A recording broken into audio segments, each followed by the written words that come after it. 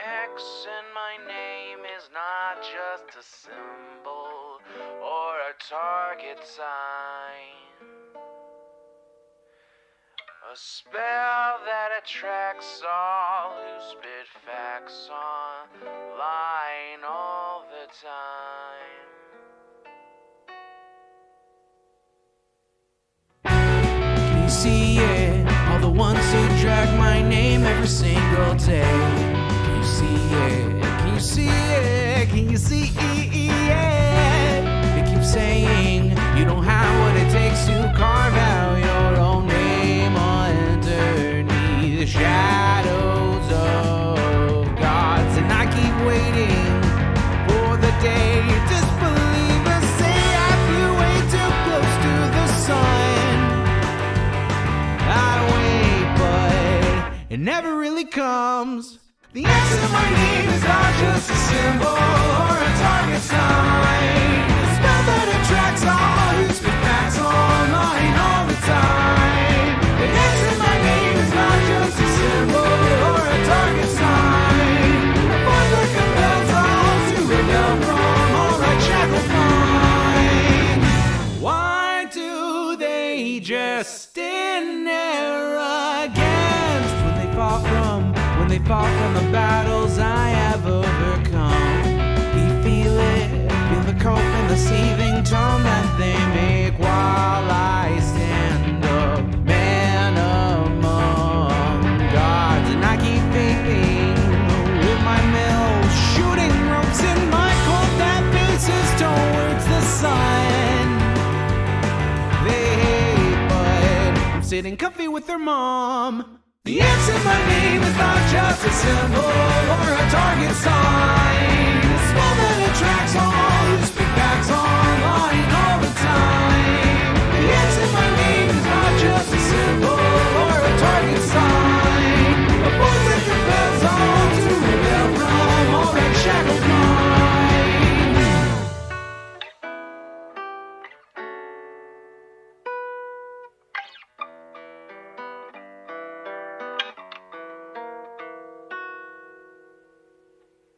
The X in my name is not just a symbol or a target sign. A spell that attracts all who spit facts online all the time.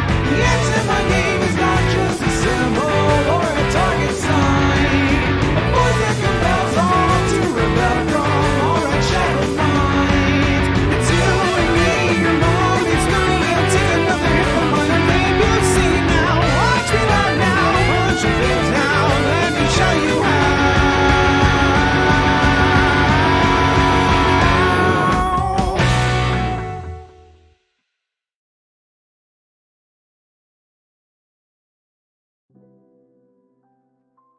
All right. Hello, everybody. Welcome back to the stream. It's so good to see all of you. Hello. Welcome, welcome, and welcome. Hello. Let me turn up that music just a little bit. I feel like it's too quiet. Hey everybody, what's up? Confident Captain, Flighted Crow, Larry Banks 78, Rayman Bell, Arcadia, Fefala, Bolshevik Y2K, Transgal, Larry Banks 78, good to see you as well, twice. Who else? Wingo, what's up? Fake Alec Kyle Parker, how are you? Emu Anon 34, good to see you. Avalon of Babylon, what's up? Coindog, hey. Femyaz, what's up? Punish Jer, good to see you. Empress Julia, what's up? Witch Night Melody, hello. Amerivite, what's up? Dagmar, good to see you. Luna Fluff, welcome. Stokes Theorem, good to see you again. Yellow Cobra, welcome. Sapien or something, how are ya? Minimum Bolts, good to see one of my favorite Australians here. Charles, Njord, good to see you guys. Boat Dog 7 and Jazz Dog, of course. One of my favorite. Actually, I'd probably say my favorite. 8-bit, beep beep beep beep beep beep, like that kind of music. I actually don't know what term, like bit music, is that the term for it? I actually don't know what the name of that music genre, or I guess medium is? Chiptune? Really good music. MIDI, yeah, MIDI music, you're right. Chiptune or MIDI? Is it the same thing? I actually don't know. Regardless, Jazz Dog knows because Jazz Dog knows about music and I don't. So yeah, Jazz Dog's also pretty cool. It's so good to see all of you guys. I wanted to stream yesterday, but I ended up having to help my mom out with something. We ended up moving around a bunch of stuff and completely reorganizing the back porch because we've got sort of a bird sanctuary of sorts going on it right now. I put out a bunch of bird feeders, a bunch of hummingbird feeders a while ago, and it started attracting hummingbirds, right? And then more hummingbirds. And then more hummingbirds. And then more hummingbirds. And now it's gotten to the point where there aren't just hummingbirds like all over my back porch. There are also doves and pigeons and little finches and woodpeckers and all sorts of interesting birds and whatnot. So it's gotten to the point where it's just like, you know what? This back porch is just becoming a bird sanctuary. I'm just going to turn it into an aviary. Why not? So, yeah, we were moving some stuff around all day yesterday to get it perfectly set up for this, the facilitation of the birds.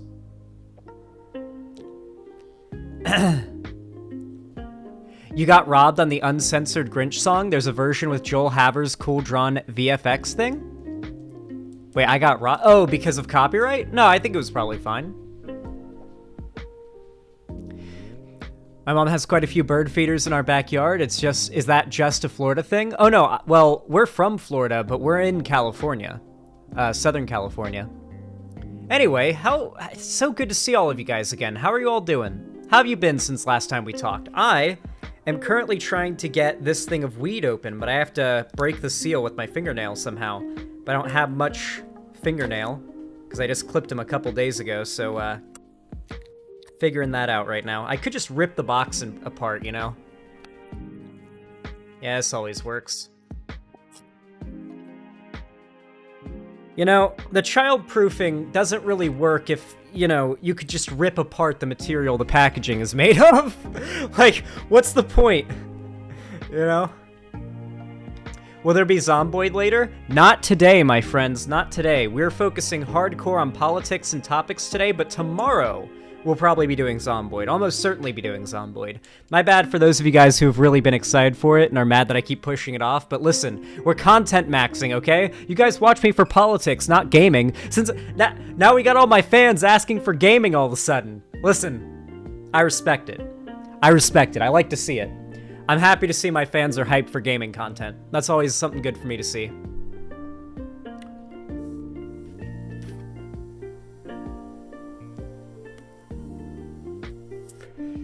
I want my sub refunded? Why? Oh, JK. Okay, yeah. Once you've subbed or donated once, you get access to the server. You don't have to have the sub active while the server's up, by the way. So don't think you have to, like, keep renewing your sub while the Zomboid server's up to stay on. That's not how we're doing it, okay? So don't worry. If you subbed 6 months ago and you have evidence of that, you can still get on the server. I'm fucking with you. Oh, I know you specifically are fucking with me, but just in case anybody else in chat maybe feels like, oh, well, I subbed like a week ago, you know, do I now have like one less week of Zomboid time before I have to pay? No, you get whitelisted now. You're good. You're set. Yeah, Noobifier, that counts too. You just have to be able to prove it, which isn't hard. I think you can look on your, like, profile on the site and it should show. Xander Hall, I'm going to run a community for when yours isn't up and you're all welcome to play.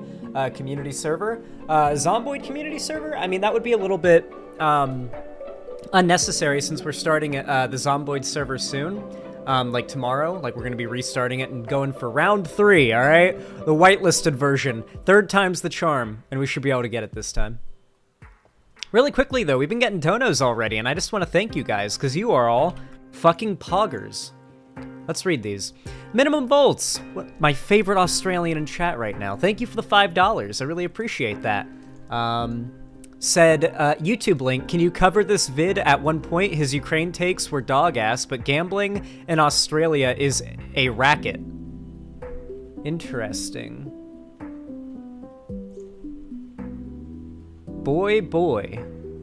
Interesting. Are we gonna be getting into Australian politics? Is that what this is?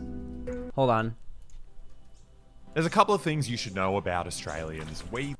Yep, that's Australia. Yep. Oi, mate. Oh, you fucking donk. I can't do it. One day I'll be able to do a really good. Can I play you guys some audio of who I want to be able to imitate with my Australian accent.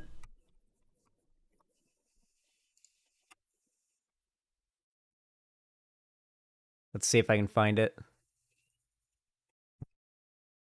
Turning supermarket into a trap base. This probably seems like a good comparison. Hey, a pillow. Oh, there we go. I think he just said Queenslander. Hey, up there, going. I'm finally back in. Yeah, there you go. Well, basically that. Basically what he just did right there. That is exactly, that is what I need to be able to do, okay? All Australians can do that. I don't know how they manage it. There's just something about their voices that lets them do that, where they can be like, I can't even begin to imitate it, but I'm gonna be able to one day. Goddamn Aussies. It's like they speak in hype. Did you get Luna a whole cat tower? That's the same cat tree. It's always sitting right there. I just elevated it so she could be up higher. And also so that the very top part of it could accommodate my VR way station. You can see that little black box up there is a way station for my VR stuff. So not only does the cat have an even taller tower now, because I put it on top of that thing and moved it over there, but I also can now do VR, which is really nice. Anyway, thank you for the $5 minimum bolts, and yeah, I might look into that. How much money can we launder in a day? That's a pretty extraordinary video title, so yeah, we'll definitely have to watch that one. Thank you, minimum bolts, I appreciate that. Thank you for the $5. Yellow Cobra, thank you for the $5 donation, said, I bought a sub to get whitelisted on the server, and now I'm paying $5 to tell you the edging on this server is not appreciated. I know, you guys are so hyped, but I gotta focus on the content first and foremost, okay? I know, we'll get on Zomboid soon, okay? I won't be edging you guys for too much longer, all right? I'm edging you for discipline. You guys will thank me later, all right? Discipline is freedom, so being edged is freedom. Okay. Thank you. I really appreciate that. Heavy Gretel, thank you for the $5 donation. I really appreciate that. Says, popping in with a preemptive dono. Have a good stream, Zan. Thank you. I really appreciate that. Thank you for the $5. We are going to have a good stream. It's going to be epic. Fake Alec Kyle Parker, holy crap. Thank you for the $25 donation. Thank you. Says, remember, drink water and don't be a fraud. Wait, huh? Wait, hold on. I actually have something cool to show you. I found out about this on YouTube Shorts, and I looked into it, and apparently it's legit. If you're, I don't know how well this works if you're older, but if you're, my age, this should work. You can see how dehydrated you are, regardless of how thirsty you physically feel, or how much water you've drank, based on the elasticity of your skin. And one of the best ways to see how elastic your skin is at the moment is to take, like, an index finger and, like, your thumb and index finger on the other hand, put them right here on either side of your knuckle, and just gently squeeze that, like, loose skin there a little bit together till it forms, like, a little valley of, like, a skin fold.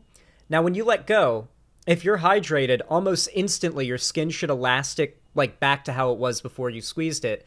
But if you're dehydrated, it'll take a second for it to fully reform to where it's supposed to be. So let's see how dehydrated I am. A bit dehydrated, a little bit. Test it on yourself right now. If it's instant, then you're pretty hydrated. If it's slow as fuck and sticks there for a while, drink some water. And if it's a little slow, then you're a little dehydrated.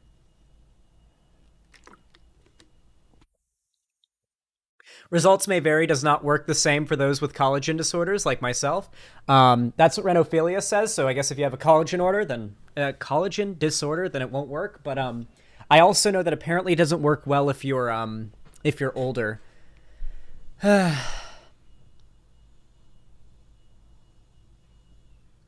Hell yeah, Pillow. Let's go. You'll be able to do all sorts of cool things, like fight and die for America. I love being able to fight and die for America. Hyper's in chat if you want to fight and die for America. Thank you for the $25 though, fake Alec Kyle Parker. I really appreciate that. It's very kind of you. Very generous donation. Noobifier, thank you for the tier 1 sub. That's very kind of you. Very generous. Very pog. Thank you for the $5. Says, fuck it, I don't care to look for the gifted sub, so here's a month. Oh, well, thank you. I really appreciate that. That's really kind of you. Although, if you do want to, like, do that, just go click on the top right, and I think you go to, like, your profile, and then you can see your previous subs. So, yeah, that also works. But thank you for the $5, Noobifier. And then, I believe these are... Oh, no, this one's from today. Right? Is this from today? I actually can't tell. Is this... Oh, okay. Yeah, no, it is. Avalon of Babylon, thank you for the tier 1 sub. I really appreciate that. Thank you for the $5. Said, damn it, man. Give us back the Zomboid server already. I don't appreciate this edging. Yeah, the issue with the Zomboid server is last time we played, a Nazi, like, I guess used some kind of hacked client, I would presume, to, like, spawn in a bunch of zombies on top of our camp. Just kind of out of thin air and everything. So, yeah, we're just going to whitelist the server, so it's... Unfortunately, I will be forced to make more money for a more secure server. This Nazi truly has owned me with their epic trolling. I don't know how I'm ever going to recover from being put into a situation where I have to charge my fans to play on the server. I truly don't know how I'll recover from the revenue boost that will no doubt cause. Have you seen the Last of Us HBO series yet? Yeah, I've watched the first episode twice so far. I watched it with my friends in Discord, and I watched it with my mom. I got my mom to watch it because I wanted to see her reaction to, I guess, a video game story. No spoiler. I mean, it's an adaptation of the game. There's no spoilers to be given. If you've played the game or you know what happens in the game, at least in episode 1, there's no spoilers to be given. It's the same thing. They remix it a bit. The most I'll say is they remix it a slight bit to fuck with us. There's a couple scenes in there that upon first watch are meant to fuck with people who've played the game. You know? Like, make you think you know what's about to happen, but then it doesn't, you know? They remix some stuff. It's almost like playing through a Dark Souls game, or it's like playing through a game on New Game Plus, where they slightly remix things. That's what watching the show is like. It's so uncanny how well made how well they recreated certain, like, scenes as well. So, like, you'll go from scenes that will make you strained, like, is this out of the game? Did they, like, CGI the game footage in the background here? Like, and you'll rub your eyes and lean in, and it's like, no, that's real life. That just looks exactly like how it looked in the game. Yeah, there were several moments where that happened with me. It was really good. I liked episode 1. Made Sarah... Yeah. I'm surprised I haven't seen... I've seen people complain about Sarah in the show being race swapped, but ironically, I haven't seen anybody complain about the fact that in race swapping Sarah, they make it so that the first main character to die is black. They did the thing. They did the horror movie cliche. I guess this is a spoiler, but I mean, guys, you The Last of Us came out in 2013. That is true. It is true. That was... Wait.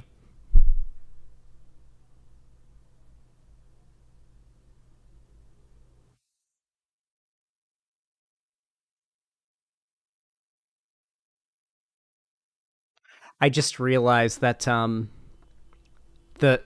the way that scene plays out basically is like they basically just depicted military police brutality at the beginning of The Last of Us. I think in the OG game, literally every black person dies. Really? Huh. I need to play through that game and replay through it on No, You're Right, what the fuck? I know! That one change literally, like, kinda changes the way that you look at that opening segment, you know? The race swap of Sarah really does kind of change the way that entire opening bit, you know, like the implications of it to modern day politics. I wonder if Neil Druckmann knew, because they definitely included stuff in there that was indicative of progressive politics, right? The opening scene of the show where it's the two epidemiologists talking, and the epidemiologist is like, but what if the Earth was to get slightly warmer? you know? Like, that's very clearly an indication of the fact that, you know, the people making the show are more progressive, and because they are more progressive, they acknowledge reality. And by reality, I mean the inarguable scientific consensus that is man-made climate change. Though, funnily enough, you don't even need to do that to make it make sense. Aren't human body temperatures getting colder with each generation? Like, the cordyceps fungus could just eventually not need to adapt to like warmer temperatures. Yeah, they could have done that too. That would have been a better explanation for the first game, for the game initially, you know? I don't know. Well, I liked it a lot. I thought it was good. There were some scenes in there meant to fuck with you if you'd played through the game, but I'm surprised I didn't see anybody commenting on the fact that, like, I saw people complaining about the race swap because they're racist, but, like, I didn't see anybody pointing out that one change ends up making it so The Last of Us show starts with an instance of American military police brutality on a little black girl. Granted, the world is ending, but still, you know, like, it's certainly, like, imagery that's pretty disturbing. I wonder if that was on purpose, though.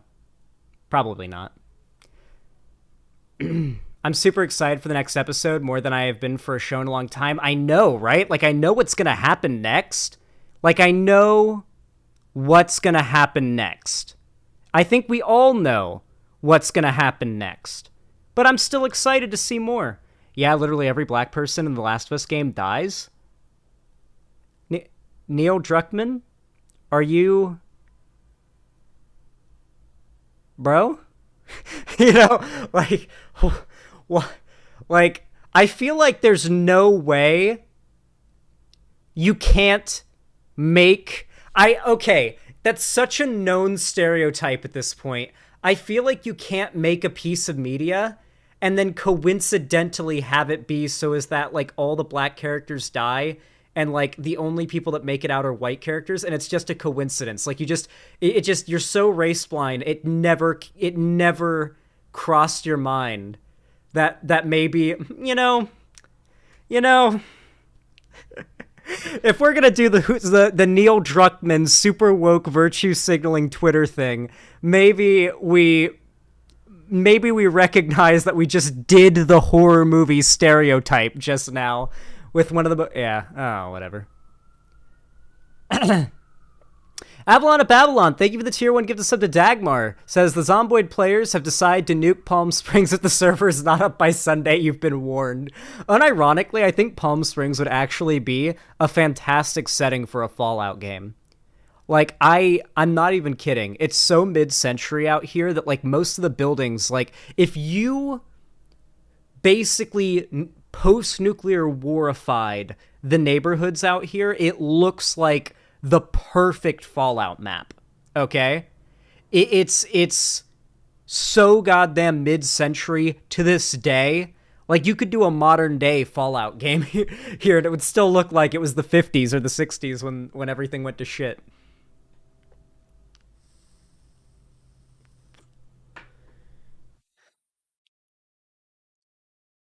Brisbane is just Fallout New Vegas?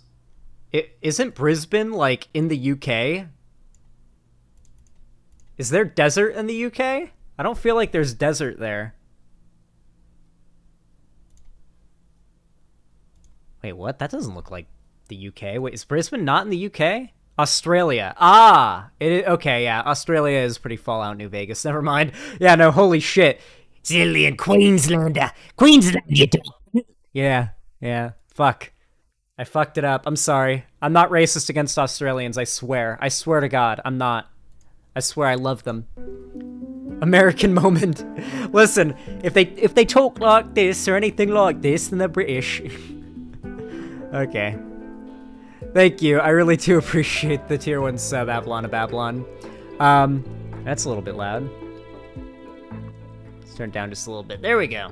Trans and Witch, thank you for the tier 1 sub. You didn't even say anything. How goated is that? Thank you for the $5. Very kind of you. Yellow Cobra with another $5. Thank you, thank you. That's very kind of you. Very pog, very epic. Said, I don't mind paying as long as you open the bitch. Yeah, I know. I'll open the server soon. Don't worry. It'll be open. It'll go up. It'll be tomorrow. Don't worry. Chill out. Relax. Get your zomboid muscles nice and relaxed, nice and rested for tomorrow, because you're going to be using them a lot tomorrow when the Zomboid server goes up.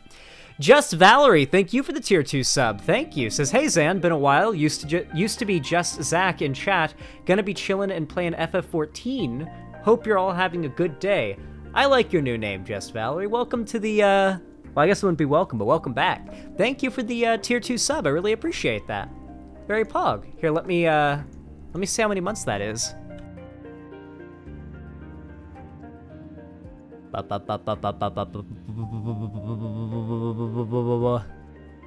What do you mean? Oh, it starts with just. What? Why is the account not coming up on the website? That's strange. Well, I guess I'll just have to count that as a 1 monther unless you let me know otherwise, because I for some reason can't find your account on the site. But thank you for the tier 2 sub. I really appreciate that. Thank you for the $10, presumably. Thank you, thank you. Draco System, thank you for the tier 1 sub. I really appreciate that. Thank you for the $5. I'm actually starting to get confused as to what donos I've done and which ones I haven't. Thank you so much. Sent me a link. Said enjoying Tumblr.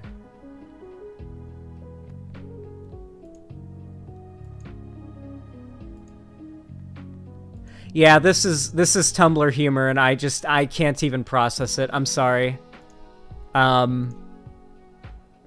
Yeah, I legit, I tried their Draco system, but like Tumblr humor is just on a wavelength I can't. No, please read it. It's not okay. I'll show it. It's not even like I'll show it. Okay. Do you still have that edit of Nick Castellanos? Castellanos? Castellanos is probably how it's... Castellanos? It's probably Castellanos, isn't it? Yeah, Castellanos. Swinging a great sword, and can I please have it? And there's the meme. I really appreciate this post. Doing recently well, in spite of being pretty sure most of the people reblogging it have no idea that Nick Castellanos only hits home runs with the commentators are talking about tragedies or destroying their careers. What is this? I have no idea what's this is. There's too many layers of like, I don't know what's happening here. Home run will apologize for making a homophobic comment on air. Hits a home run after immediately. So it's just a running meme that this guy only hits home runs when some like tragedy is happening. Suffers a season-ending injury. Hits a home run while the broadcasters eulogize the father of a team employee. Hits a homer on 9/11. That's a good one. Just like the fourth one down, hits a homer on 9/11. Hits a single while the broadcast talks about one of the Blue Jays coaches being arrested for DUI. Hits a home run the night of the Oscars slap. Hits a home run on the day of the Pittsburgh Steelers QB. This man's just so unlucky. Jesus Christ. That's really fun. Okay, that did get pretty funny, all right? I will admit that got pretty funny. That did get pretty funny. Thank you, Draco System. Okay. Oh my god, so many donos coming in. I'm actually overwhelmed at this point. Let me update the dono goal really quick so we don't lose our place. Good lord. God, you guys are being so overwhelmingly supportive tonight. Oh, I love it. You guys are amazing. How are you guys liking the lo-fi ho-hop? Lo-fi hip-hop. I said ho-hop. Lo-fi hip-hop. Hightail soundtrack remix that we're listening to right now. How do you like it? It's made by Slamma. I'll go ahead and drop a link in the chat right now so you guys can give it a listen, a like, and a comment, and a sub if you guys also want to listen to it in your own time. For those of you guys that don't know, super excited for Hytale. Awesome looking game. Very excited. So yeah, we listen to the soundtrack while we vibe on stream. I'm subliminally making you guys into Hytale fans by making you guys listen to Hytale OST music in the background of my streams. You guys don't even know. You'd be more excited for Hytale if it wasn't blocks? I disagree. Blocks are like the best way to build a world that is completely interactable, buildable, and destructible, right? Like there's games like Teardown, for example, that have created pretty cool destructible worlds, but like insofar as like how much you have the power to change the world that you're in and make your own thing, a block game is the best way to pull that off. Voxel being second place, but like block games really are the best way to pull something like that off. But then Hytale goes the extra kilometer, and I assume a mile is less than a kilometer, right? A kilometer is 1,000 meters. That I'm American. I don't know. I can't visualize a kilometer in my head. I can visualize 1,000 Minecraft blocks. I cannot visualize a kilometer. I'm American. 1 kilometer is 0.6 miles. Thank you. Cool. 5 kilometers is 3.2 miles. Interesting. Yeah, so kilometers are definitely more. So yeah, Hytale hopes to go like the extra kilometer and just, you know, revolutionize block games. So super hyped. I'm Zan. What's up, Wingo? You are so bad at math? Wait, how? I didn't do any math there. I read someone else's message in chat. A mile is 1.6 kilometers? Oh, okay, so somebody told me the wrong thing. Someone in chat said a kilometer was 0.6 miles. Or no, that it was the other way around, that 1 mile was 0.6 kilometers. Is that not correct? Goddamn Europeans and everybody else in the world but America. Catch up with the times. It really is dumb that, like, for some reason Americans just use a completely different system to the rest of the world. Do you guys know that almost fucked over the International Space Station? I'm pretty certain there was a situation where that, like, the America sent measurements in inches and, like, feet and, like, other things that are not the proper measurements the rest of the world uses for, like, stuff on the ISS to be designed in like the UK or something, or Canada, and then they designed it to those parameters, and then it got up to the ISS and it didn't fucking fit. And they're like, and then the Americans were like, "What? We thought you made it to our specifications." Like, no, we used our measurement system, the whole rest of the world's measurement system. You expected us to assume that you expected us to just assume that we're going with American measurements? The whole rest of the world goes with different, like, yeah. It is pretty dumb. America needs to change to metric. Imperial is so dumb. I will say it does make more sense for water to freeze into ice at 0 degrees than 32 degrees. Like, doesn't that make more sense, just logically speaking? That water would freeze at 0 degrees as opposed to 32 degrees.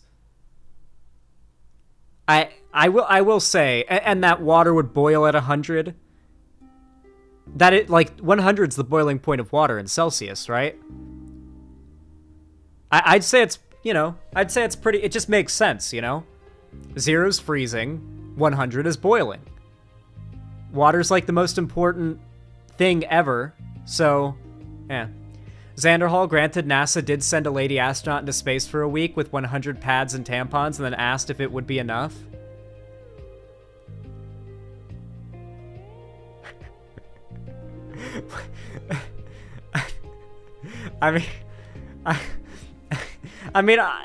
They asked if it would be enough. That was nice of them, you know?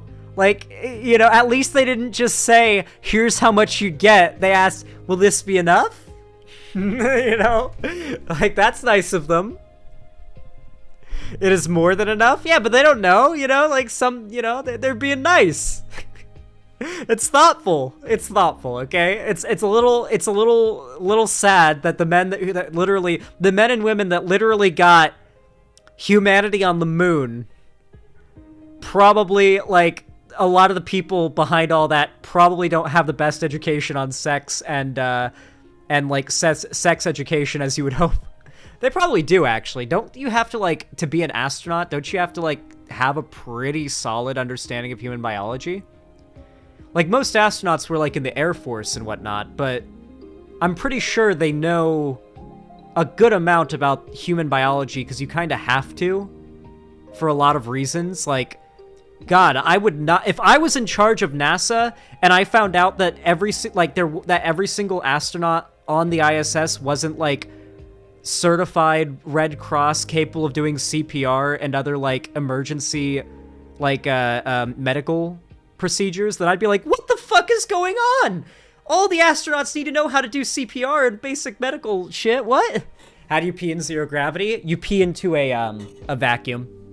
Not like the vacuum of space, but like a sucky vacuum. They have like a vacuum toilet. Oh my God, dude. I saw the toilet they have to shit into on the ISS. Now, on the bright side, there is no sitting on the ISS, right? You don't have to sit on the toilet. You just kind of float and hold on to, like, some bars to make yourself hover above it, and then you shit forcefully into the, You shit forcefully into the vacuum, and then the vacuum sucks it up. But the vacuum itself is this shiny, chrome, like, half-foot in diameter, metal, scary fucking thing that's just sucking. It's just sucking, bro. It's just sucking, ready for your booty. It's like, Give me that booty.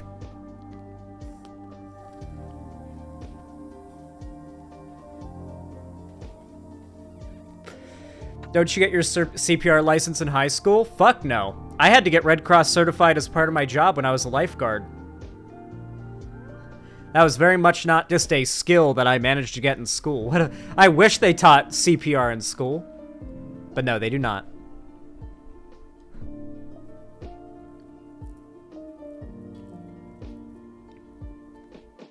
They should? They absolutely should. There's no, like, there's no good reason why everybody shouldn't know how to do, like, a life-saving skill, like the Heimlich maneuver, or, like, back blows, or CPR, chest compressions, rescue breaths. Hell, even just doing a C-spine maneuver to keep somebody's spine and neck straight if they've taken a fall, and you need to keep them from potentially sustaining back and spinal injuries, you know, or further head injuries. Like, these are just basic things anybody can do with, like, 5 seconds of training that, like, can save lives.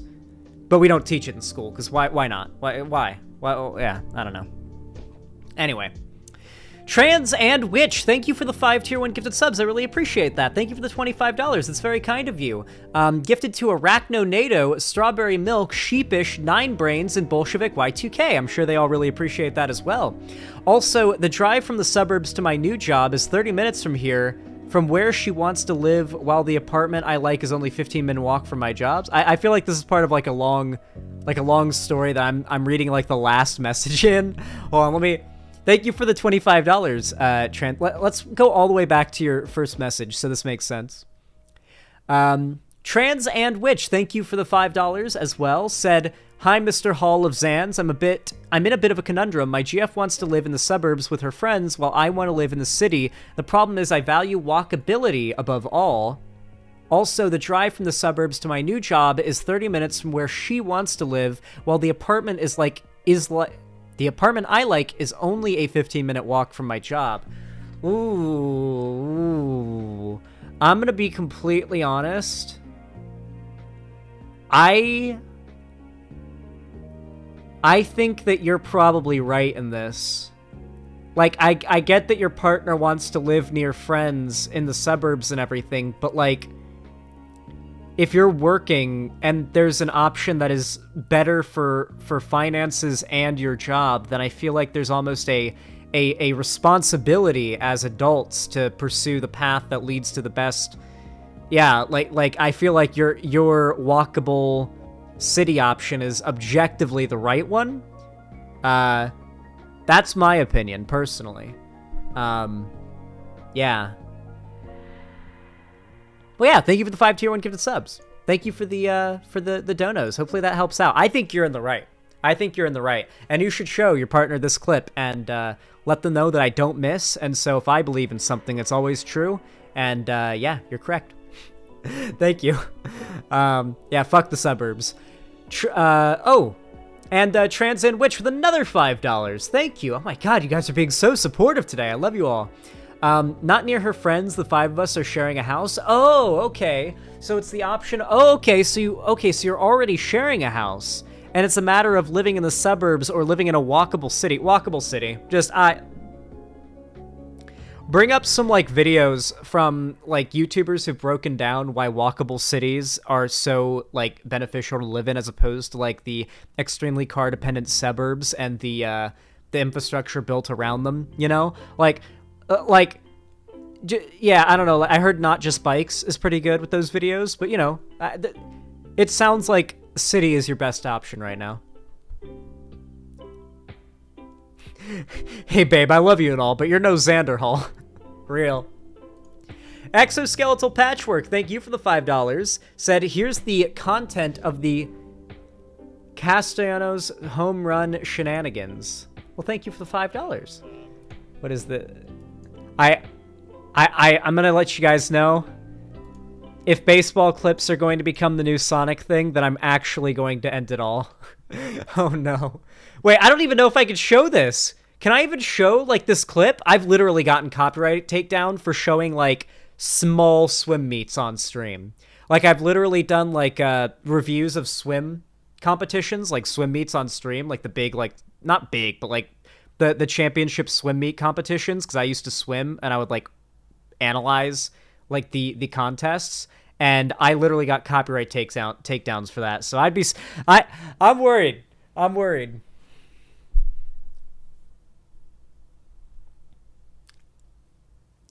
Who copyrights swim meets? I mean, I imagine whatever, like, company owns the publishing rights to the swim event.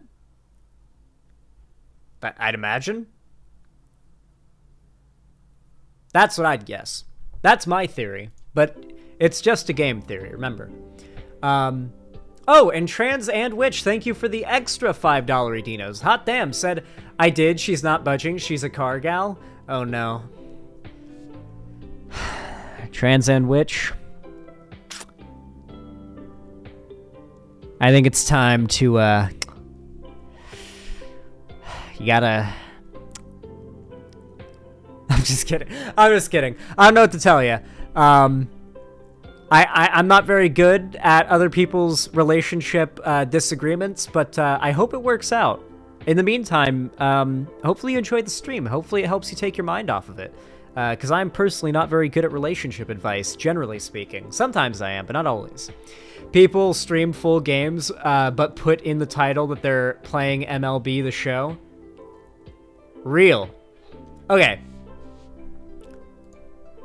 So, oh man, that's a big one. Somnio Static, thank you for the 5 Tier 1 gifted subs. Thank you for the $25. Gifted to Vextel Reaganator, LB, Renophilia, and Lizbert. I'm sure they all really appreciate it. I certainly do too. Thank you. Says, fuck Chud Logic and fuck his editor and fuck J.K. Rowling. Well, that's an interesting combination of people, but I think they're all British, so I guess it works. Thank you for the $25. I appreciate that, Somniostatic. Dark Excalibur 42, thank you for the Tier 1 sub. That's very kind of you. Thank you for the $5. Says, I felt left out and I wanted to do a sub too. Oh, well now you're no longer left out. FOMO has been extinguished. And then Trans and Witch with another... Wait, did I already read the Tier 2 sub that didn't have any message on it? Oh no, chat, help me. Did I read this one already? I actually can't tell.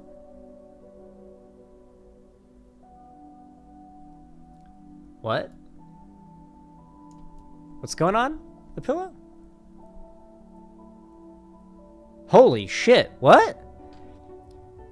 Jacinda Ardern, New Zealand's leader, won't seek re-election, she says. Global liberal icon, New Zealand's Prime Minister, faced rising political headwinds with an election looming at home, said in a surprise announcement on Thursday that she would step down next month as the country's leader, and a tearful speech in the New Zealand city of Napier? where Miss Ardern's Labor Party was hosting its summer caucus retreat. She said she did not feel emotionally equipped to complete another term. Jesus Christ, can you imagine a US president like going up on stage and saying, yeah, guys, I don't really wanna. I just... This whole president thing just kind of fucking sucks, you know? Like, I'm doing my best and there's these crazy fucking conservative pieces of shit that just, like, interpret everything I do as bad, so, like... that's my term. Peace. You know? And just fucking dipped. Like, can you imagine if an American president did that? Oh, I liked her, but so much respect for her. I mean, yeah. I think something you guys have to realize is that, like... I feel like right-wing conservative politicians actively do everything in their power to goad the left into behaving, like, as angrily and upset towards them as possible. But, like, no matter what left-wing politicians who are just trying to do their job do, like, the right will behave a million times worse towards them. And most, like, left-wing politicians don't really seem like they're the types of people equipped to deal with the kind of abuse and harassment that you're gonna get from the right as, like, any level of a prominent left-wing politician.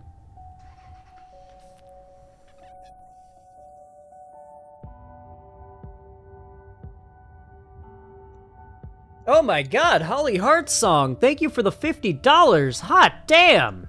That is an extremely kind dono. Sent me an Imgur link and a bunny! Oh my god, it's a bunny! Look at it. Look at its little loppy ears. It's in a basket. And it has little floppy ears. Look at its little floppy ears. Its ears are like hair. They flop backwards because they're so big. Look at its little face. Look at its little face, its little nose, its little claws. You know this bunny could absolutely fuck you up if its claws got you, you know? You think of bunnies as being like pretty dumb, defenseless little fluffball creatures, but no. You know the cat bunny kick thing that, like, will tear up your arm? There's a reason why they call them bunny kicks, okay? These are the creatures that invented what your cat does to shred up your arm out of nowhere while you're petting it.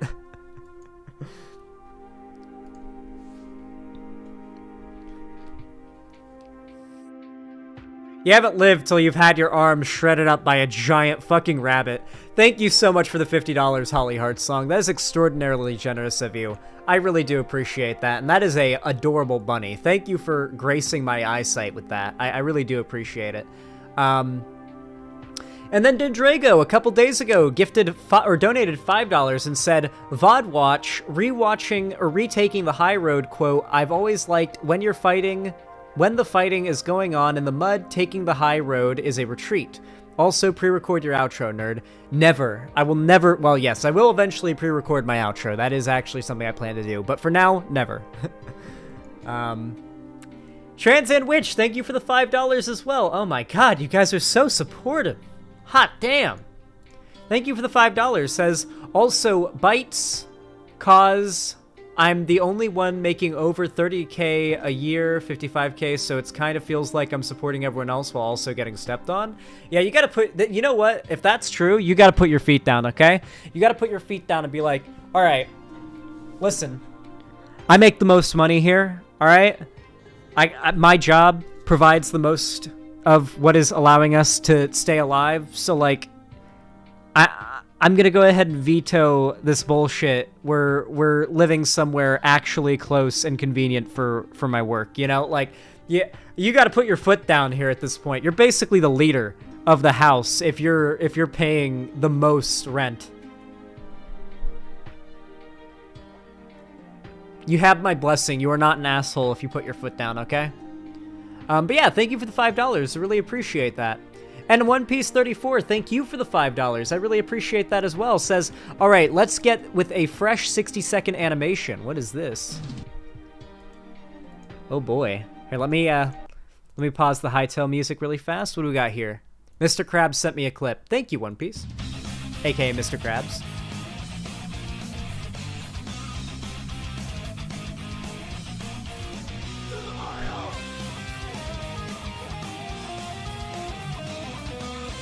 Mario! Wait until my chat finds out I've only ever played like 30 minutes of Mario Odyssey and like Mario 1-1. Not kidding.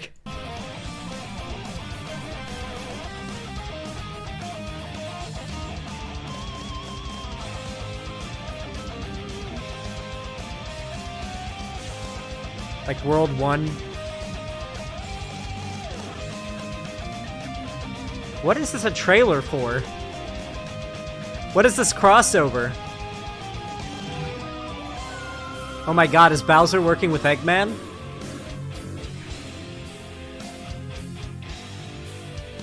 Oh shit, he is! It's DJ Mule!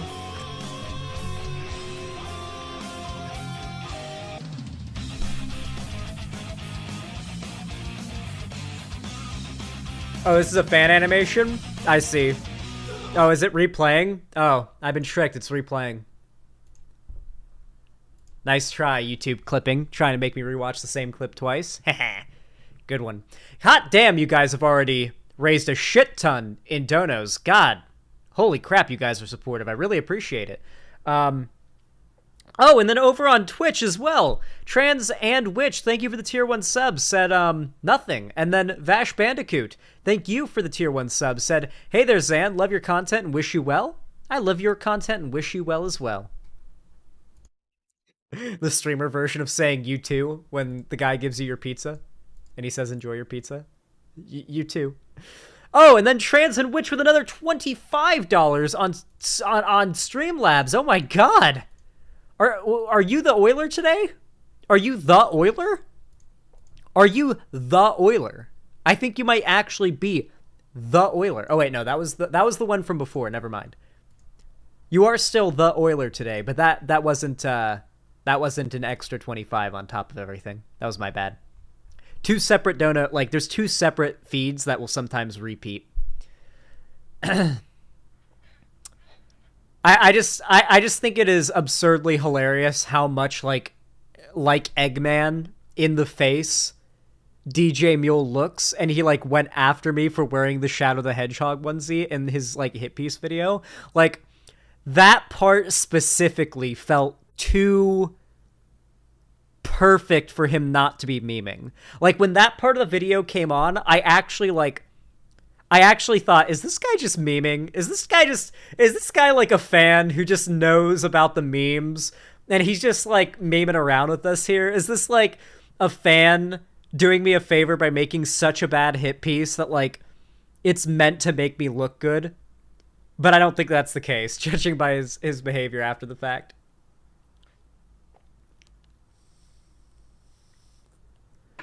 All right. Now that we've got all the donos done, guys, we can get to the politics, to the content, to the topics, to the good shit. But first, I gotta crack my neck.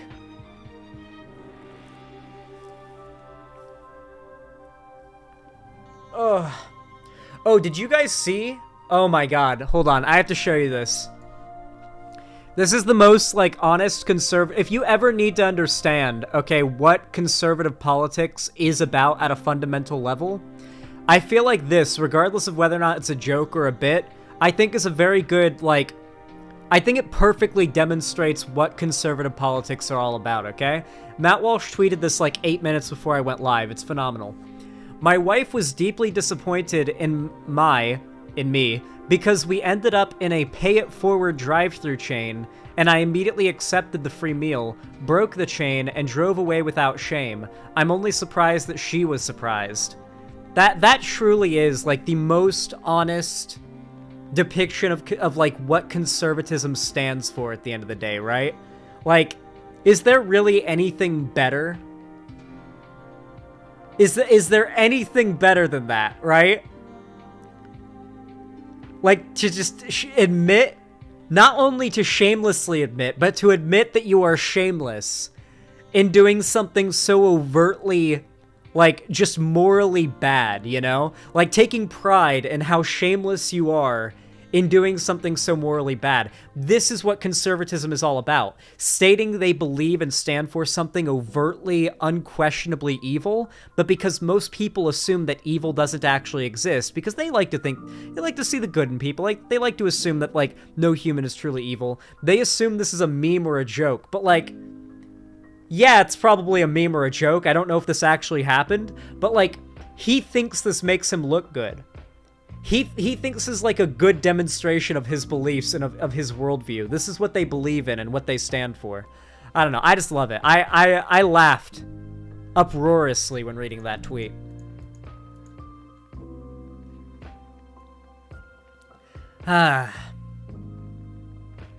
If his wife leaves him, we know why. Dude, like, my favorite thing ever is when a conservative tweets something like, my girlfriend or my wife is disappointed, or, like, upset, or blank. Like, bragging about disappointing the woman that has low enough self-respect to touch their penis. It's one of the most extraordinary phenomena I've seen among conservative dudes online. You think that Matt Walsh hold on. Okay, for starters, there's no shot Matt Walsh goes to church. And if he does, he takes money from the communion basket, okay? Or what is it called? The communion basket? The giving what? The little basket that they hand out so that the church can harvest money off of you without any worry of taxes. Yeah, you're paying for the super pastor's next the super pastor's next private jet. I called it a basket. Yeah, the money harvesting basket.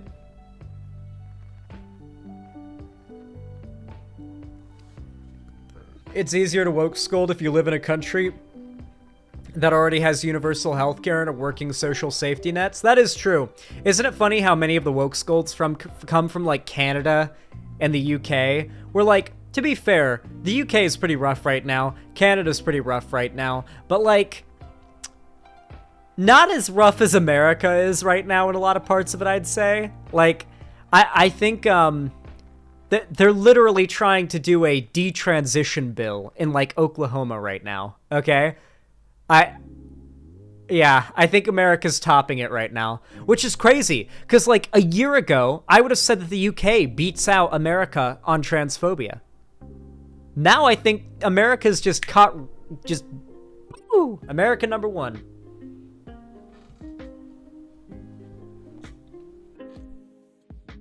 The US is legit just one coup away from fascism? Yeah, that is true. That is true. That is definitely true. The funny thing is, like, isn't it wild how well the right was able to get away scot-free with January 6th, right? Like, I see centrists to this day refer to January 6th as, like, a meme, like, protest. Like, I mostly see normies, like, normies downplay the fuck out of January 6th. They don't think of it as an insurrection or anything that was bad. If anything, they think the police were in the wrong for shooting, like, I think it was two people that were breaking into the Capitol building were shot. Like, most of them just saw, like, funny man with, like, the horned cowl and the painted face. Were like, haha, funny, QAnon shaman guy, haha, funny. And that's, like, where it ends, you know? They broke in with zip ties and knives. Oh, no, they were there to kill politicians. They were there to do a coup, but, like, they didn't succeed. So because the worst thing didn't happen, you can't, like the right can still play it off like it was just a big meme, which they have in large part.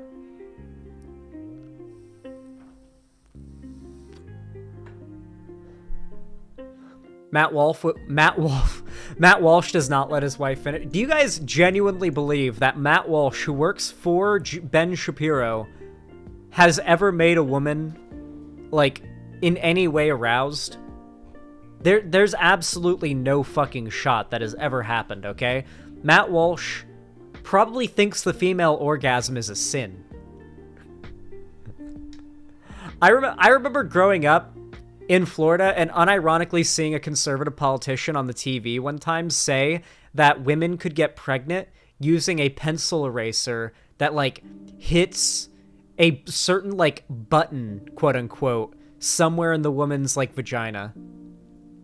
I'm not kidding. The guy tried to claim that it's actually not, like, the position the guy was trying to take, the conservative guy was trying to take, was that it's all women's fault when they get pregnant, right? That, like, men have no fault in a woman getting pregnant from sex.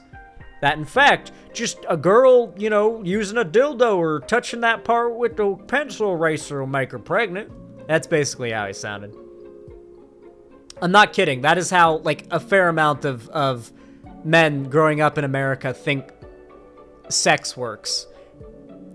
To some extent. I mean, like, hopefully not too many, but some amount of them do think that.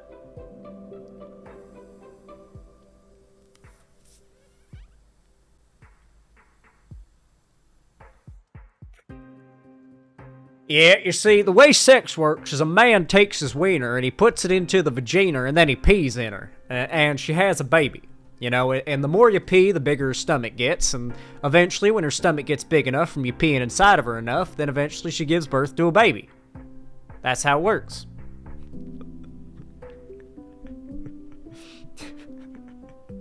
Facts.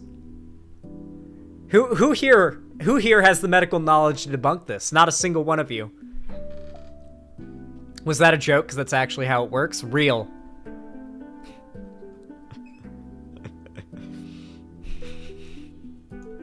That is a horrific, like, thought, though. Can you imagine just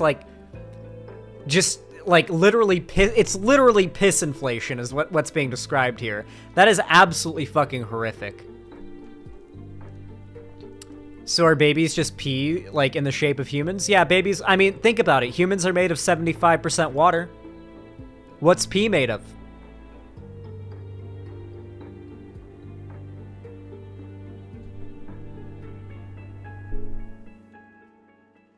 You know, ironically enough, this is the type of, like, thought process I feel like Victorian era doctors would have used. The logic is sound. That's why piss baby is a term. Yes. Yes. Okay. All right, we need to get into our first topic of the day. We've been stun locked for too long. It's been a whole ass hour. A whole ass hour.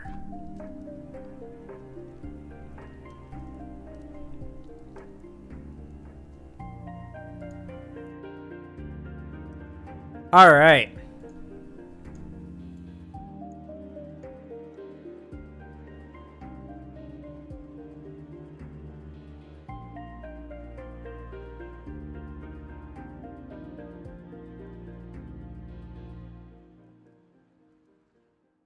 All right.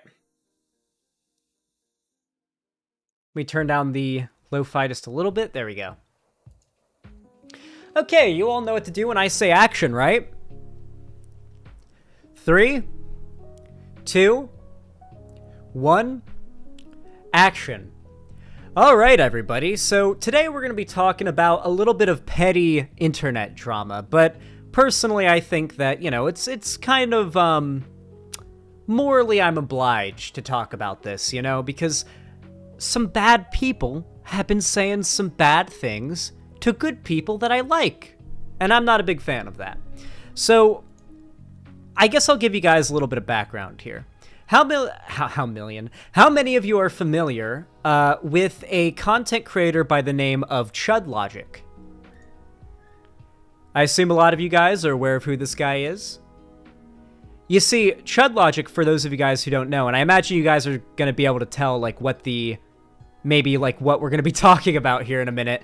For those guys that don't know who Chud Logic is, he started off as sort of a, I would actually say pretty funny, up-and-coming British politics streamer, and, like, somewhat commentary streamer, around a little after I think I started. And I remember watching his stuff and thinking he's actually pretty funny. And I liked Chud Logic. I did. I liked Chud Logic a lot. I thought his stuff was cool. I thought he generally had pretty good takes. I thought his Twitter takes were pretty good. And I think we were friends. I'd say we were probably friends, or at least I thought we were friends. But then some things begin to change over time. You see, The first thing was just a little bit of what I was willing to attribute to just a little oopsie-doopsie, you see? Way back in like how long's it been now? Was it 2020? I think it was 2020.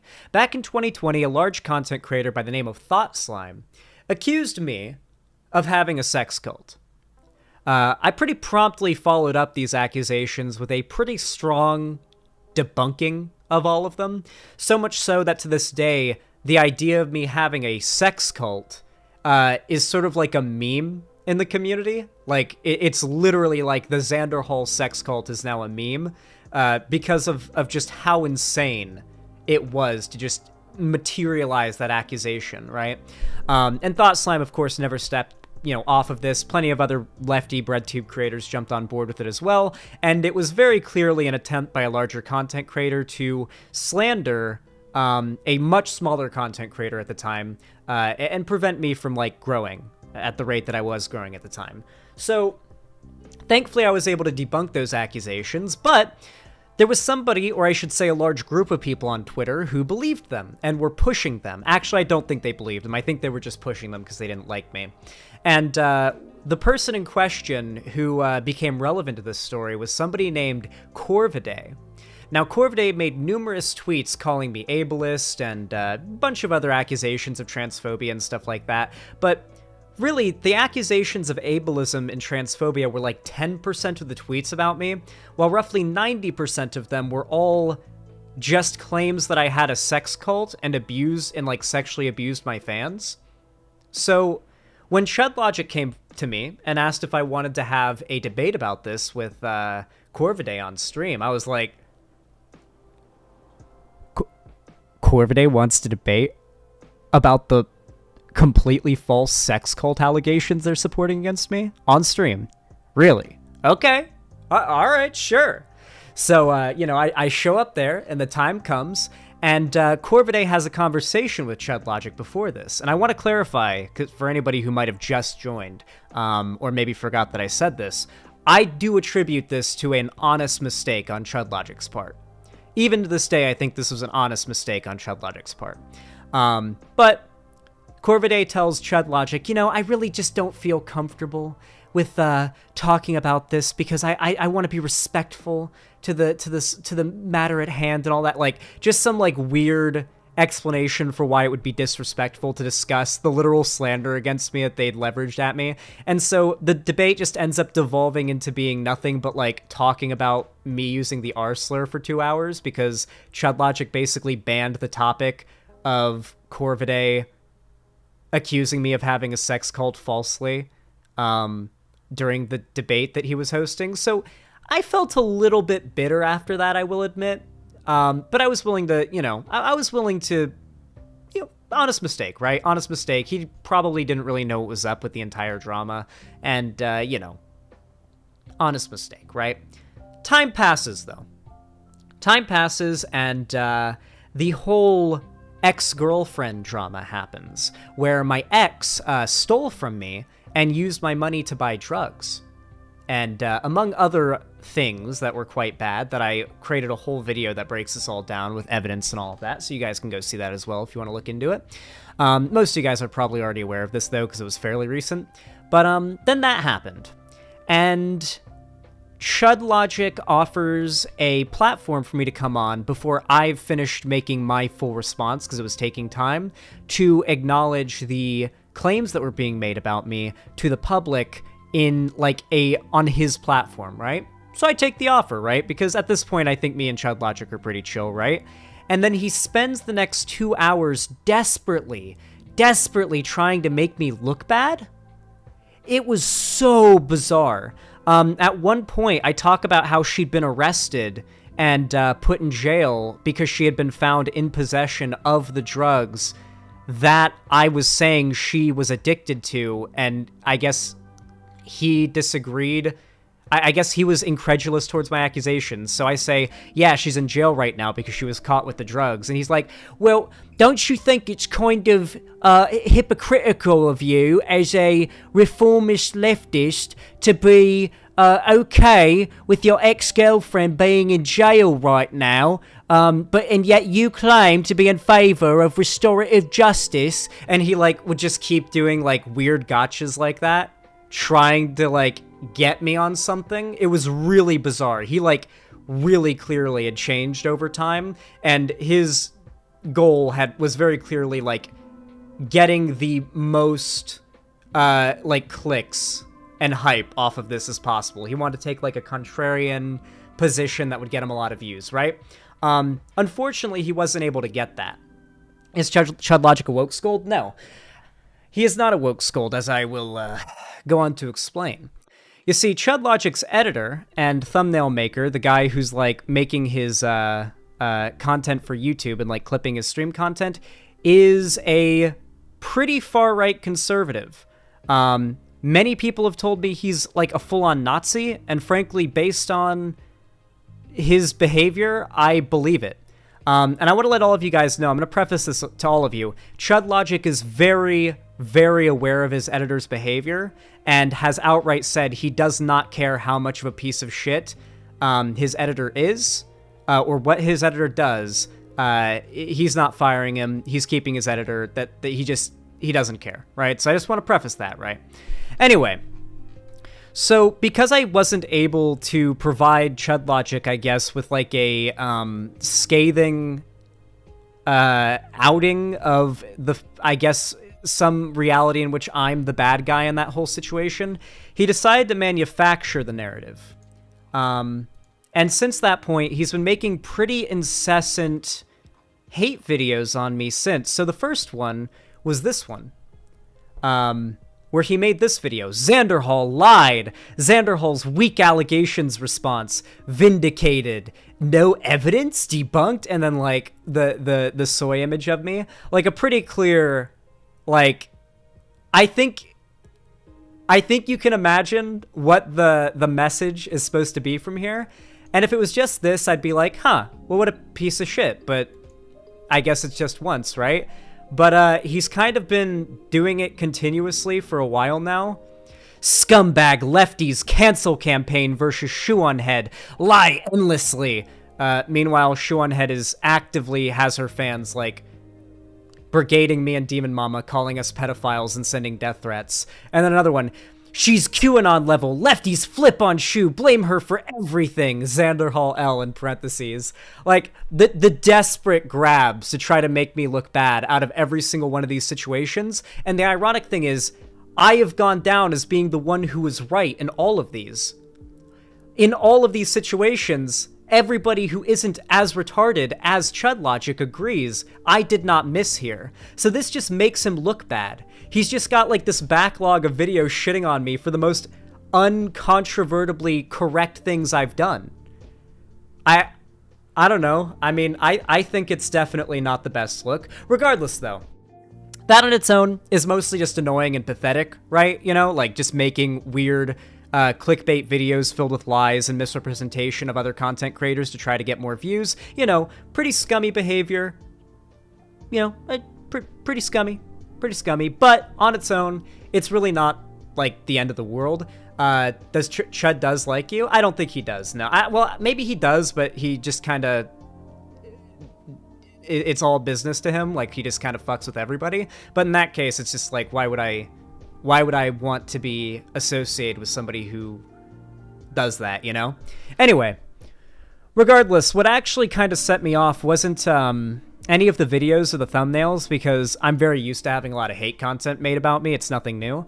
It was the way that this Nazi editor of Chud Logic's, DK Editing, aka Drift King Edits, was talking about a good friend of mine, White Nervosa. For those of you guys that don't know, White Nervosa is the person responsible for making my website, xanderhall.com/live, as well as Vash's website, as well as Kanye's website, as well as, like, a dozen other content creators' websites. White Nervosa really is responsible for a lot of what is possible here, and they don't get enough credit. They don't get enough credit and not enough praise from here. Anyway, DK ended up tweeting this thread about White Nervosa that just came off deranged as fuck, and it came up in my recommended. White Nervosa, I know you'll see this. You will never get your life back together. You will exist in perpetual state of self-loathing and imposter syndrome for the rest of your miserable life. Your entire career is based off stolen code. Your social circle is just as fragile. All of your By the way, the stolen code that they're referring to here is publicly available open source code on GitHub, which is, GitHub is literally like every coder's best friend because it's where everybody uploads their open source code for other coders to use. So like, that's the point. Okay. All of your friends and allies will eventually turn on you. A new, better chameleon will build newer, better websites for streamers. I don't know what this is supposed to be. Like, I guess this is supposed to be like, oh, you're going to become irrelevant one day. Like, really trying to, like, hit some imagined, like, insecurity that White Nervosa has. I assure you, White Nervosa does not have an insecurity about, like, job security here. At least not with me. I mean, I don't... White Nervosa is my friend. I don't plan to ever have anybody but White Nervosa making my website stuff unless it's absolutely necessary. That hopeless and guilty feeling you have deep down will never go away. It will gnaw at you every waking moment, just like it always has. The mistakes of your past will never leave you. The only solution is God. Yeah, this guy's like a Tradcath type, by the way. He is out there somewhere, at the bottom of a 4-story drop, in the back room of a gun range, at the end of a prescription bottle. Go find him. So yeah, he finishes it off with telling White Nervosa to commit suicide. So, as you can imagine, I pretty quickly followed up with a Uno reverse card move. I say, Chud Logic's Nazi editor writing anime villain monologues about how he wants my friend to commit suicide. I have a feeling he's projecting this suicide thing, so my message to him is he should stop procrastinating. Yeah. Uno reverse card. With that said, this absolutely set him the fuck off. Oh my god, did he lose his mind over this? Holy shit. He then proceeds to, like, quote tweet me with, like, I'll do it if you do it, though I doubt you could accomplish even suicide without your meth addict XGF there to mother you through it. Unfortunately, she's probably too busy blowing her dealer behind your back to help anyway. This is really good trash talking, I'll admit, but I don't know how well it holds up when, like, the dude literally, like, the entire reason he doesn't like me is based on the assumption that I'm some kind of lying piece of shit, which started with his claims that I was lying about my ex doing those things he's now, like, yeah. So basically, it's him admitting that he was lying, and he knows that. And people just proceed to dunk on him a little bit, more dunking on him. People dunk on him for a little bit. And then we get Mindwaves, who you may know for his tendency to find random women talking about their stories of being raped on the internet and then, like, quote tweeting them, shitting on them for, I guess, quote unquote, not protecting themselves from rape better. Yeah, that is unironically what he's known for. He does, like, he plays defense for Chud Logic, like, imagine crying over a thumbnail.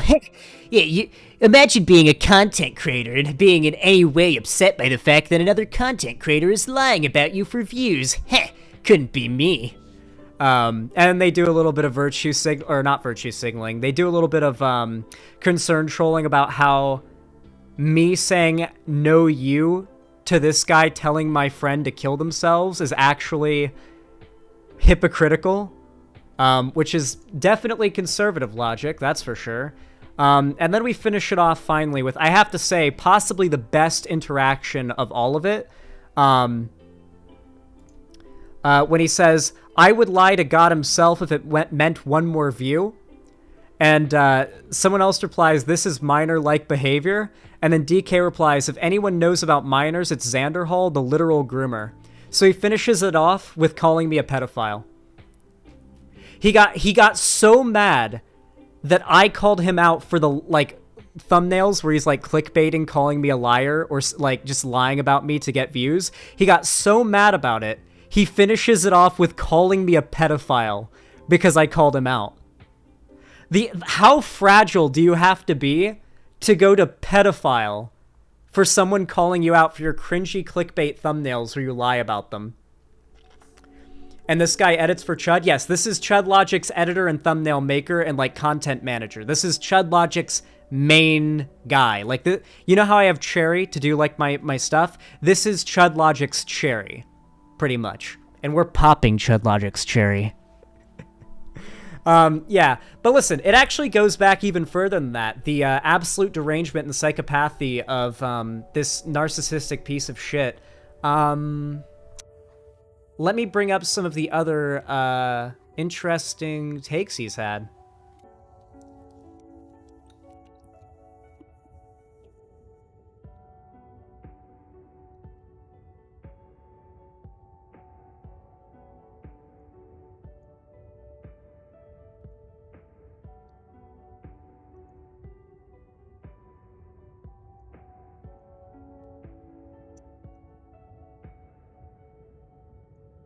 So, here's him telling White Nervosa to kill themselves at a, like, earlier, because they've been doing it, like, a few times today. It wasn't just, like, one tweet. It was, like, it was like a number of tweets where he's just been continuously saying, like, kill yourself, kill yourself, kill yourself, because he's very creative. We've got another one here. Oh, yeah, here's the original thread. Here we have him quote tweeting AU Skipper saying, "Gay retards like this are why the leftoids get away with this shit. Quote unquote annoying woke school. They're trying to get me fired, remove my income, destroy my ability to provide for my family. If it's me losing my income or them reincarnating, I choose the latter every time." This guy's like a piece of shit Nazi who uses, like, lies about other content creators for clicks and views, and he's like, "Why do they want me fired? Why are they so upset about me having a job? They should all die. I hope they fucking kill themselves. I hope they all fucking die." What a fucking pussy, dude. What a little fragile little fuck man. Little fuck boy. Anyway. He gets pretty mad. He's a pretty mad boy. Oh yeah, and here's his reply to me where he's like, "Hey, if you could accomplish suicide without your meth addict ex." Yeah. Anyway, dude's pretty deranged. Chud Logic's talked about the fact that he doesn't really give a shit about what he does or says or any of his vile behavior. But I guess I kind of do. I think that most people who are decent human beings probably do. Also, it's bizarre to me that, like, they're going after my appearance in the videos and the thumbnails when Chud Logic literally looks like the quartering. Like, do we not, like, this dude's literally making thumbnails, making fun of my appearance when he looks like British the Quartering. Like, what are you gonna do? That's Chud? Yeah, he hid behind behind like a little painting of like a I guess like a Victorian era British aristocrat for a while, and he showed his face before TwitchCon because he was going there and he had to do a face reveal. So yeah, now we know what he looks like, and he looks like the Quartering's British cousin. Very strong resemblance to the Quartering. Listen, I don't normally go after people's appearances, but like every thumbnail that this guy has made shitting on me has been going after my appearance, so, like, I'm sorry. You can't throw bricks from glass houses that fragile and not expect me to literally just give it a good little nudge and make that house shatter, you know? It's like, it's too easy. It's too tempting, okay? I'm weak. I'm weak to the allure of making fun of this guy's absolutely, like, stereotypical neckbeard internet loser appearance. Anyway, with all that said, you know, I just wanted to give you guys a little bit of an insight into this drama and why certain content creators are absolutely repugnant people who will do whatever it takes and lie about whoever they want to if it means getting the extra clicks and fulfilling some hate boner they have for other people online. With that said, If you enjoyed this segment, please consider dropping a like. It really helps the channel, my videos, and whatnot a lot. You can also subscribe and ring the bell icon and comment down below if you want to see more from me, as well as following my social media link down below if you want to see more from me on other platforms that aren't the one you're watching on now.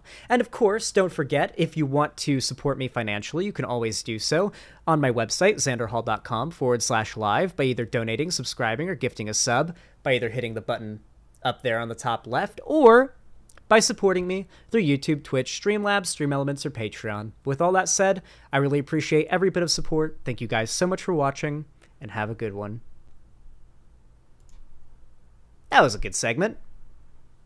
Trans and Witch, thank you for the $5. Says, update, put my foot down. No, now I no longer have a GF. Wait, really? Wait, you're memeing, right? You're memeing, right? You're memeing, right?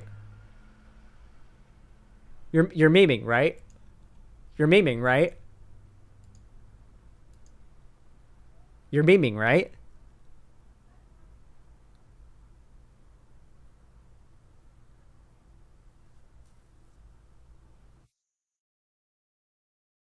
I don't know, if you're not memeing, you might have dodged a bullet, if I'm being honest. The more that realization stews, the more I start to think, hold on a minute.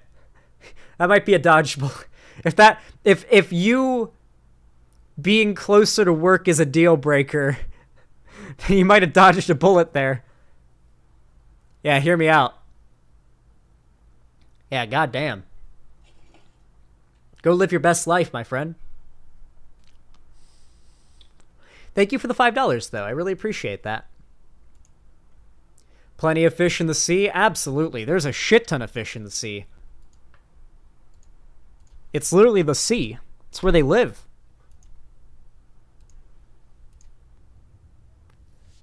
Alexa, this is so sad. Nuke the moon.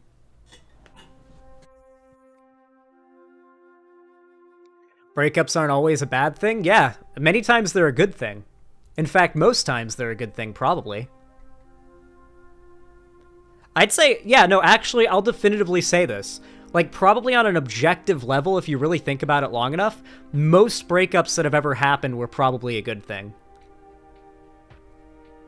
Like, I mean, yeah.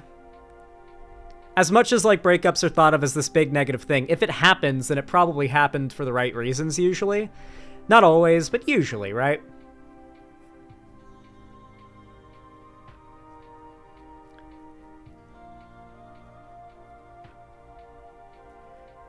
God damn, Avalon of Babylon. That's rough. Eh? Zan, you should try out the Minecraft mod pack, Rebirth of the Night. It has a trans-supportive community. It's super in-depth, detailed, and well thought out, and centered around survival, combat, and fearing the night again. Right now, we're zomboiding. And then after that, I think we're going to do a mod pack based around trying to build an unironic dinosaur Jurassic Park on the moon or in space, just generally speaking. We want to build a dinosaur park in space. That is the goal for the next Minecraft SMP. And then after that, it's going to be Eco. We're going to play Eco after that.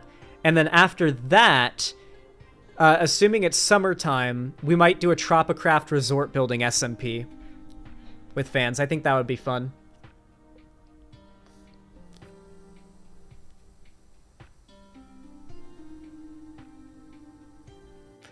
I don't think Hytale will come out until about...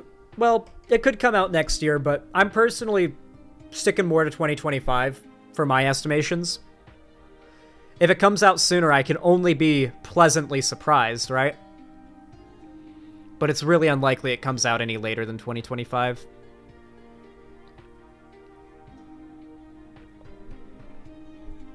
Check this out, it would make a good segment. Combat GoPro of Russian fighter destroying Russian BMP. Well, if I want to see Russian positions getting melted, I'll just go to our combat footage. I don't think I can Oh, CivDiv is a good channel, though. I do like this YouTube channel. I'm subscribed to it. For those that don't know, the YouTube channel I just got linked, CivDiv, he did civilian volunteer combat in Ukraine, and did a bunch of GoPro footage with it and uploaded on YouTube. So like, and on other platforms too.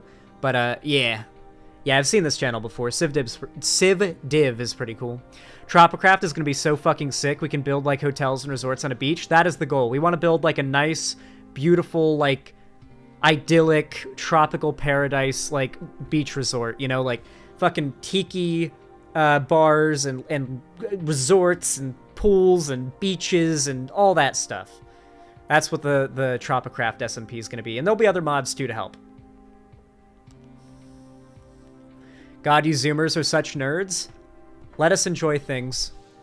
Let us enjoy things.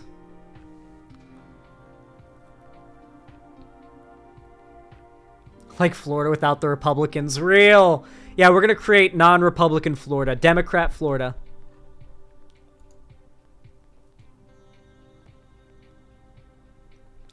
Dank Catlord, thank you for the tier 1 sub. I really appreciate that. It's very kind of you. Thank you for the $5. Said piss. Hell yeah, piss.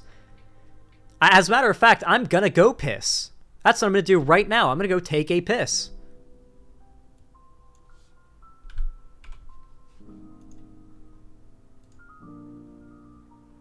Alright, right back. I'm gonna go take a big ol' piece. Wait, that's the wrong... That's not my mic mute button.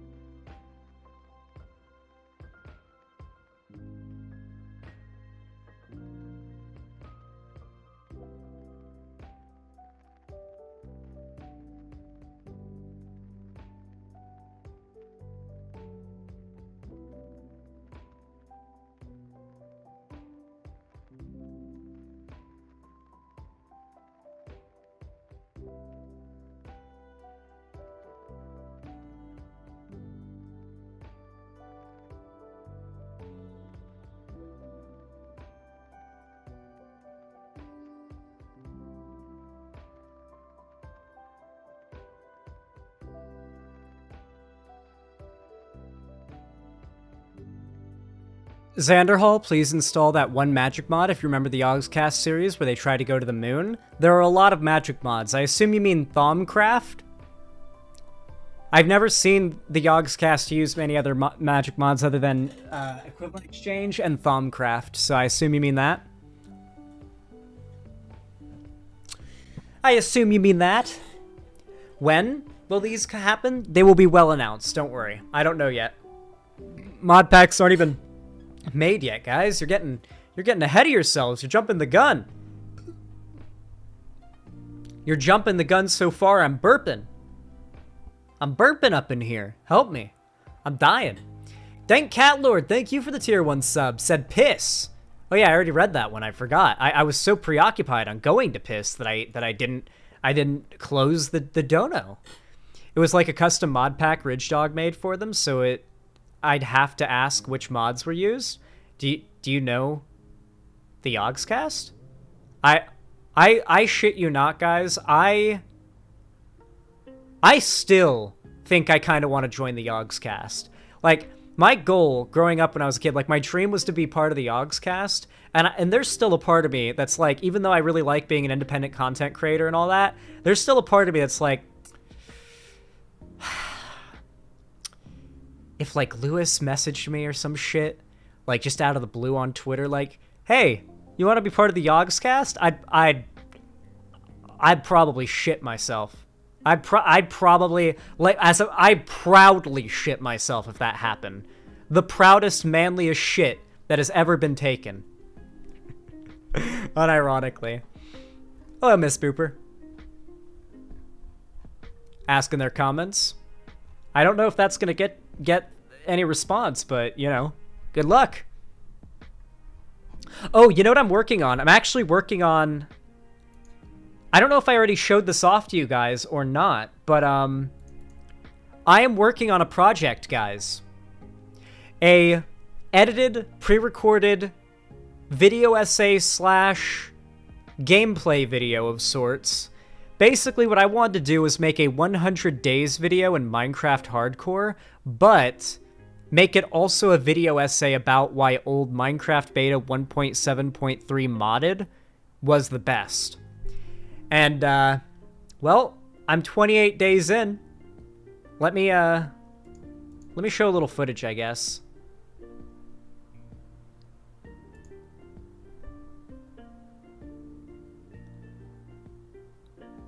Here's footage of, like, day 20-something, I think. Just a little sneak peek at what I've been working on. This is old Minecraft Beta 1.7.3, guys. Skip ahead a little bit. Recognize any of these items from certain mods that have long since basically become, like, lost media?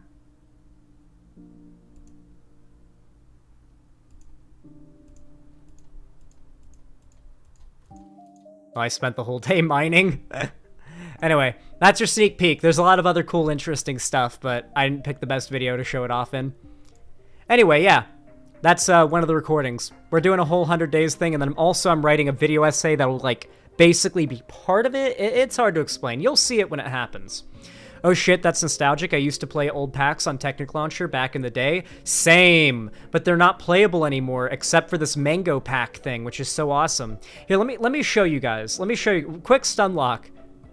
For all the Minecraft boomers in chat, you guys are absolutely going to be like, yeah, when you see this. My Minecraft boomers in chat are going to get this one. Update?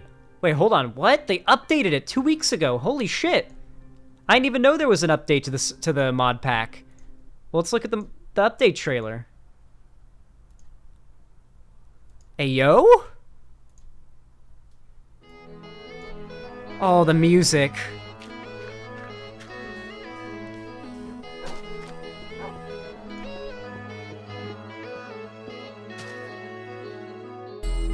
Added the Fantastic Airships mod. Oh. I remember that one. The Ogscast did a review of that one. Oh my lord. This mod pack just keeps getting better. This mod pack just keeps getting better. Yeah, this is so much better than the Airships mod. That was all buggy. I like having it, but it was buggy. This is better.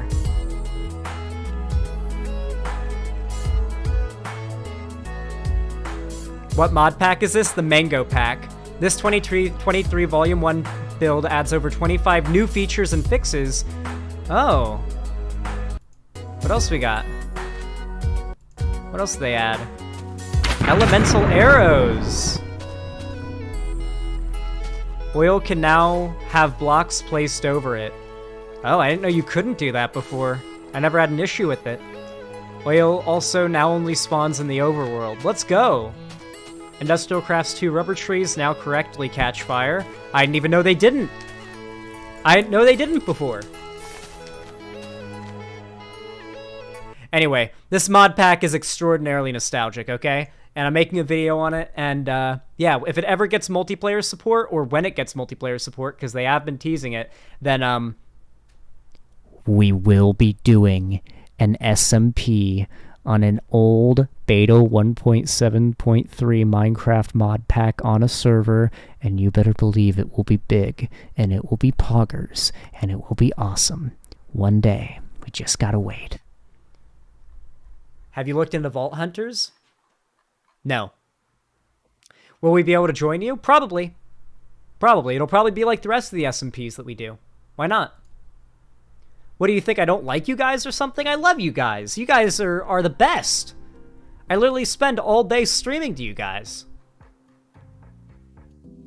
What do you guys think? I don't like you? What do you mean? Okay.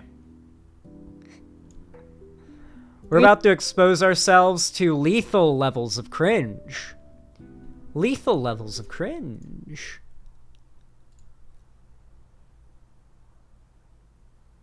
Alright.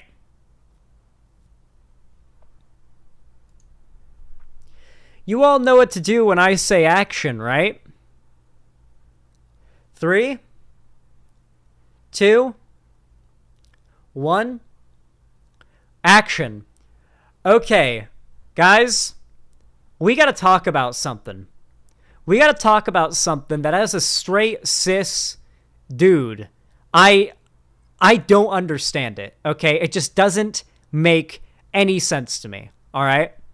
Now listen, I have seen a lot of discourse in the LGBT community, all right? I've seen a lot of the discourse, and I've more or less think I've come to a final conclusion on more or less what the ideal end goal of the LGBT community broadly should ideally be. That goal should be to create a world, to fight for and create a world in which everybody's gender, sexual, and personal expression, attraction, etc. is accepted and respected on the same level as anybody else's, as long as it's not hurting anybody and it is consensual. That's like a pretty, like, whether it be like cis people engaging in like gender non-conforming behavior, trans people, bi, lesbian, like whatever it may be, regardless of who you are, if your gender identity, sexuality, etc. basically just kind of, you know, goes out of what is considered the norm in our society, then the LGBT community's goal should be to make society better for those groups. Obviously, assuming said attraction is, you know, consensual and everything. Wait, Zan, you're straight? Yeah, I am straight. It's crazy, isn't it? I'm straight and cis. Who would have thought? Anyway, but despite all of that, despite the fact that from my perspective, the like ideal, reasonable, logical goal of the LGBT community ought to be, is, or should be to basically make it so that everybody feels comfortable being attracted to who they want to be attracted to, presenting their gender and sexuality how they feel comfortable presenting it, etc., all without having discrimination against them, right? And yet, I constantly see the LGBT community online getting into these vicious discourses, these vicious fights over whether or not certain groups of LGBT people are valid. The gatekeeping is actually insane, but I actually think the gatekeeping is at its most insane when it's not even really gatekeeping of the community, but gatekeeping of the idea. So I assume most of you guys watching right now are familiar with the concept of femboys. Now, femboys, to put it very simply, are, generally speaking, cis men who, not always, but generally speaking, cis men who present themselves more femininely, right? Like they aren't a trans woman. They aren't like feminizing for the sake of presenting as a woman. They are actively, you know, they're comfortable being a man and everything, but they present femininely. They break from the expectations our society has for men and do their own thing, which by all means is something that I think the left should absolutely, I think the left and the LGBT community overall should be absolutely in favor of. And for the most part, it is, okay? Like, for the most part, the left loves femboys, okay? When I say the word femboy in chat, like, at least 4 of you guys do the smuggy emote because you get horny hearing that word, okay? So, like, to be clear, most of the left does not have a problem with femboys, okay? However, there is still a section, a loud minority of the left, that seems to see femboys, particularly cis men that are femboys, as in some way appropriating the trans aesthetic or the trans struggle. Basically, like, have you ever heard a hotep say that, like, white queer people are basically, like, faking their oppression so that they can feel on the same level as marginalized POC? It's basically like another level of that, right? Where it's like, yes, cis people are presenting non-heteronormatively in order to get warranted bigotry to make themselves feel oppressed. It's the same stupid argument to try to rationalize people living how they want to live as somehow being a bad thing. It's trying to turn individual people living their lives and trying to be happy into some sort of broader political statement you can politicize and turn into propaganda. Pretty stupid. Anyway. Keffels, good friend of the show, recently did a debate with somebody named Polly People. I feel like I've heard this person's name before in a non-positive context. And I was sent this by my editor and asked to react to it on stream.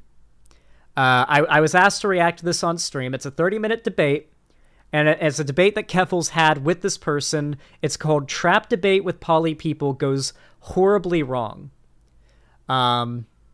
This is lunacy. I've watched it live, lol. I have not seen this before. I don't even know, like, how bad this gets. I've not even seen a second of it. All I've had is my editor send it to me and insist that I react to it. So buckle up. We're about to watch this shit. Let's go. I mean, trans people do not own the word trap. That's not true. Well, right, but like, you know, like white people don't own the N-word, but Okay. Whew. All right, we're off to an interesting start.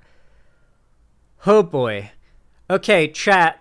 What's the consensus on the word, on that word right now? Because my understanding is that it serves a double meaning effectively on the internet, right? The word trap initially would refer to, like, femboys who would actively identify that way. Like, I like to come off more feminine and then be like, but I got a dick. Haha, it's funny meme. Like, say what you will about it, but that was like a thing on the internet. I think that's where it came from, right? But very quickly, and by very quickly, I mean like the entire time I've been on the internet, this is what the word has been used to mean by the vast majority of people I've seen use it. It has been used against trans women. The argument is that trans women are essentially, well, it's a fucked up idea on several levels. So for starters, the idea of calling trans women a trap first presupposes that every woman is like a sex object that you are entitled to, right? Like almost like food sitting out on a table, right? And so if there was a woman that you were sexually attracted to and thus you feel obliged or entitled to sex with her, and you were to find out that she has genitals that you are personally not attracted to, you would feel so personally offended that you would call this a trap because you know that these women are supposed to be for you. You've been done wrong, right? Like it's a really fucked up transphobic idea, and it basically serves that double meaning on the internet effectively because you can't tell who's using it to mean what without proper context, right? Like you see someone online talk about how they love traps or something, and they could literally be a chaser, or they could literally just mean they like jacking off to femboys, you know? You never know. Transphobe or perfectly progressive. You actually can't tell. Usually it's a transphobe, though. In my experience, from what I've seen online, usually a transphobe. Usually a transphobe. What the fuck does that have to do with what we're talking about?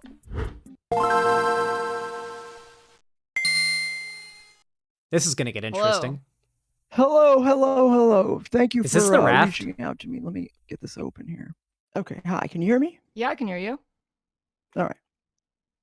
I believe this is the first time we've chatted, and so, you know, Wait, this game actually looks good. I need to try this. thank you for considering chatting with me. Oh, I figured you deserved at least a conversation on it. This topic seems to really upset you. Oh, I would say that, well, okay, here's the most upsetting thing about it is not necessarily the topic itself. Well, you know, the topic itself is upsetting enough. It's the sort of the well poisoning, the sort of, you know, straw manning and dismissing of the very real critiques, I think, of Finn's content that have made it difficult. Like, you know, oh, they're debating about Finster. Okay, I want to be so clear right now. Finster has literally gone. I've watched Finster go onto podcasts with a hostile audience, like an audience that is hostile to trans people, LGBT people, etc., go onto those podcasts, full getup, and just put his foot down and argue in favor of trans rights. Finster is not transphobic, and Finster is, if anything, a perfect, like, shining example of, like, what the left aspires for when it comes to, like, gender expressional freedom is not just going to lead to, like, whatever deranged conspiracies the right likes to dream up. It's literally just people being more free to express themselves how they want to. And people on the left, trans people on the left, are having a problem with this. I've sort of resigned myself to people sort of responding to me saying, "You're just jealous, Polly," or now you're trying to control what people wear. You're basically a TERF. So like that's been, and it's come from trans people, and I know. I have to guess that's been the results of some of the, not just you, but other content creators sort of not taking the critique seriously and being dismissive of them. So what's the critique, in your opinion? Well, yeah, okay. So if I could sort of briefly describe it, when you create content and you lean heavily into tropes such as like I'm a trap, if you've built your entire existence on the, hey, I'm actually a man. For the record, by the way, this argument is complete bullshit with, like, if you consider the context of the creator that arguments like this are generally levied at, right? Like, how many times have you heard people say, Zan, if you make edgy jokes like this, then people in your audience are going to start to become more reactionary. They're going to think these reactionary ideas are okay. And it's like, do you really think people that watch my videos are, like, susceptible to backsliding to the right? Or do you think it's probably more likely that people who have a warped perception of the left are going to see my content and realize that perception is not accurate and perhaps become more amenable to left-wing ideas? I think the latter. And that is essentially the same scenario that is happening to Finster right now. Everything about Finster's content, like, I haven't even watched much of it. The only real Finster content I've seen is Finster talking to Keffels and Finster on the PKA podcast arguing with the hosts because the hosts are transphobic. Well, yeah, they're pretty transphobic. FPS Russia, I'm pretty sure, is a chaser, guys. I'm pretty sure our boy FPS Russia is a gawk goblin, okay?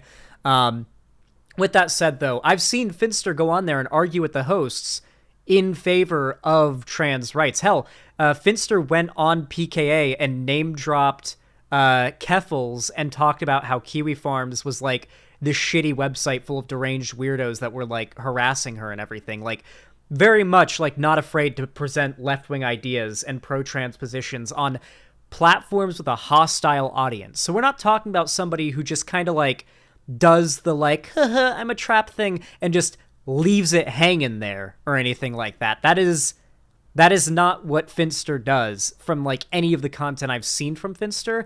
It's like the context surrounding this is always one that would provide a wholesome understanding of why, like, trans people are valid. Like, I've never encountered a transphobic Finster fan. Not once. I haven't encountered a single transphobic Finster fan. Show me one. Show me one. Not a single one have I seen. They seem like they're pretty chill. I don't think they're getting the wrong idea.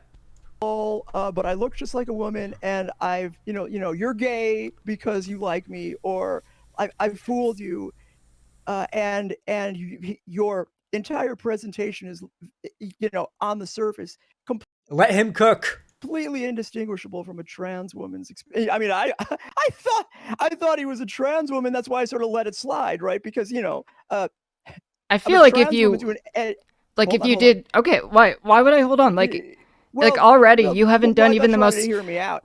I am. But yeah, we are like a minute into the debate, and Keffels hasn't talked yet. So I think yeah, it's probably her turn. But, like, immediately you're already saying you weren't even familiar with who Finn was or Finn's content before jumping to that conclusion. Well, no, because I've Finster's literally dating a trans girl and apparently he's transphobic. That's not a very good defense, right? On its own, it's not a good defense. On top of everything else, it's a good defense, but on its own, it's not a good defense. Because, like, like come on. If we had like a conservative like transphobe who like said a bunch of transphobic stuff or something, and somebody said, "Wait, how can this person be transphobic? They're dating a trans woman." You'd be like, "Oh, well, because they're a chaser." You know, that'd be the instant reply. Like, you can be attracted to trans people and still be transphobic. In fact, most transphobes, I would imagine, are attracted to trans people.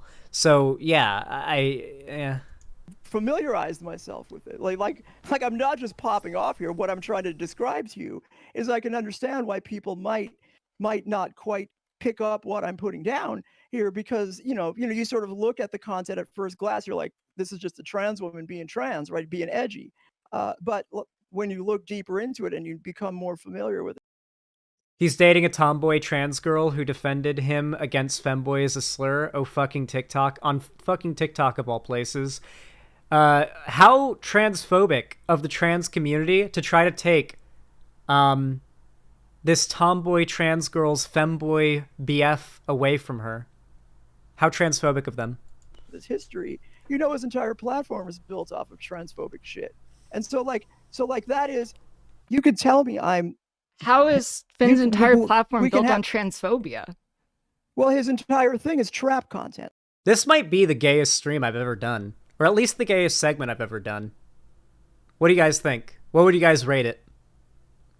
Let me know if you agree. Like fooling people into saying, look, you're gay for liking me. I'm actually a woman, lol. I fooled you, sort of stuff. Like, how does the trans community not take strays from that? And how is it okay for him to lean into those kind of tropes when he doesn't pay the price?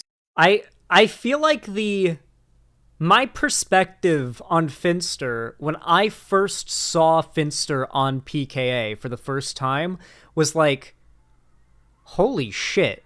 So we've got like, so this is a femboy who's popular on Twitch, is like edgy and funny, and isn't like disliked for any of the stereotypical things lefties are disliked for, and like people are in real time, like you can watch as like Twitch gets more open to cross-dressing and like non-traditional masculine presentation in real time.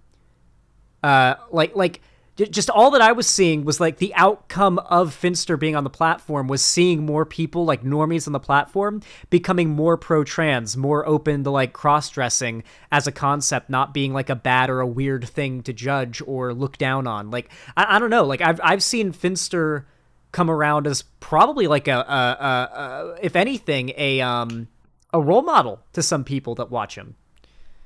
Or at the very least, somebody that like emboldens them, because like if a cis dude can go on stream every single day, full getup, goes outside and does shopping like that every single day, and just owns it publicly, and the internet is accepting it, like he's popular, that's got to be encouraging for some people, right? Like any trans people in chat feel like the positive response by normies on the internet to Finster has been somewhat like emboldening, at least. That's what I'd imagine. I've seen a lot of trans people in Finster's community and his community feel as though Finster has made them feel like being non-traditionally like just being queer or non-traditional in your presentation in any way is like okay, and people will accept you for it somewhere, right? I've seen people say that. So I don't know. It just feels so bitter when people go after him, you know? And I'm not even like a Finster fan. I do think Finster's pretty chill, but like, I don't watch Finster like, as like a source of content. I don't even know if Finster has a YouTube channel. I don't think I'm subscribed, but like, yeah, Finster just seems chill. It just seems so pointless to go after. It feels like every time a lefty figure gains a certain level of prominence, like once they start to like make waves in culture outside of the left like turns into the river Styx and just starts trying to seep the willpower out of every like popular up and coming lefty figure that could have a positive impact in the world. Like, we got to subject you to so much abuse from the left that you don't even feel like it anymore, you know? Like, every time, like Keffels immediately, as soon as she like finished the drop Kiwi Farms thing, immediately like the whole left is calling her racist and transphobic. It's just like right away. It's wild. For it. I mean, objectively, as someone who identifies as a cis man, if a straight man thinks that they're attracted to Finn, they're gay. Do you understand? Well, if a straight man wants to fuck Finster, they're gay. But I think if a straight man was like, "Oh, look, pretty lady," and then Finster was like, "Oh, how you doing? How you doing, mate? Name's Finn," and they were like, "Oh, you're a femboy. Well, I don't think that makes you gay to be attracted to the femininity being expressed by someone who is a man, right? Like that's the opposite of gay. That's literally the opposit of gay." Understand that just saying it like that in such a bald sort of Wait, I just realized, hold on. I know the best example of this. Cirrus, streamer, VTuber avatar. Friend of the show, Cirrus. I don't know if you've seen his avatar. His VTuber avatar, but it is interesting.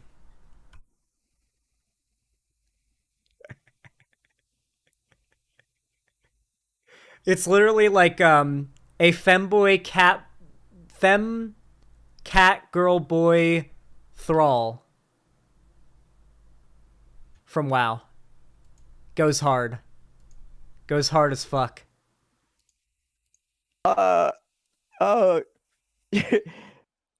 Way in isolation. Don't you see that why that enables Show transphobes slime to Cirrus? say I don't know that what that we're, is. like, not real, or that we're actually traps? No, like I feel like they're gonna do this regardless. Because Finn is a man. Okay. Finn's always identified as a man. Okay, but like transphobes don't care about that, and people who are not Well, yeah, transphobes don't care about that, so they would call Finster degenerate and send death threats and harassment Finster's way, just as they would any trans person. What argument is this? Yes, Finster is voluntarily taking on the same levels of or at least approximate levels of harassment that any trans person would. Voluntarily. Yeah, Cirrus has a ton of VTuber models, yeah. who are not well, I guess, super in tune with trans issues are not going to think there's a dime's worth of difference between Finn saying, haha, I fooled you. Look, I'm just a man who looks every bit as much as a woman, and some other actually trans content creator that does the same thing or would do the same thing, except the harm that comes from that falls solely on the trans community. So basically what poly people is arguing right now effectively is that if a cis man presents like very well femininely, like just very well passing as feminine or as a woman, and like guys assume that he's a woman and then like are attracted to him, and then he's like, no, I'm a guy, it's just joking, right? Like that automatically invalidates trans women in the eyes of any of those people. So like cis guys cannot do this, because the only logical outcome is one in which we see trans women lose validation by society somehow. This is of course ridiculous. This is a hypothetical scenario that's being brought up, when in reality the actual observable real outcome of Finster's content has been a normalization of like everything pro-trans in the more normie sphere, and even right-wing spheres, because Finster's pretty chill and is like able to get onto shows that are somewhat hostile politically and get opposing opinions out, which is pretty cool. Or largely unfairly on the trans Also, community, which is a much more marginal. I don't think I've ever seen Finster say, haha, I'm a trap, you're gay because you're attracted to me. Hoo-hoo. I don't think I've ever once seen Finster do that. But then again, I don't watch a lot of Finster, so maybe he has. Community. I really do not understand how you're coming to the conclusion that Finn increases the amount of transphobia in the world. So if you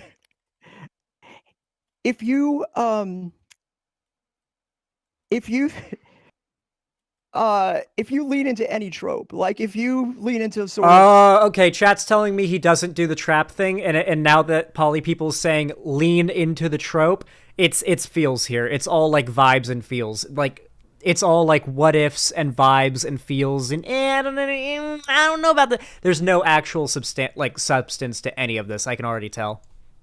I mean, I hate to like use this as a crude example, but if you make sort of racist jokes that are obviously racist in a way to sort of straw man like racism, you're going to have racial minorities taking strays and being harmed by that. Like the furthering of tropes, like are you saying I need to prove to you that the furthering of transphobic tropes hurts the trans community? Like that's not a given to you? So would you equally take offense when trans women who are doing... So that is a completely loaded question that presumes things are true that are not reality. Basically, what Poly People is asking, what if this could happen? Answer for that, Keffels. Like, it's a loaded question. All the presumptions made before the question are just whack. Sex work play into these tropes on incredibly large platforms because they know that it sells. Finn is not trans. Finn is cis. Okay, trans so you're saying that when trans women yes. are doing that, and they are... Listen, I do not want to do any speculation whatsoever on Finster's gender identity. And in fact, I'm not doing that. I'm actually doing the opposite of that. Who remembers when Philosophy Tube made that joke tweet about Trump transitioning out of the White House to, like, they're transitioning to the Biden administration from the White House? And, like, the way that the article was worded, like, Philosophy Tube quote tweeted it, and it was like, I wish her all the best luck on her transition, in quote tweeting the Donald Trump thing. It was, like, very clearly just a little funny joke, right? But at the time, Abigail Thorne was presenting as male. And because of that, you had shit tons of trans people on Twitter just hoarding up on Philosophy Tube. You could tell they were drooling at the mouth for any chance to cancel her. Just jump on her and just start spamming these, like, you're not trans. You don't get to make this joke. You don't get to say this. Oh, so it's funny because a transphobe is trans? That's the joke? That's what you find funny? Very cis transphobic leftist ally thing to say. Just like the most toxic vitriolic hate ever. And then 3 months later, Philosophy Tube came out as trans, and you go back to that same tweet, which is now deleted, unfortunately, but before the tweet was deleted, you could go back to it. Just a graveyard of deleted replies. Oh my fucking god. I think there's a Vosh video, and I think I did a video on it too, that where you can see this, just scrolling through this graveyard of replies that have been deleted post her coming out as trans, because their vitriolic, hate-filled replies look so fucking deranged, objectively speaking, just 3 months later. All because they felt so confident in attacking someone because they thought they knew somebody else's gender identity. You probably shouldn't do that. It doesn't typically turn out well for you when you just kind of, like, presume a bunch of shit based on, like, thinking you know someone's gender identity. It's the same thing when people call cis people eggs over and over and over again. It's annoying and disrespectful. Same thing goes for, like, presuming somebody is or isn't trans. Like, just, you can't base your, like, dislike of someone on what you think their gender identity is, because you don't know their gender identity. That's how gender identity works. Only the person who is in question truly knows. Doing it, one, because they have to. They live in a transphobic society. They're doing the best they can.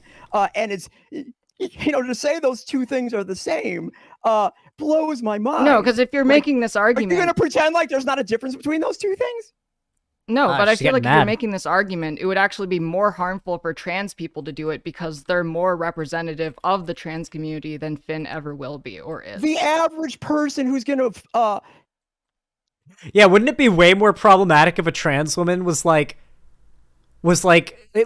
imagine if Finster was a trans woman, and then every time a cis guy in chat said, I think you're pretty, like, Finster said, well, guess what? I'm a trans woman, and because you think I'm pretty, you're gay now. Ha! Like, that would be way more problematic than this. Jesus! Yeah, that would be way more problematic than Finster, who is a cis guy, saying that cis guys who are attracted to him are gay if they want to have sex with him, even if they know that he's a cis guy. Like, yeah. Be willing to go along with transphobic tropes are transphobic people. Are you kidding me? So, like, it doesn't matter to the average trans whether Finn's doing or an actual trans woman are doing it. It's not a dime's worth of difference. But one person doing it this is very infantilizing. Receives none of the fucking fallout from furthering transphobic tropes, and the other person is doing it because they have to and faces all of the fallout anyway. The fact that you are making... Who's Finster? I'm lost. Let's find a picture of Finster.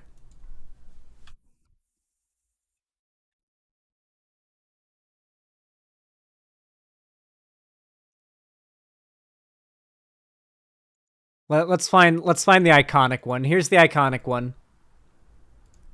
This is what peak male physical condition looks like. You may not like it, but this is it.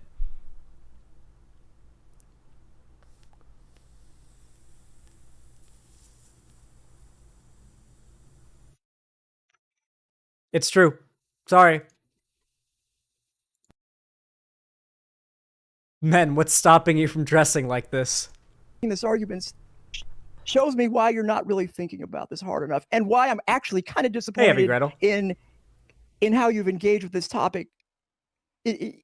Polly is basically throwing all GNC men under the bus. It sucks to see. Listen, there are just certain people on the left and in the LGBT community that just, like, literally can't find meaning in anything other than feeling like they're more progressive than other people in the LGBT community. I swear to God, like, I'm not even talking about woke scolding. I guess it's like an aspect of it, but, like, I'm talking about, like, inter-trans drama, right? Where, like, there will be people in the trans community on Twitter that want to out-woke other trans people so that they can, like, excise those trans people from that space, which is really dangerous because there aren't a lot of spaces, specifically online in particular, where trans people are welcome, you know? So, like, trying to turn the trans community into this nonstop battlefield of woke dick measuring, I guess, is does nothing but harm trans people and, like, destroy communities where they should be finding safety, security, and some level of acceptance when the whole rest of the internet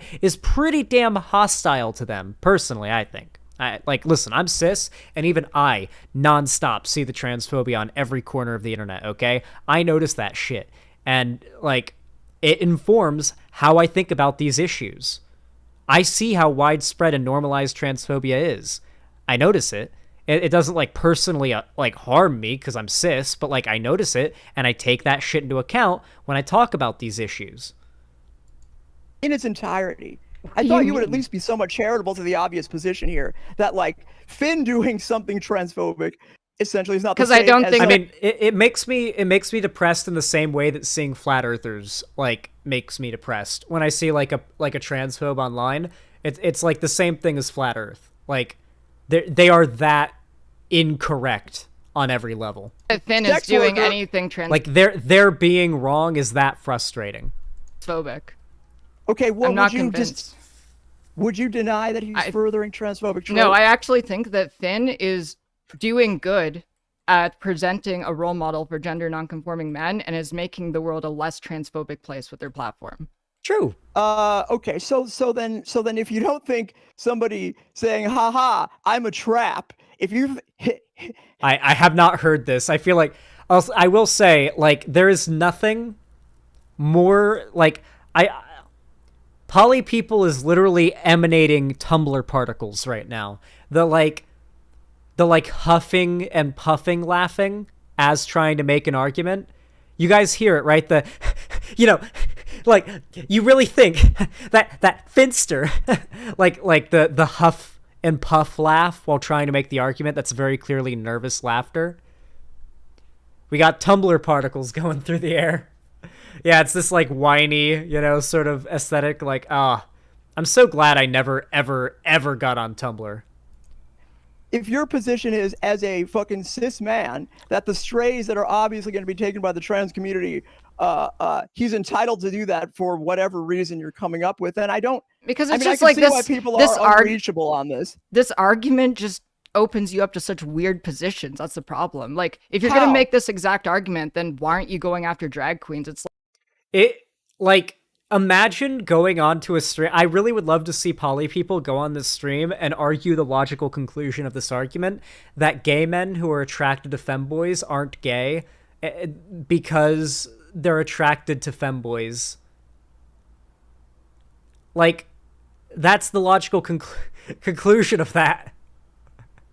Like, are you gonna erase like the being gay of gay dudes that are attracted to femboys? Because there are plenty of gay dudes, like not bi or pan dudes, but gay dudes, like gay dudes who are into femboys. I assure you, I've seen them on Twitter. I've seen them talk about it. They are very explicit in it. In fact, It's like, oh, so you think being a woman is a performance? You think you can just like dress up like a woman and do a show and dance? No, that's offensive Drag to queens trans people. don't say I'm a trap. Like it's What are you different when talking about? I have hold seen on. so many drag some of them definitely do. That is like, listen. You can't say no drag queen has ever said I'm a trap, but I can pretty confidently say at least one drag queen has said that. Like, those are two very different levels of assumption we're dealing with here. queens say I'm a trap. Okay, but they're not like looking. The drag queen argument is so stupid because drag queens like go out of their way to not even look like cis women. They're like caricatures, for fuck's sake. It is an artistic endeavor. Wait, what? We're shoeboxing. Like, is that the term, shoeboxing, where you like try to like minimize? We're shoeboxing drag. There are tons of drag queens that do not like purposefully overdo the feminine presentation in order to look like they're overdoing it, so to say. Like, there are plenty of like drag queens that if you looked at them, you'd be like, a cis woman, or a trans woman. Like, absolutely. I don't even watch drag queen shit. I literally like know maybe, okay, how many drag queens can I name? I can name Alaska Thunderfuck. I can name, fuck, you know the saying. You got so many little gay people counting on you in your computer right now. You gotta name at least two. Come on. Jinx Monsoon.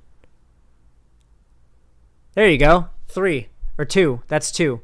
I literally only know 2 drag queens. That's it. Yeah, there you go. Got 2 from me. Anyway, I know for a fact that there are drag queens out there that definitely have said that. So that's a little bit authoritative to say. Trixie Mattel literally has a motel in Palm Springs. Oh, which one is it? That's cool. You know, Buck Angel has a weed delivery service out here in Palm Springs. Before you ask, no, I have not used that service, as far as I know. I actually don't know what it's called. There is a lot of dispensaries out here. I've never ordered weed. I always just go to the dispensary, so. What Finn's doing is essentially saying I'm a trap and winking and nodding and looking exactly like a trans woman, but saying I'm not. What do you mean by looking exactly like a trans woman? What does a trans woman look like exactly to you? Well. Oh no. Okay. Oh no. Oh no. Do do do do do do do do do do do do do. Okay, so I should say a transphobic caricature of a trans woman is something that says, I trapped you, you're gay now, and is clearly like doing it to appeal to transphobic sensibilities. And what makes it problematic is because he is not trans and he doesn't suffer the consequences of those actions. Like, there's very good reason to critique his behavior on a fucking equitable sort of don't punch down sort of basis. Like, it seems relatively obvious to me that, like, if you are in a more privileged position, why is it acceptable for you to engage in behavior for clout and to grow your platform? Oh my god, everybody this is one of the biggest problems. So I can't tell if it's virtue signaling and they're just lying about what their motives are, or if this is actually part of the reason why the left is so bad at, like, having any level of cultural control. People on the left will literally shame you for being successful and doing things that make you successful online for the principle of it. It's like people on the left are obsessed with the left being the cultural underdog. Stop this. This hurts people. Okay? The more culturally accepting that even the internet gets of marginalized people, the better. Every less racist, every less transphobe, every less homophobe, every less ace or aerophobe, every fucking whatever it may be, every less bigot out there is a dub for the left and for every marginalized person who could have potentially been a victim of their bigotry. That is a dub. I'm sorry, but it is. It's a dub. In ways that are obviously going to have fallout with people far more marginalized than you and far more subject to those same sort of transphobic attacks without asking for it. People call me a trap and I don't even have to do any trappy trapperson type shit that he does. Okay.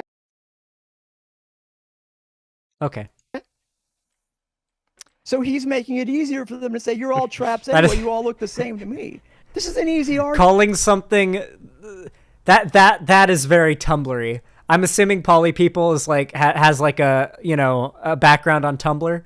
I feel like we're seeing all the stereotypes that I've ever heard about Tumblr come out right now. Is this what Tumblr's like? Is this what it was or is? Imagine thinking the right won't genocide Finster along with the rest of trans people. Yeah, like, I'm sorry, but, like, Finster would not be safe, okay? I know we see the memes where it's like, who's seen the image? I think Turkey Tom posted it. I'm pretty sure it was Turkey Tom who posted this image and just captioned it, "Everything sucks."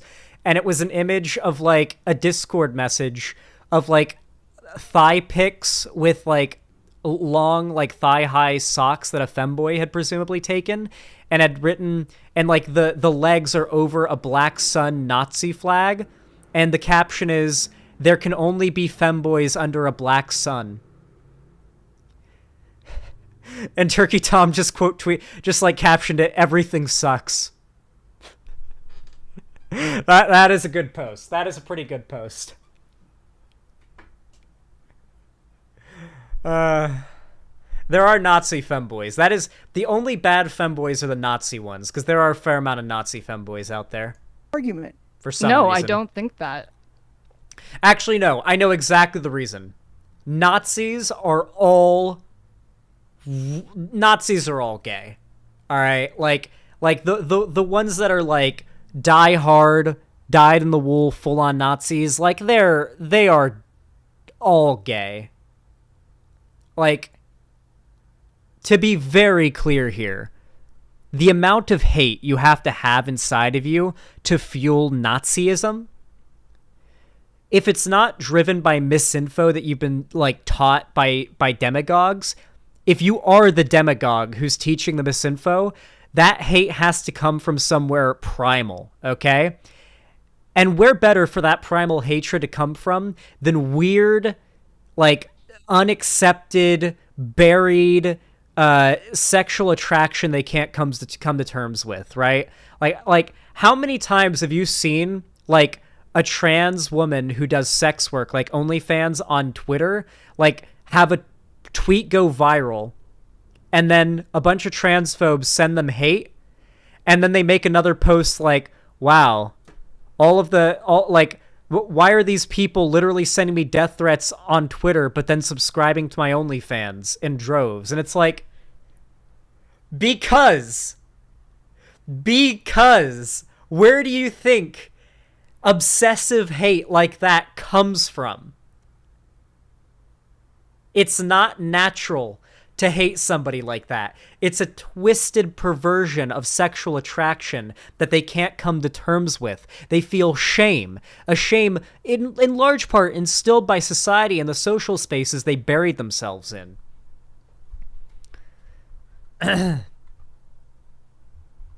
That's just my theory personally, though.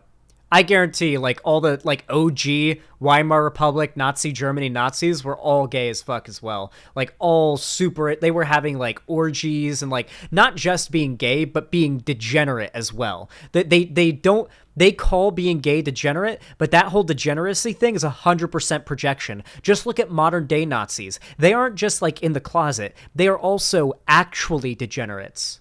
Like, being gay or trans or whatever isn't degenerate. They are actually degenerate.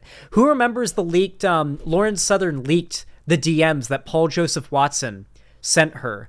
The most pathetic, like, simpy, degenerate, like, basically, like, say what you want about Lauren Southern, but she did out a lot of the really fucking degenerate shit the Nazis online, these right-wing, like, trad-cath Nazi types are really getting up to behind the scenes. They are the actual degenerates. It's all projection. Every conservative accusation is an admission. Remember that. It is true. It's not a meme. It is through and through true. Remember that. Like, I think that regardless if Finn does what? If you see some random conservative just drop out of nowhere calling a trans person like a pedophile, you need to be really careful around that guy, because that came from somewhere. All right? That came from somewhere, and it's probably projection. It almost always is. I'm just saying, almost every transphobe is a pedophile. It just keeps happening. Yeah, I guess that's, you know, like, what do you, okay, all right, I guess you don't think that, but that's not a response to the I was critique. about That's to not a formulate my helpful- response. All right, go ahead. Like, as I said, like, I think that transphobia is going to be a thing regardless of whether or not Finn does what they're doing, which has very little to do with the trans community. Like, Finn's made it very clear, I'm not a trans person, I am... Yeah, what Finn's doing does have very little to do with the trans community, but regardless, the effect that it is having on the trans community is objectively positive. The only people who can try to claim it's negative are people like this, who are, like, actively having a meltdown and feeling personally offended by somebody who is having no impact negatively on them, realistically speaking. I'm just a cross-dresser. Weirdly enough, one of your mods actually said, Finn isn't gender nonconforming, a cross-dresser, or a femboy. He isn't doing this because he likes to dress this way. He doesn't dress this way unless it's for work. It's like, why is it that your community is... That's also not true. I've literally seen Finster tell stories on PKA about going on flights wearing the whole getup and going shopping wearing the whole getup. So, like, nope. That I know is wrong. I'm not even a Finster fan. I just saw Finster tell some stories about it on a podcast. Is trying to police a gender nonconforming person's expression. Why is that okay? Well, I could go back to what I just said. What's not okay is furthering transphobic tropes as an edgy way to grow your platform. So wait. as a You're just going to cis person. completely ignore that. That it's like... Yeah,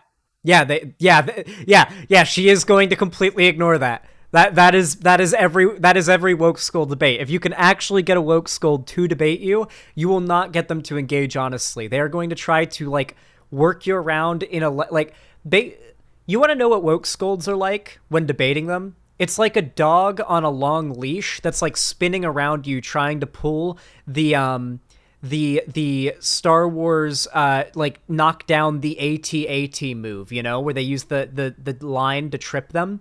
Basically, when a dog tries doing, like, debating woke scolds is like the debate version of that, right? Where they're trying to wrap you up in a web of assumptions and lies and like slippery slope arguments as to how what you do could somehow cause harm that has never actually been demonstrably proven or shown or demonstrated in any way, not even a single example. But they want to get you into this mind space of a theoretical possible scenario that isn't actually realistic and has never happened, because in that fantasy world that they want to get you to engage with, then they can make you look like the bad guy and they can look morally superior to you. That is the goal.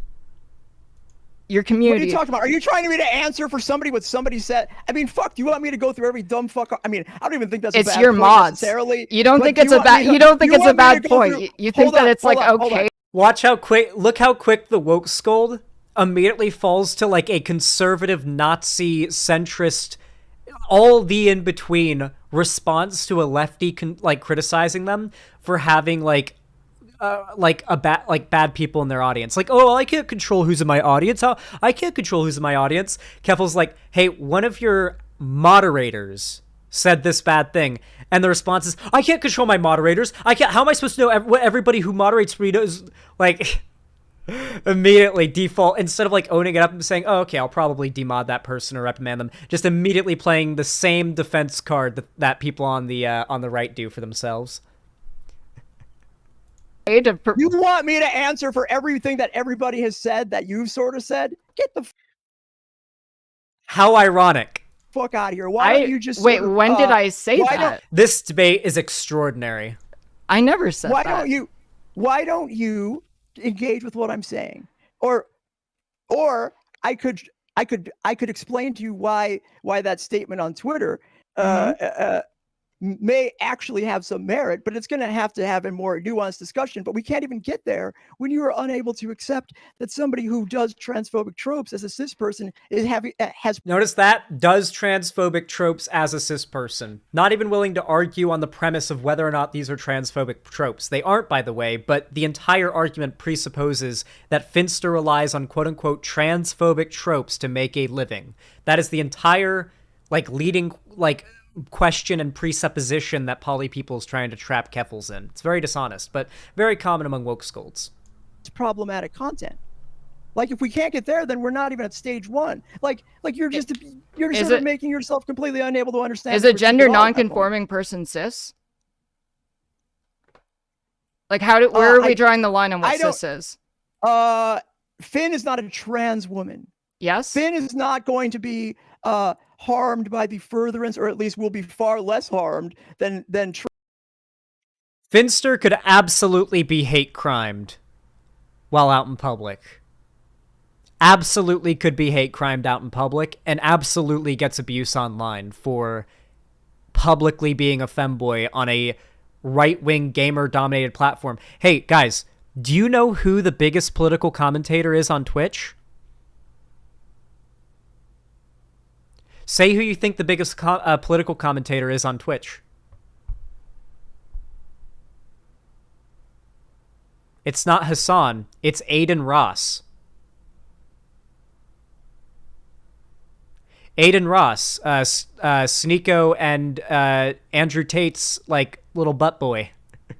That is the currently largest political commentator on Twitch. Okay, so when we're talking about a platform like that.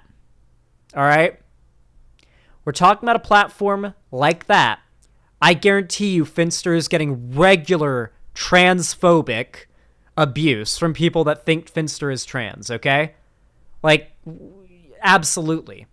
Just because Finster is open about being a cis guy does not make him immune to the nonstop barrage of abuse. Anybody who is not perfectly conforming to the conservative ideal of what gender expression isn't also getting shit tons of hate from them, you know? Trans I guess people what they do all day. Furtherance of transphobic tropes. Okay. Does that make trans Finster haters be like, you will never be a woman? That's the problem. Okay, but does that make Finn cis? So if like a non. Okay, so I don't know why you're playing word games with me. I'm not playing a Finn word game. Is not a trans person. I never or said at least this. Not okay. Then what are you talking about then? I'm Are you asking trying to you to have it both define what ways here? cis is, because you're trying to use Finn as cis as a way to dismiss Finn. Yeah, but he says he's cis. He says he's cis, and he puts up on his, and the way he proves he's cis is he pins on his like Twitter or whatever. Here's my birth certificate, and I'm a man. Like one that has a two-prong effect. Is one, it says that I'm cis, but it also winks and nods to his trans audience. Look, I care about my assigned gender at birth just like you do. Like, I mean, like.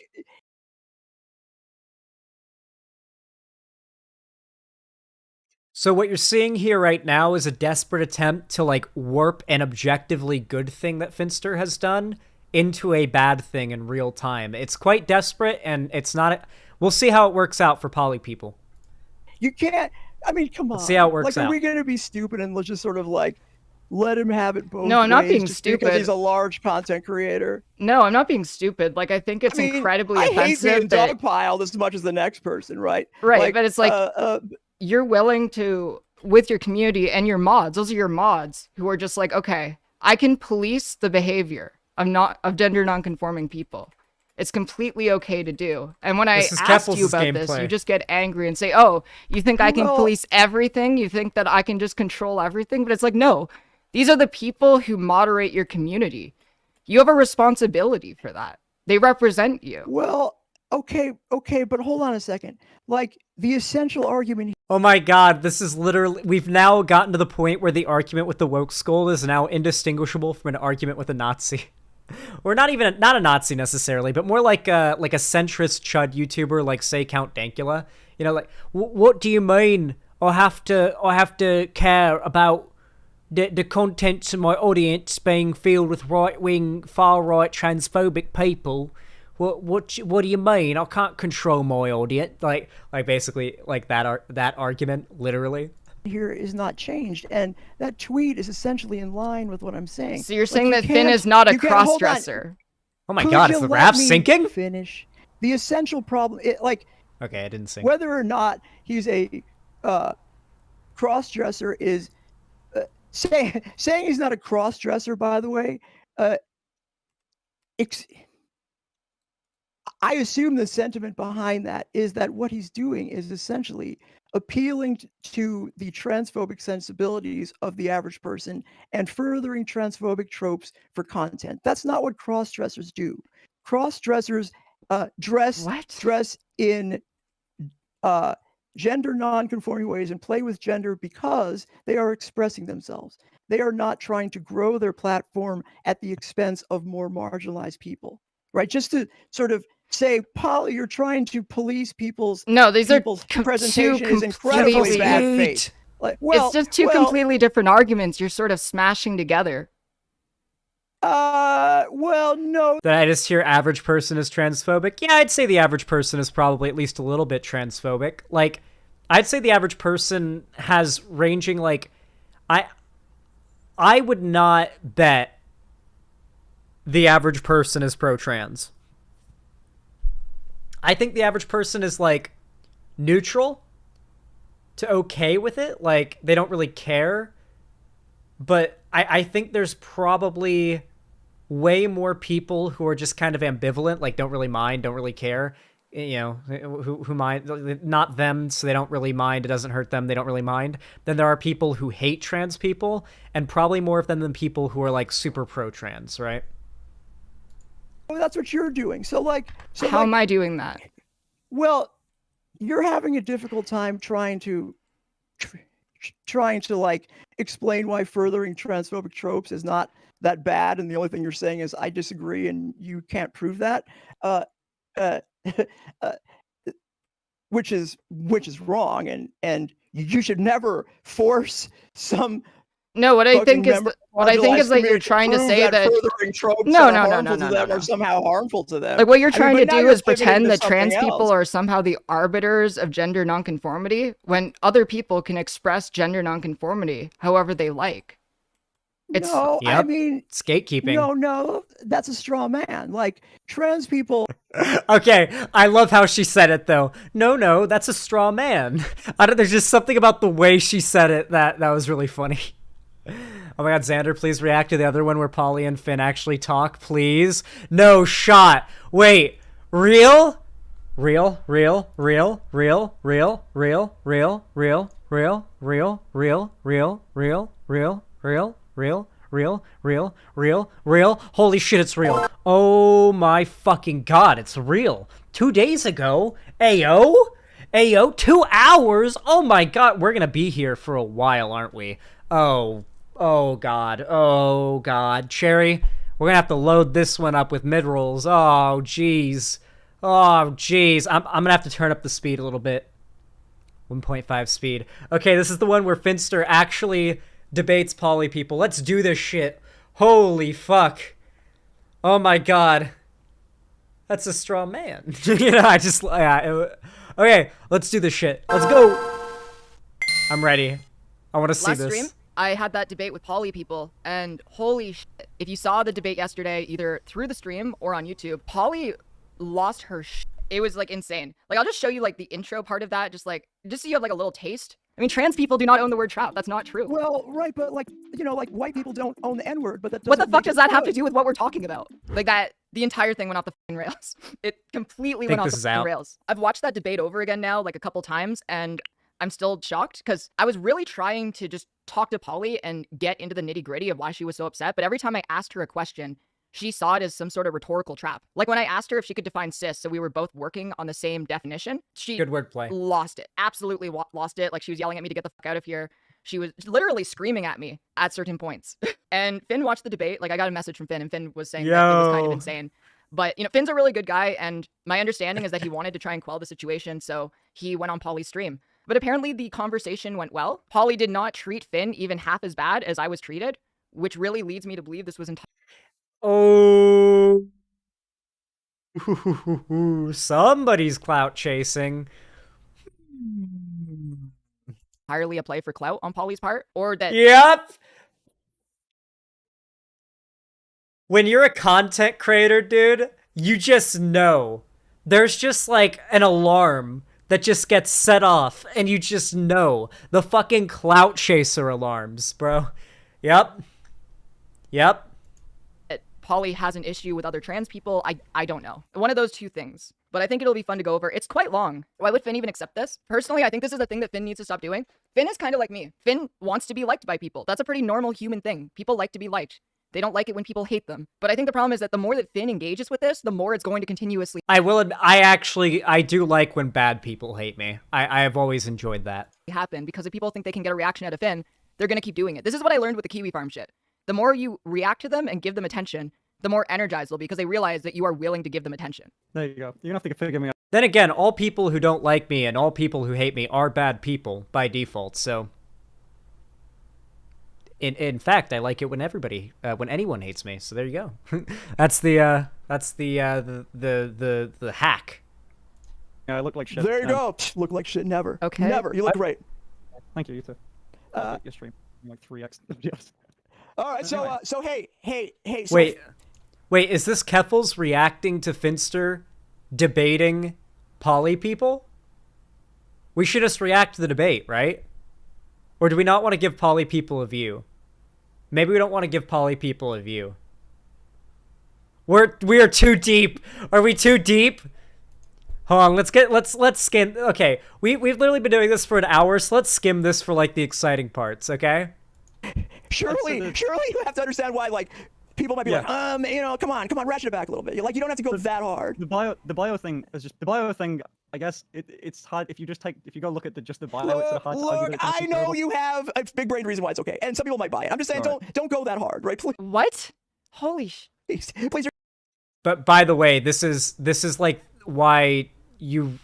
I don't really think Finster's like a debate bro, but this is why if you're not like equipped for debating, you shouldn't debate a woke scold, because they will try to talk down to you and lecture you rather than debate you. They see you as lesser than them, both morally and as a human. They see you as lesser. They see you as like a lesser person who at best is to be lectured and talked down to, which is what's happening to Finster right now. Don't let them do it. You can save yourself a lot of trouble, when you don't put like a transition timeline, or here's my birth certificate. Well, like, that's like, get out of here, dude. Yeah, the birth certificate one was funny, and I maintain that. But the trans timeline thing, I didn't like. That wasn't meant as that, and because there was a bit of a misunderstanding there. Like, or the egg jokes. People had an issue with the egg jokes. Yeah, right. I mean, come on. Well, that's my chat though. That's not me. That's my chat. We're right. What? Oh my god, my chat jokes about me being an egg. I actively like disincentivize it too, but like, I'm sorry if you've got, guess what that means? Hey, guess what having an audience that constantly calls you an egg means? Guess what that's indicative of? That's indicative of having a fuck ton of trans people in your audience. Generally speaking, yeah. Yeah. Which is what I'm getting from that. That's indicative of the fact that Finster probably has a fuck ton of trans people in his audience. But they're picking up what you're putting down. I will. Like that's like saying it's not my fault. My chat is radicalized against this streamer or whatever. That's so fucking.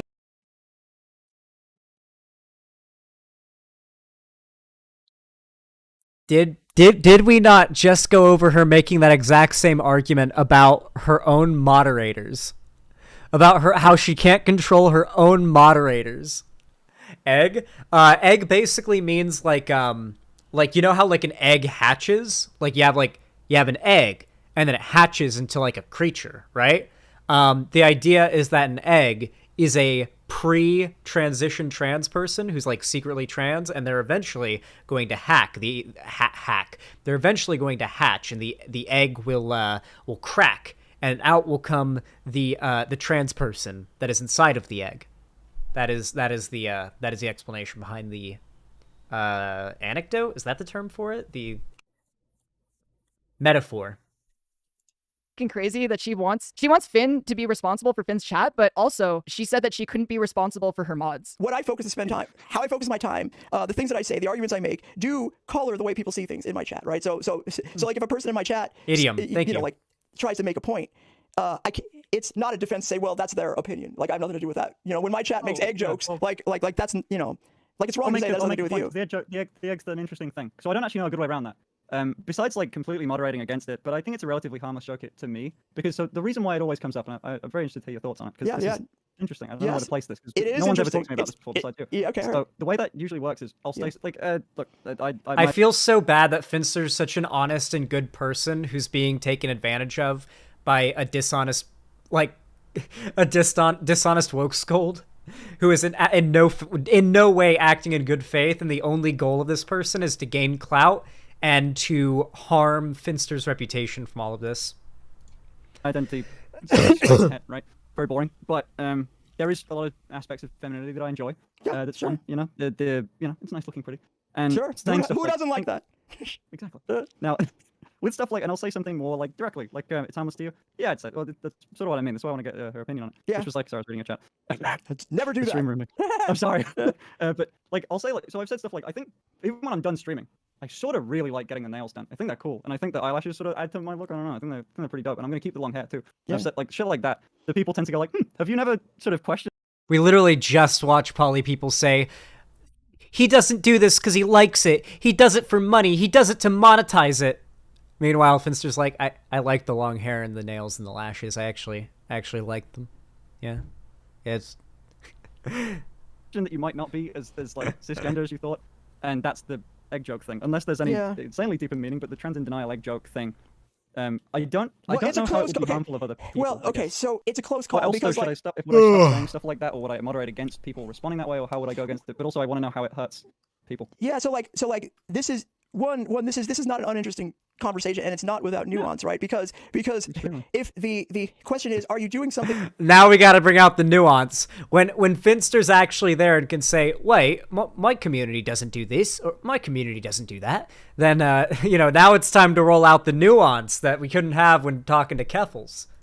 In bad faith or not, the problem with what you're doing, if it is a problem, would be more related to what you're doing looks essentially like what an egg would do. Like I could. Wait, is she not going to answer the question again? Okay, she doesn't even have a point. I'm done. All right, it's just it's so nebulous. It's all just meant to be gatekeeping and moral superiority, okay? Keffels is based, Finster is based, I am based, Poly People is not based. That is the moral of this story. And actually, no, that is the lesson to be taken from this. The moral of the story is people's gender identity and expression is none of your business and none of your beeswax, okay? Yeah, I feel like all of us on the left should have basically agreed on this a while ago, that like, as long as it's consensual and they are an adult human, you can fuck who you want, you can be attracted to who you want, you can present yourself who you want, how you want, you can marry who you want, you can be in a relationship with who you want, you should be able to have a family with who you want. All of these things should be completely allowed and accepted by society, not just legislatively allowed, which of course they're trying to make not the case right now, but also socially allowed, right? Because, and the right loved to do this back when they were a little bit more legislatively on the underfoot, back when when minorities had more rights. They used to say things like, what rights don't women have? What rights don't trans people have? What rights don't black people have? Well, now that they've taken power for some small amount of time on a broader legislative level, we can see they've gone about instituting more harsh voting fraud, quote unquote, initiatives that really just end up with them keeping brown people from voting in red states. They have basically declared war on trans and LGBT people as a whole in red states, and outside of red states. They have basically gone about, they've taken away Roe v. Wade. Roe v. Wade's gone.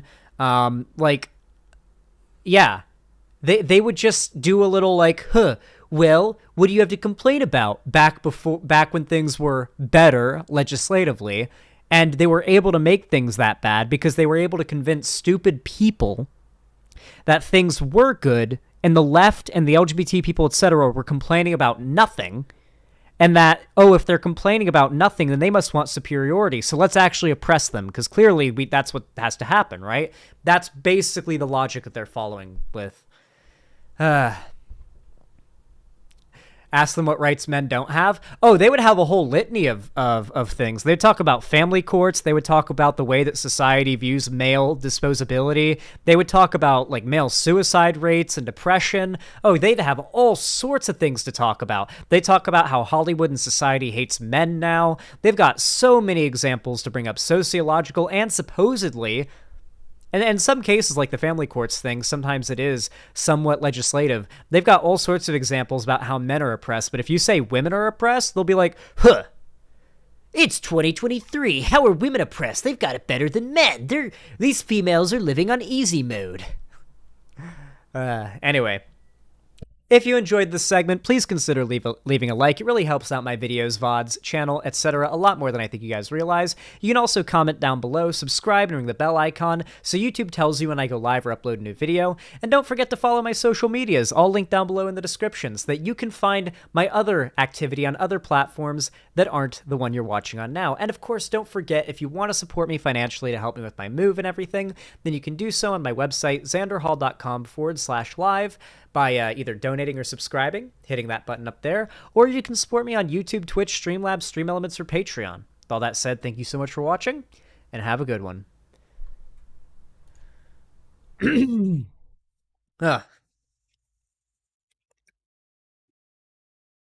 Does Luna use the cat tree? Yeah, but she's sleeping on the couch out in the living room. How many segments are we doing today? At least 8. And we've only done 2, so I'm going to be live for a while today. This is going to be a long one, guys, gals, and pals. I hope you guys are up for that, because it's going to be a bit of a long one. Casey Jackal, thank you for the tier 1 sub. I really appreciate that. Thank you for the $5. Said, joining in for the good takes on Femboy Discourse. Hell yeah. Thank you for the tier 1 sub, and thank you for the good takes. Hey, Cherry.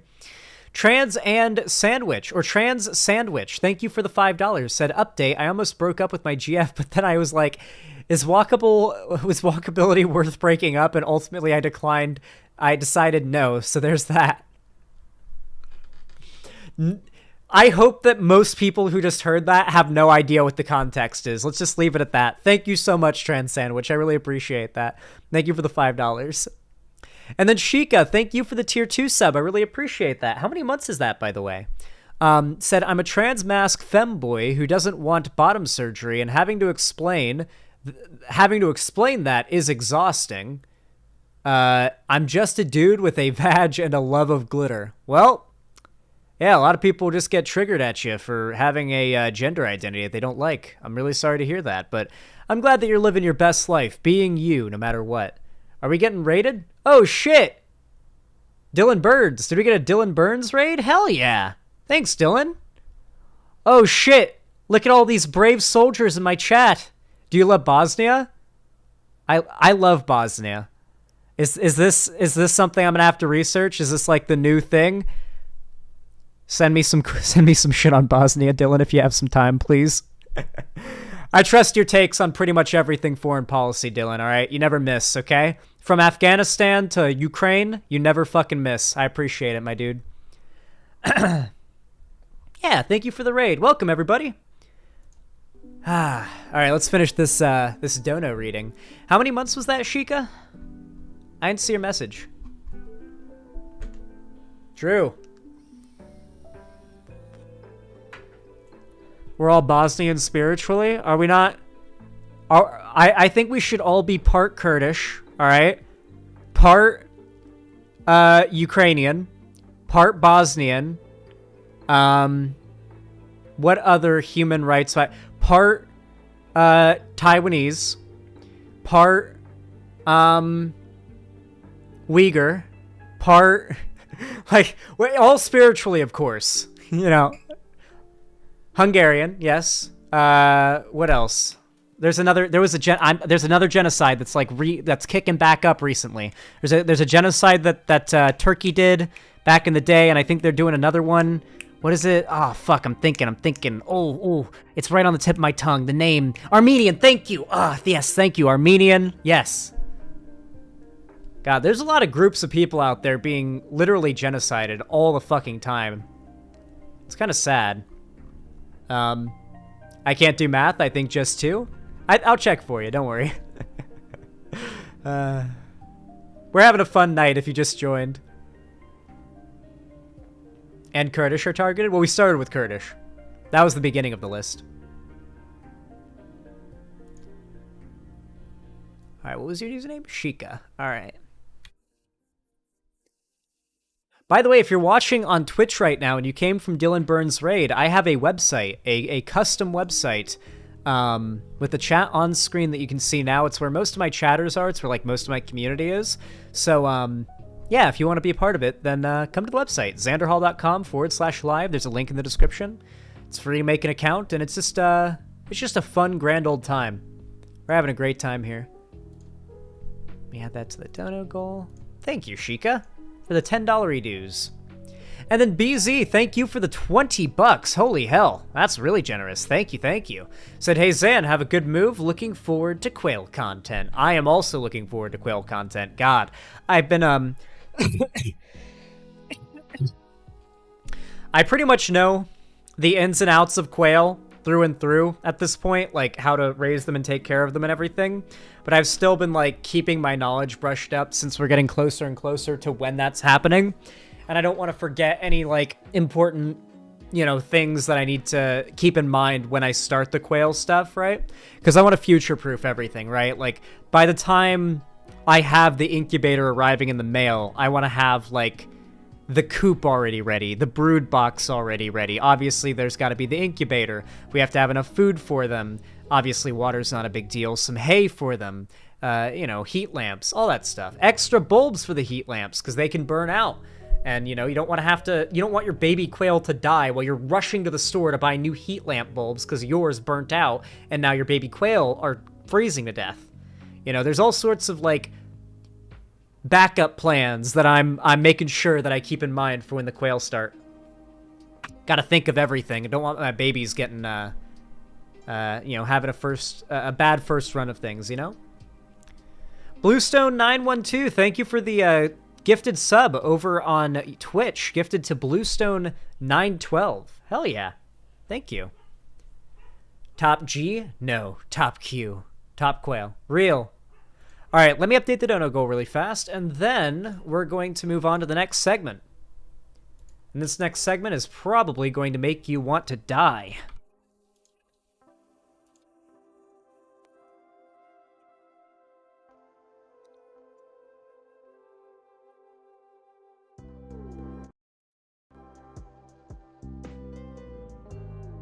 Is it Hogwarts Legacy? Not quite yet.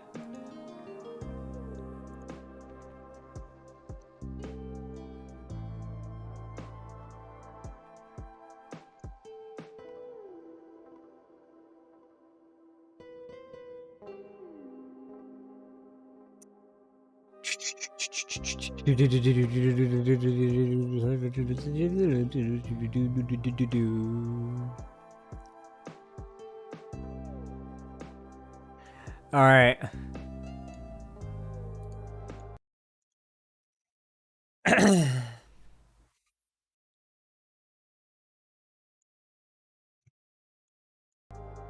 All right, everyone. You all know what to do when I say action, right?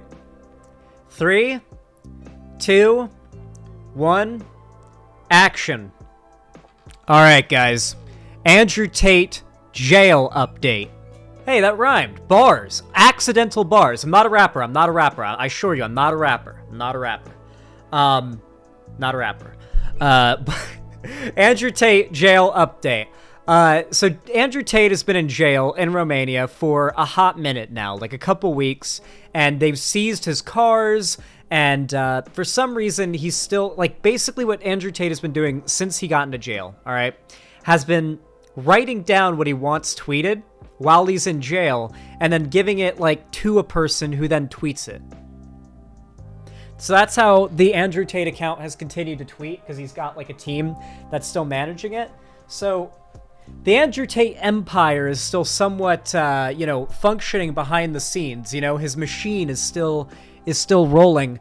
And I'm also quite disappointed to tell you that, actually, I'm definitely disappointed, but not surprised, to tell you that Andrew Tate's proudly pro-rape fans have basically rallied around Andrew Tate with more support than he's ever had, you know, as more and more of these bits of evidence of his sex trafficking, and by evidence I mean like literally videos of him admitting it and stuff like that, and talking about in detail how he would sex traffic the women, like as more of that comes out, they seem to become more and more in love with him.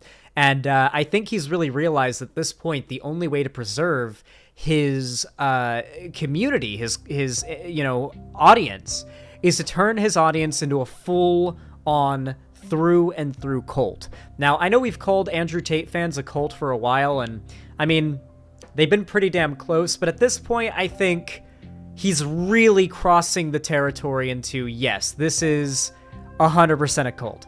So basically, he put out a video yesterday that is just extraordinary, and we're gonna watch it really quick because it might be one of the greatest things ever uploaded on the internet, not for the reasons that I think he wanted it to be, though.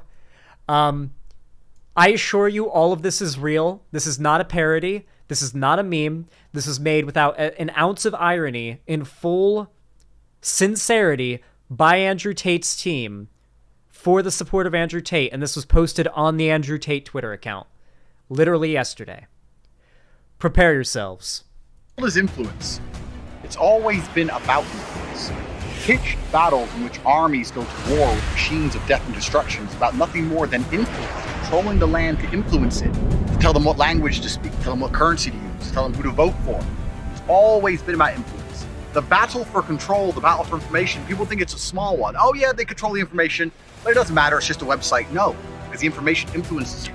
And battles for influence are the only reason there's been battles since the dawn of human time. We're now living in a world where there is an endless battle ongoing for your mind. They're trying to control what you see. If they control.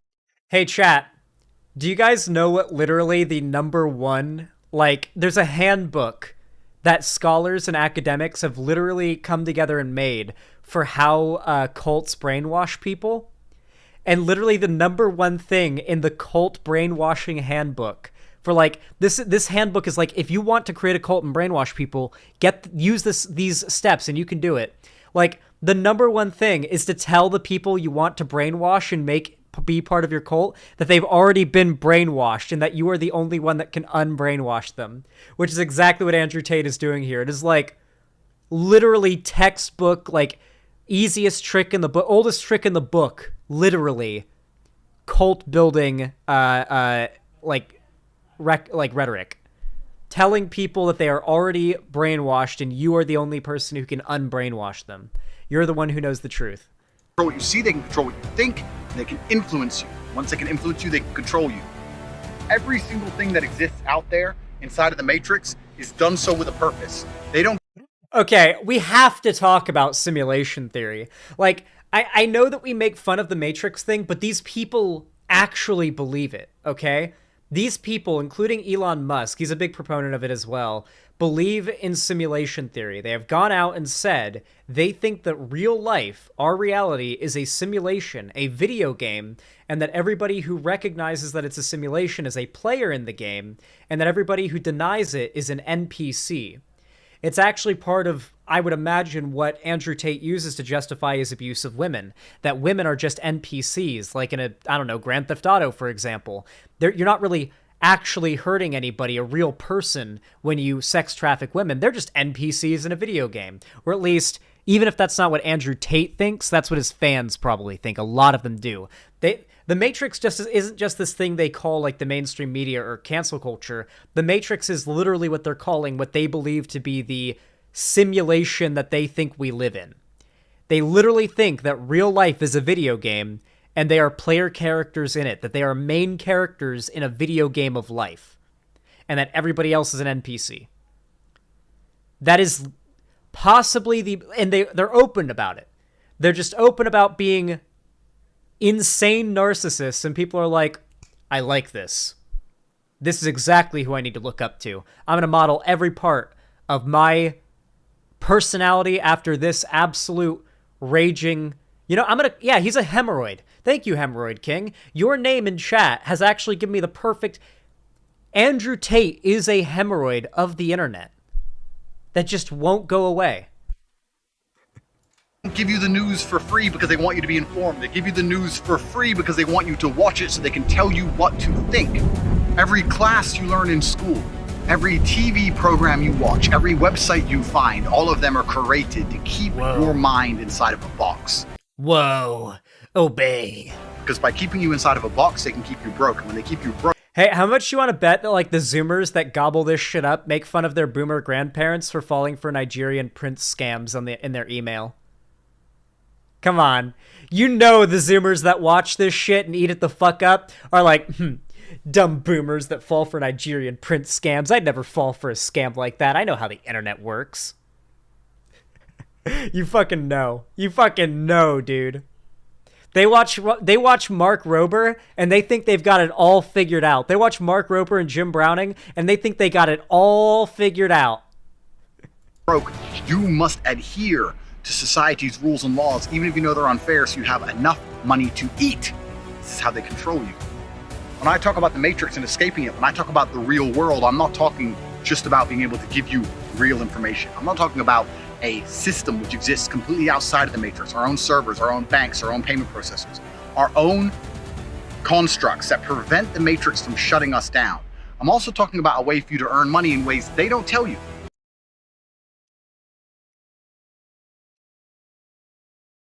Dude, it's all young, impressionable, dumb kids falling for this shit.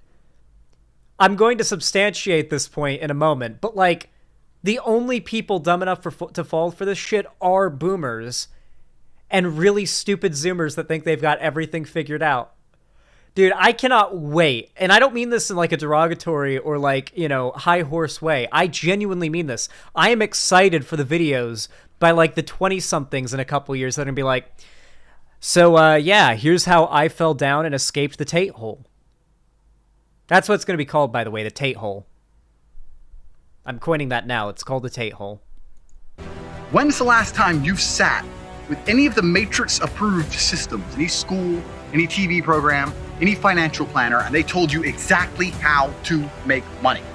They don't tell you that, because once you're rich, you're free. And this is why they cannot have you earning money. This is why you must stay inside. The thing is, there's like a small, tiny shred of truth in this, and that like the capitalist ruling class does not want you to be wealthy. There is a reason why they take advantage of your labor value, right? In order to make profit, right? There's a grain of truth in that, but he takes this like, there's secret ways of making money they don't want you to know about, and you're going to figure it out, and you're going to become rich, but you have to pay me and pay for my private lessons to figure it out. It's like, okay, it's literally just a pyramid scheme. This has literally been like a known, confirmed pyramid scheme for a while now. Out of your fucking box. This is the whole point of all of it. The real world is something that I have built. It's something I was planning for a very long time, and after they canceled me, I accelerated my bro thinks he's God plans. The real world uses its own servers hidden beneath the mountain. Armed guards defend them. The real world has its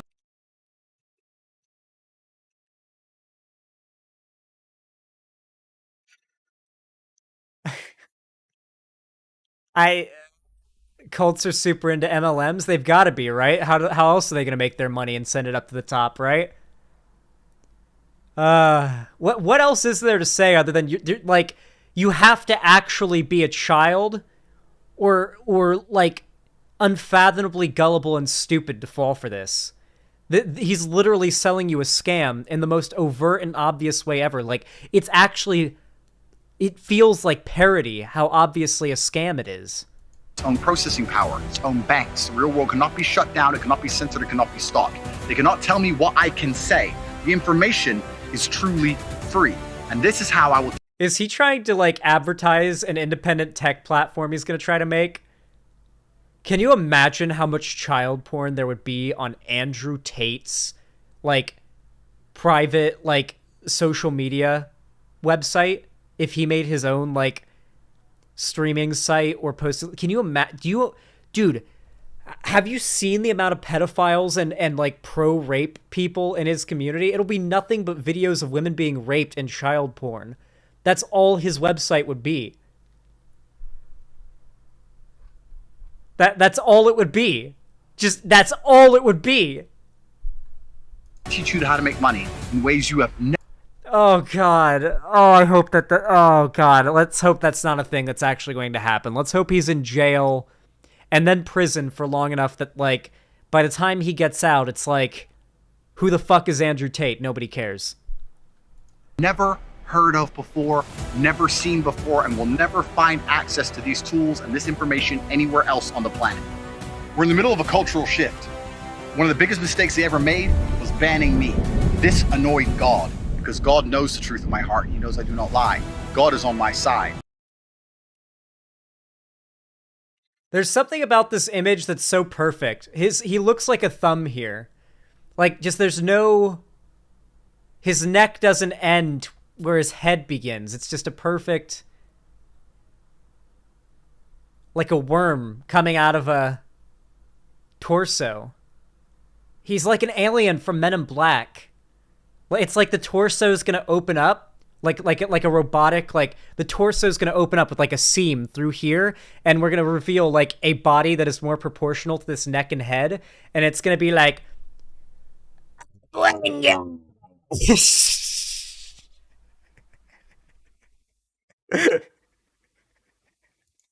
Elon now has control of Twitter and is opening up people's minds to free information. Meta, as a company, is tanking. Mark Zuckerberg went from the 3rd richest man in the world to the 29th richest man in the world. YouTube stock is down. Rumble... Not bringing up Elon Musk, huh? Not talking about Elon Musk. Where I am, the stock is up. People are starting to understand if you want the truth. Where I am, the stock is up. But what he means is his imagination. He literally means... He's literally tweeted that in the real world, he is free from jail. He literally means in his imagination... And in his fans' imagination, he is all up on all of his investments. You have to go to other platforms, and other platforms are starting to prosper. By the way, they seized like almost all of his assets. Like, he's lost all of his cars. They impounded all of his cars. They, like, seized a shit ton of stuff from his compound. I think they seized the compound. Like, bro's not, like, bro's stock, bro's value is definitely going southeast, not northeast, okay? Across the internet, information is becoming free again. Influence is diversifying. The matrix is cracking. And if you want to escape...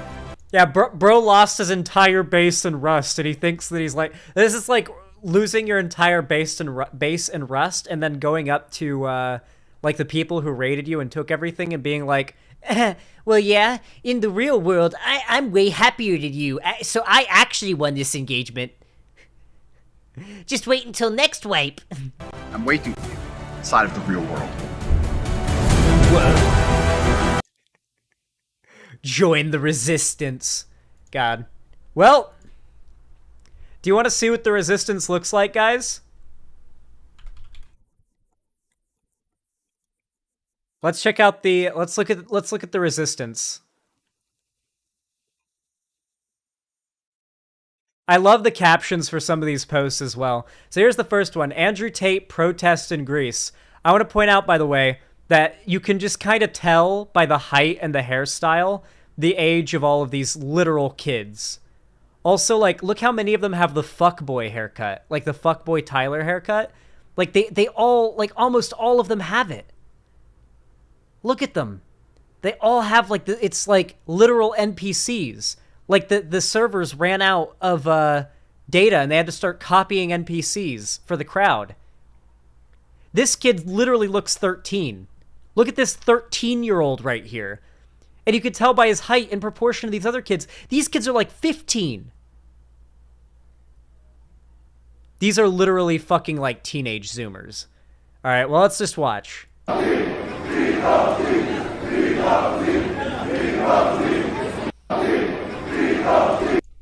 So that's them marching in Athens, Greece, chanting Free Top G.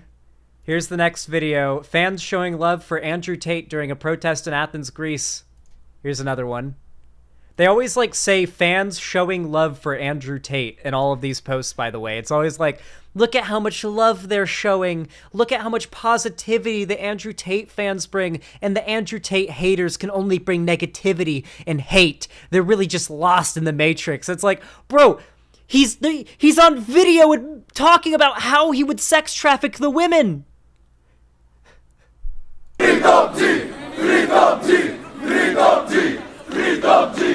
God, you can sense, like, the lack of pussy, like, emanating off this video. Like, I feel like the amount of times that I've had sex is actively decreasing every time I hear them say Free Top G. If I hear this enough times, I will become a virgin again. Free Top G! Free Top G! Free Top G! Okay, that's a little scary. I want to be very clear here. All of these guys are very aware of the evidence that is out on Andrew Tate. They think it is good that he is a rapist and a sex trafficker, okay? All of these guys are potential rapists. They're on the street chanting for the freeing of a sex trafficker, an admitted sex trafficker and rapist, okay? I'm not saying these guys don't have hope for them and they aren't going to end up breaking out of it eventually. Many of them will. But they are really buried in it to be at this point.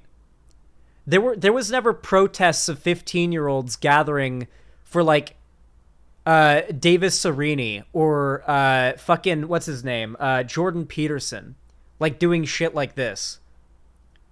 This is definitely a level of cultish worship that Andrew Tate has not necessarily been the first, but definitely the biggest to achieve in the MRA, like, red pill community.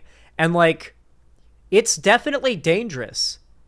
Andrew Tate could probably just tweet encouraging a lot of these people to engage in violence, and they'd probably do it. A lot of these kids don't understand the consequences of their actions, and a lot of them literally think life is a video game, and everybody that they could potentially hurt is an NPC if they don't agree with them about it. And you don't feel bad about killing NPCs in a video game, as they oft say. I've seen them on Twitter talk about how, guys, nobody feels bad about killing NPCs in a video game. Like, they say it. they say what they think. Anyway, yeah. Pretty fucked. Pretty fucked. I don't know. I don't know if the Andrew Tate sex trafficking thing's gonna end him. With like Twitter now being basically no deplatforming other than for like lefty figures at this point, and YouTube basically no longer enforcing their moderation at this point, allowing hate groups to advertise on the platform with no pushback. I don't know. TikTok basically has like no moderation at this point. YouTube doesn't care about Tate stuff being reposted on their like shorts. I don't think Andrew Tate's going anywhere unless he ends up spending real time in prison. And he's got a lot of money.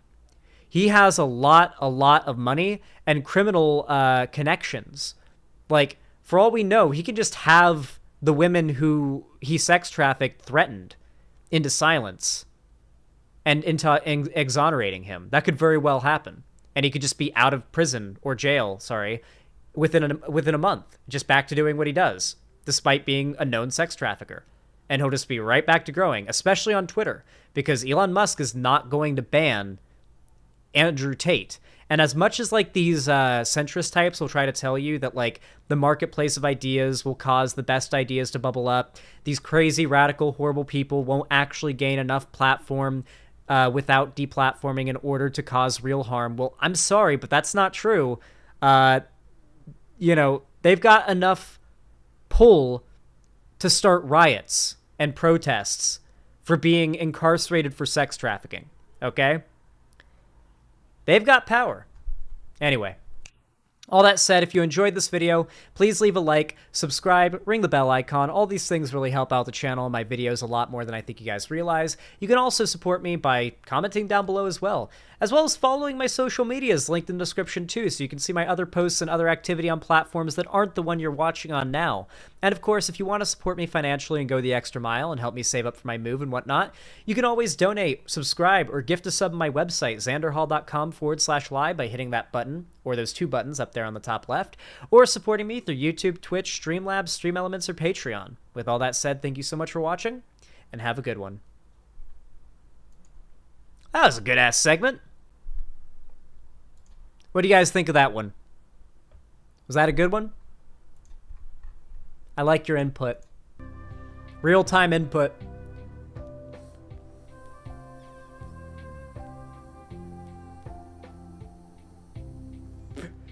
Hey, Holic Master. Top X, banger segment. Thank you, guys. I appreciate that. By the way, for those of you guys that don't know, Holic Master in website chat is the one behind my banger theme song. Let me play a bit of it right now so you guys can hear it. I wait, but it never really comes. The answer to my name is not just a symbol or a target sign. The spell that attracts all who speak facts online all the time. The answer to my name is not just a symbol or a target sign. A force that compels all to rebel from all that shackle finds. Goes so fucking hard. Goes so fucking hard. That's Holic Master's creation right there. Absolute banger. Absolute banger. I think I've heard this before. We've probably heard it on my streams, because I play it as my theme song for every single stream. I don't think I've ever not played that song at the start of a stream. Like, ever. Once. A single time. Like, have I ever not played that song? I'm pretty sure it's just been consistent with that. Excellent bop indeed. Alright, time for the next topic.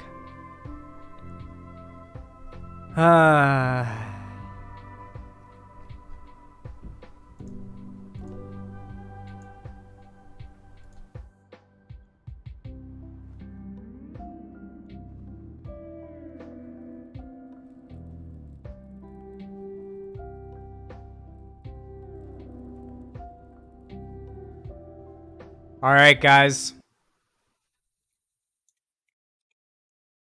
We got an interesting one here, okay?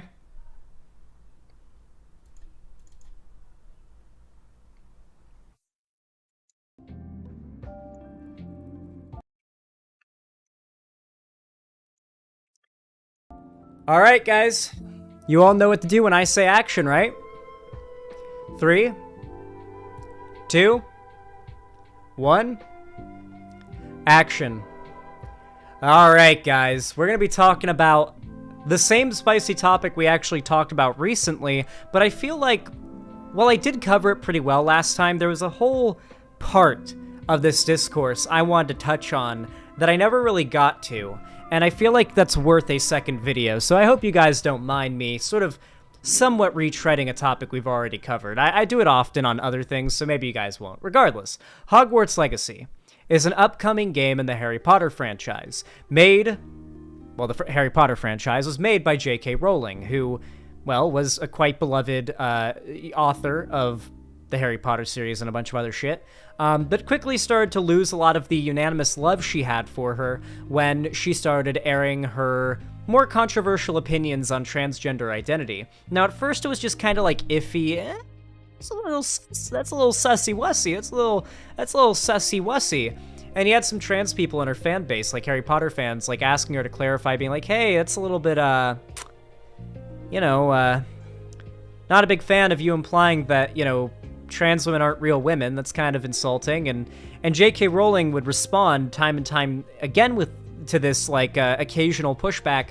And some of it would be over the top for sure, I have no doubt. But she would respond to this pushback over and over again by escalating her rhetoric, her touchy rhetoric in regards to trans people, until eventually she dropped this massive manifesto that just pretty much was her outright saying, I am a TERF and I am proud, right? For those that don't know, TERF stands for Trans Exclusionary Radical Feminist.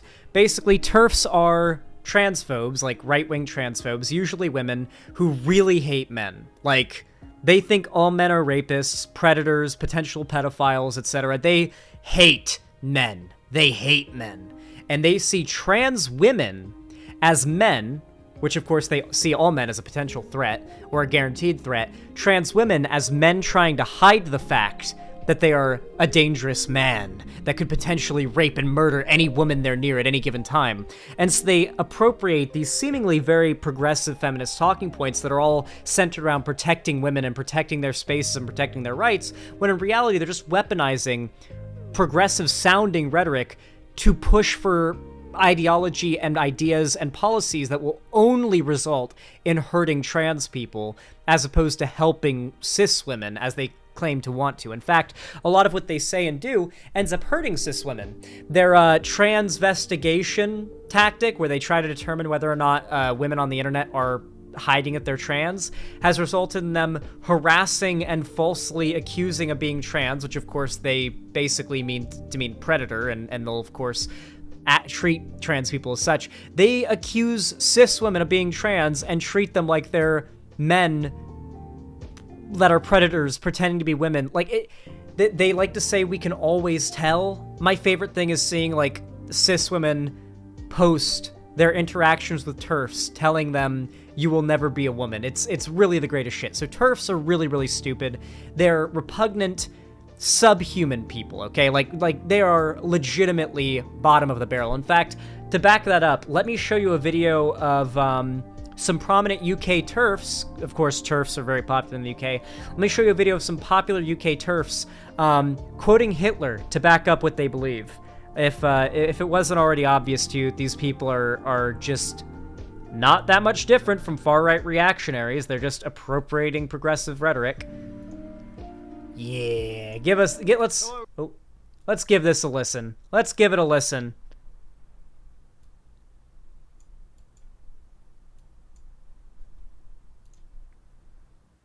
Gotta press M to make Middle Earth go away. Lie.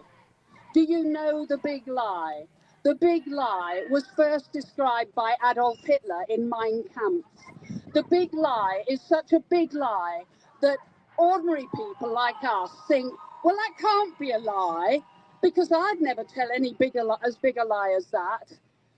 We only lie in small ways. The big lie, well, there is one big lie going on, and it was begun by men in the early part of the 20th century. It was began when they had an erotic fantasy, and they decided they were going to sell us the big lie. And what is the big lie? The big lie is trans women are lie. So Repugnant. Truly repugnant. These are not people. They have forfeited their personhood long ago, okay? With that said, J.K. Rowling is friends with the people you just saw there. She has also befriended a few British open neo-Nazis that are quite known for being British neo-Nazis because they agree on trans people being a degenerate, evil threat to society. This is not somebody, J.K. Rowling is not somebody who just, like, doesn't like trans people, thinks they're icky, doesn't agree with them or whatever. She thinks they are a threat to society and thinks that threat needs to be stopped. So, Hogwarts Legacy is a very, very anticipated upcoming game in the Harry Potter universe. I'm probably going to play and stream it. But let's just say I won't be giving J.K. Rowling any money. I'll leave it at that. And it looks promising. I'm sure the devs behind the team are good people, and I'm sure the the people who did most of the work behind the team or behind the scenes are good people. However, I've seen a little bit of just some interesting takes circling all of this. So on one hand, you've got people arguing that you have a moral responsibility not to buy this game. Because if you buy this game, you are giving money to J.K. Rowling. Now, it doesn't just end at that, okay? It's not just the principle of giving a transphobe money. J.K. Rowling has gone out and said that the money that she makes off of the proceeds from Harry Potter products, as well as the continued support she receives for her products, she sees as validation for her positions, and she also uses that money to further her anti-trans causes. So as much as I hate to admit it, the sales of Hogwarts Legacy will be going to support anti-trans causes, much in the same way that buying Chick-fil-A goes to their funding of conversion therapy camps back in the day. Do they still do that? I think they still do that, right? Is that still a thing? I think that might have been like a 2000s thing and not still a thing.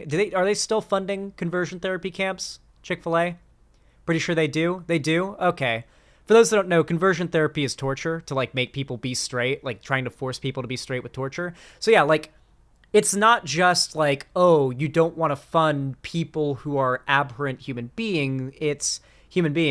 It's like, oh, the money from this is going to support movements, causes, and institutions that are actively vying to take the rights away from trans people. And they are doing that. They are, like, look at the bills. We've covered them on this channel. The Don't Say Gay bills, the forced detransition bills they're trying to do for people up to the age of 26 years old. Like, they've completely foregoed the idea that they're cool with people transitioning as long as they're an adult. It's up, they're expanding the age range up to 26, and eventually, I mean, in some states, they're trying to make it fully illegal.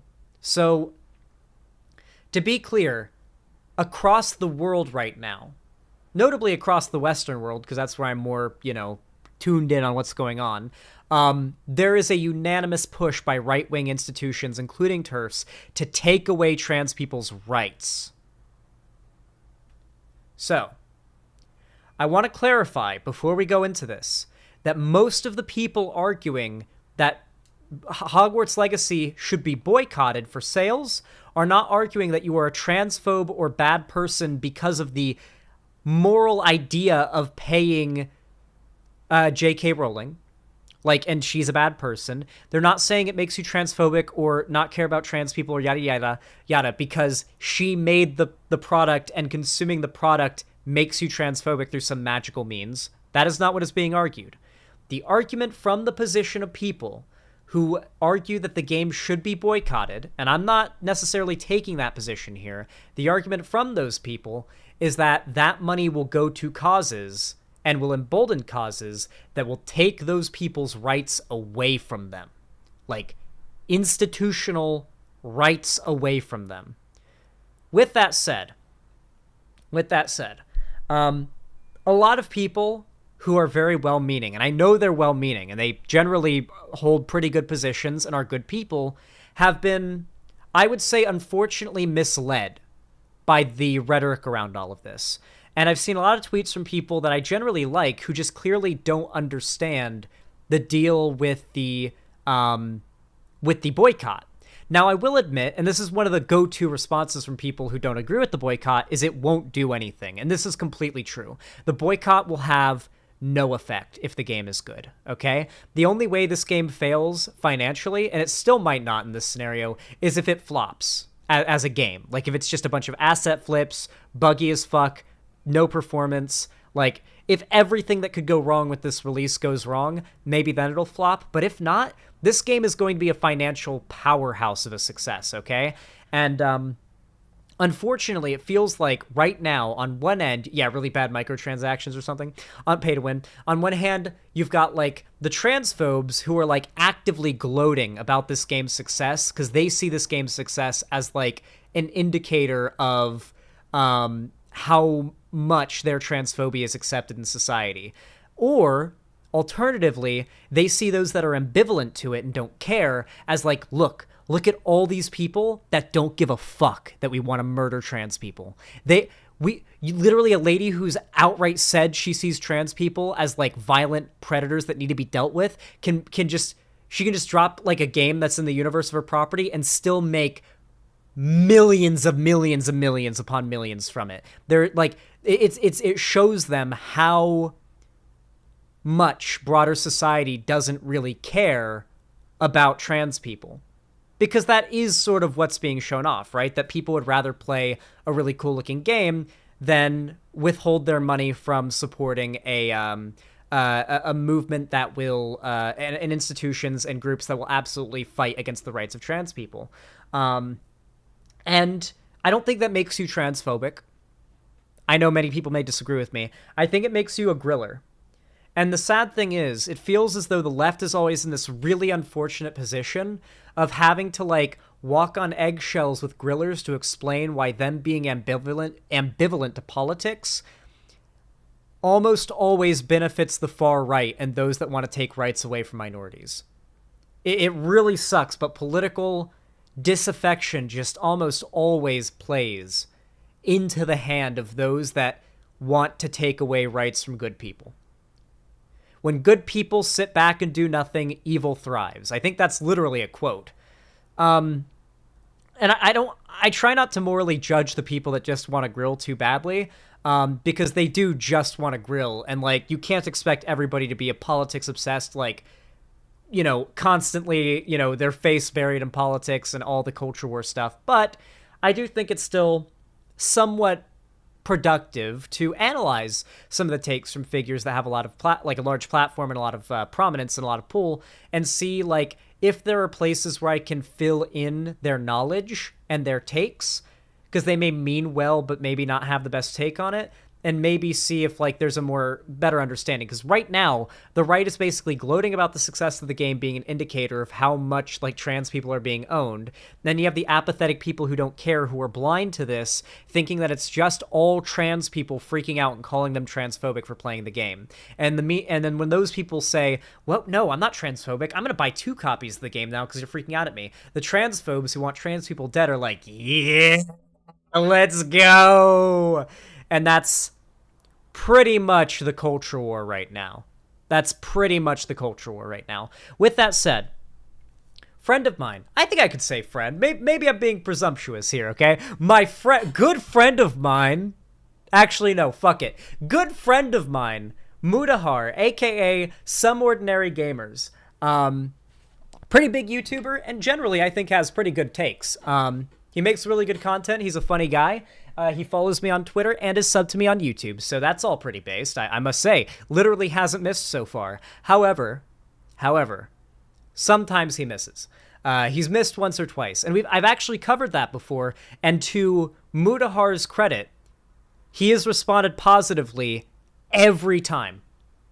Like, every time he was, like, super chill and was like, really? Wait, I didn't know that. Oh, okay, my bad, man. I didn't even know that. And, like, was just like, oh, cool. Yeah, and that was it. Like, that's literally how he found out about me, was I made a video, you know, obviously, because I don't think Muda's a bad person, I didn't go hard on him. I did a video constructively criticizing a video he had done on Pepe being a hate symbol, or being labeled a hate symbol by the ADL. And it wasn't a great video. He kind of missed the entire part of the ADL's thing for Pepe where they say context is very important, and Pepe is often used in non-racist, non-bigoted contexts, and is important to analyze the Pepe in question, how it's being used to determine whether or not it is being used in a racist nature. Like, they literally just, like, have, multiple paragraphs breaking down, like, exactly what everybody, like, what Muda said, even, in his video. And I was like, Muda, the ADL thing about Pepe literally says this. He was like, oh, really? Okay, my bad, man. And he completely was cool. So, yeah, Muda, from every experience I've had with him, has been a totally chill guy, and I like him, and I like his content. And I know that he's not transphobic. So with that said, we're going to react to his video on the Hogwarts Legacy boycott and see if, like, it's not going to be me criticizing him for his position on it, whatever his position ends up being, his final position, like whether or not he'll buy the game.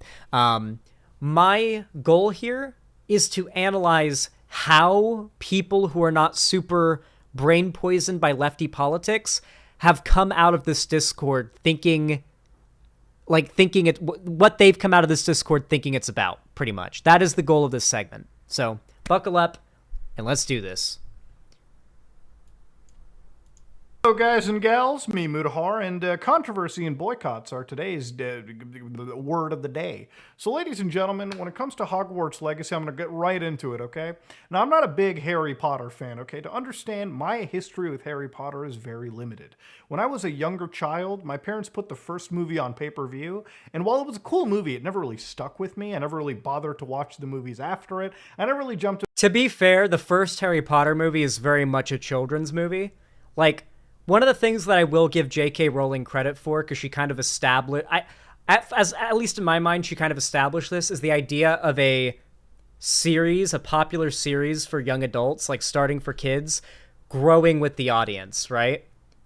Like, you might have started reading Harry Potter at 12 years old, and then finished reading the series at 19. So are the characters. The characters have gone on that same journey of ages. And that's fairly well portrayed.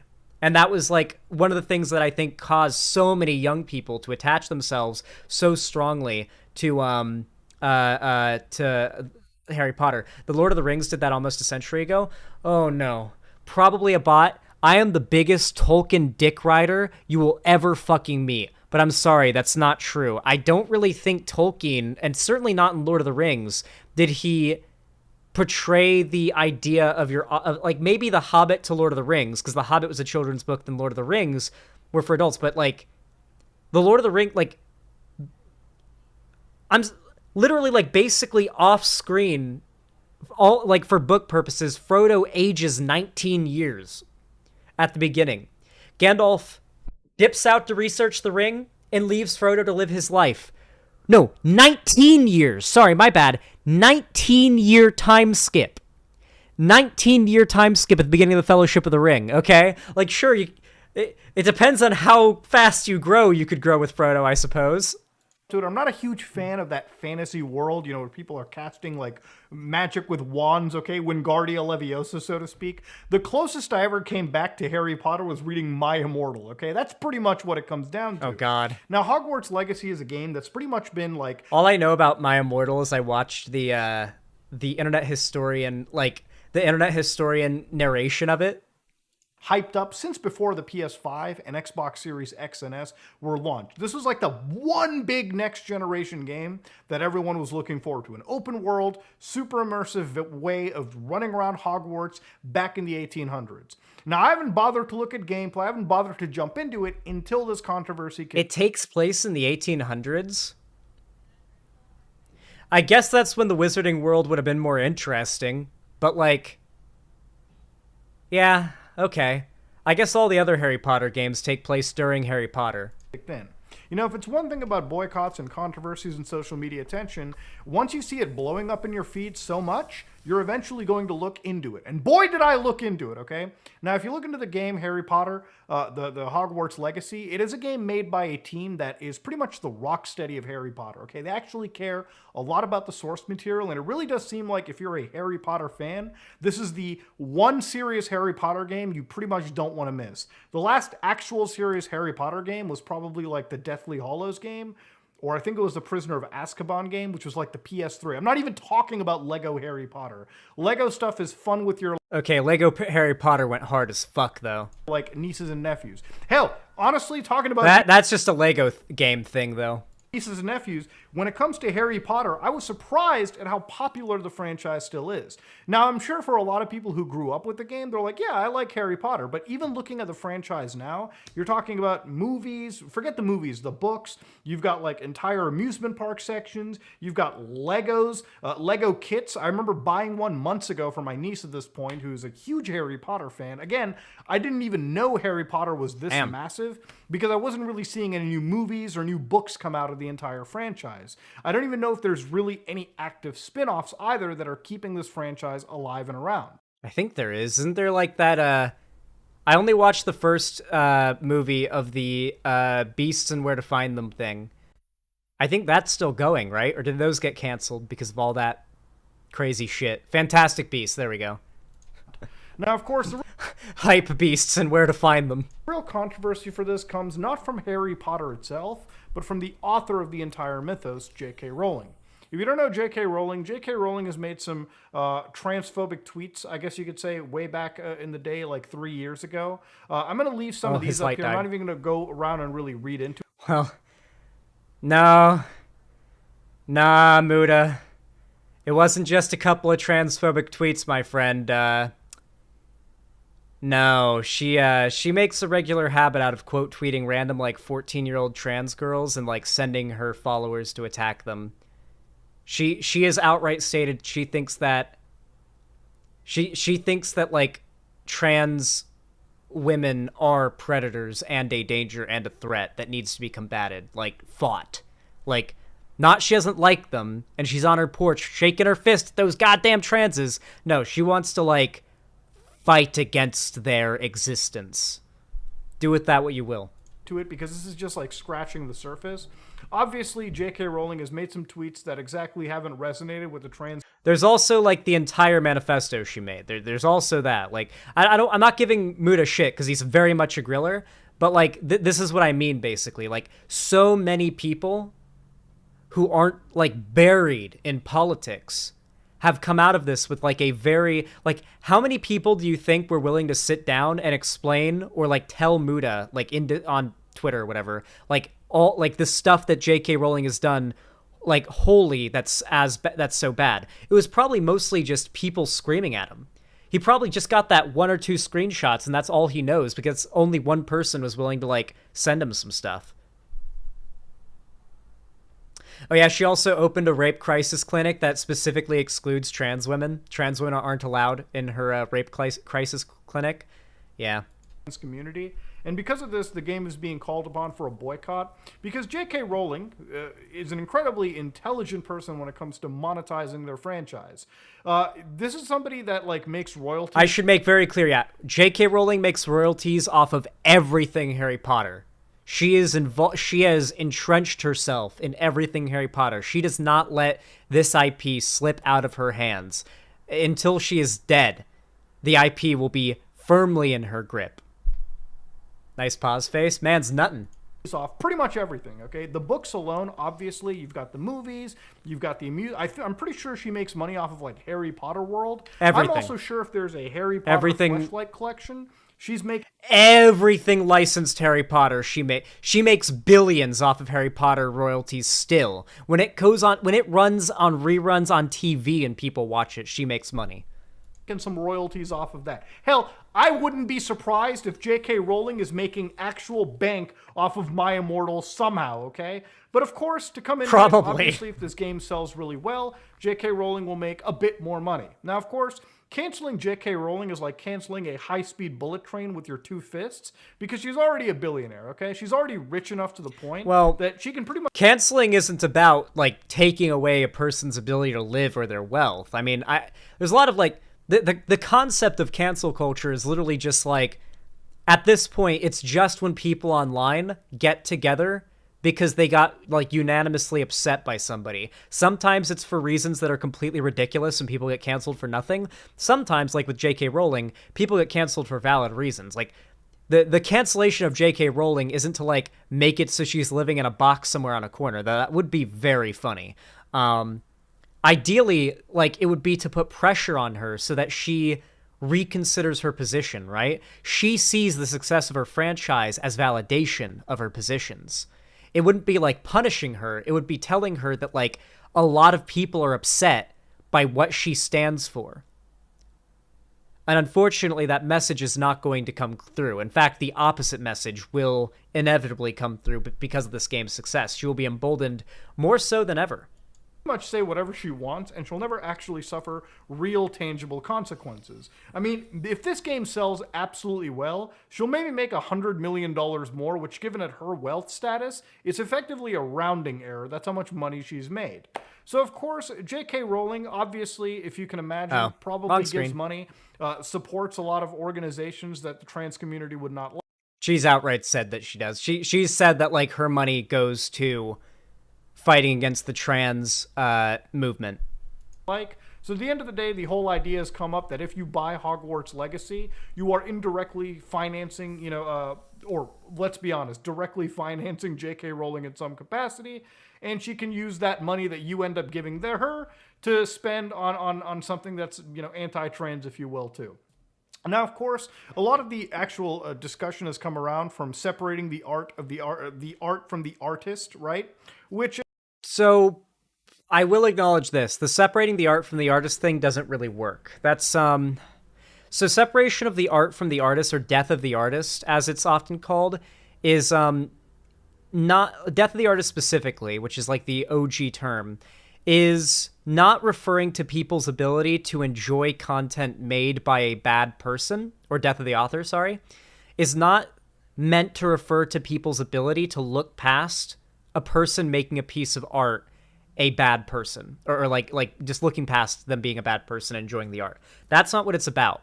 Death of the author is a literary analysis tool, mechanism, I don't know what the term is, a method through which you ignore what the artist or what the author might have intended, or what the author's known worldview is, to analyze art on a more objective level, outside of what even the subjective takes of the artist itself might be. So people kind of misuse that term a lot to refer to like being able to enjoy media that was made by a bad person still. Is this what Lindsay Ellis said? Yes. I think we reacted to that video on stream way back, actually. But yeah. A more updated article on the plot of Harry Potter Hogwarts Legacy. I don't want to be spoiled on it. We're just gonna like, if anything, I'll stream it and we'll do like a trans charity while streaming it. Like just take a little chip out of the bucket of how much the game's success is going to hurt trans people. God. The goblins that run the bank are literally Jewish caricatures. Isn't there literally a scene in one of the Harry Potter movies where they go to Gringotts and there's like a massive Star of David on the floor? Apparently, like, that bank already had it on the floor where they filmed it, but, like, it's unfortunate coincidence. Again, is an argument that I've seen come out from time to time around anything. It's almost back to the whole, like, Activision Blizzard scenario, when a lot of the really, really insane stuff was coming out of that, where people were like, let's just boycott a lot of these big games, like Overwatch 2, Call of Duty, which ultimately didn't go anywhere. Diablo 4, which is currently coming out. Even after all that controversy, I'm pretty sure Diablo 4 will still sell like hotcakes, no matter what happens. It's something to look at with a lot of these boycotts, is they almost never actually go through. Now, of course... Well, it's because gamers are stupid. And I mean this, like, through and through. Gamers are stupid.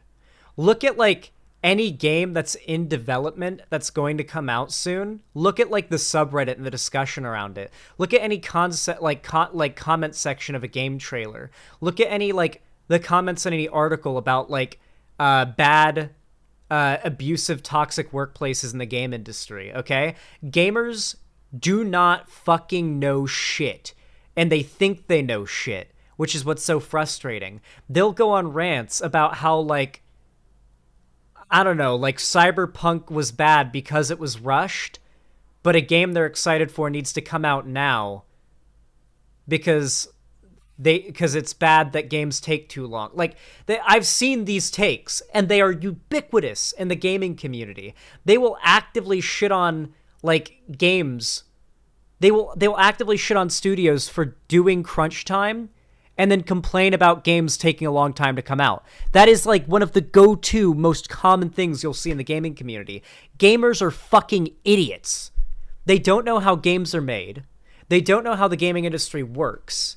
They project how they think it works onto others, and they talk out of their ass and pull facts out of their ass they think makes sense. I mean, I have seen more pseudo-intellectual gaming development takes than I have seen like political hot takes online. I'm not even kidding.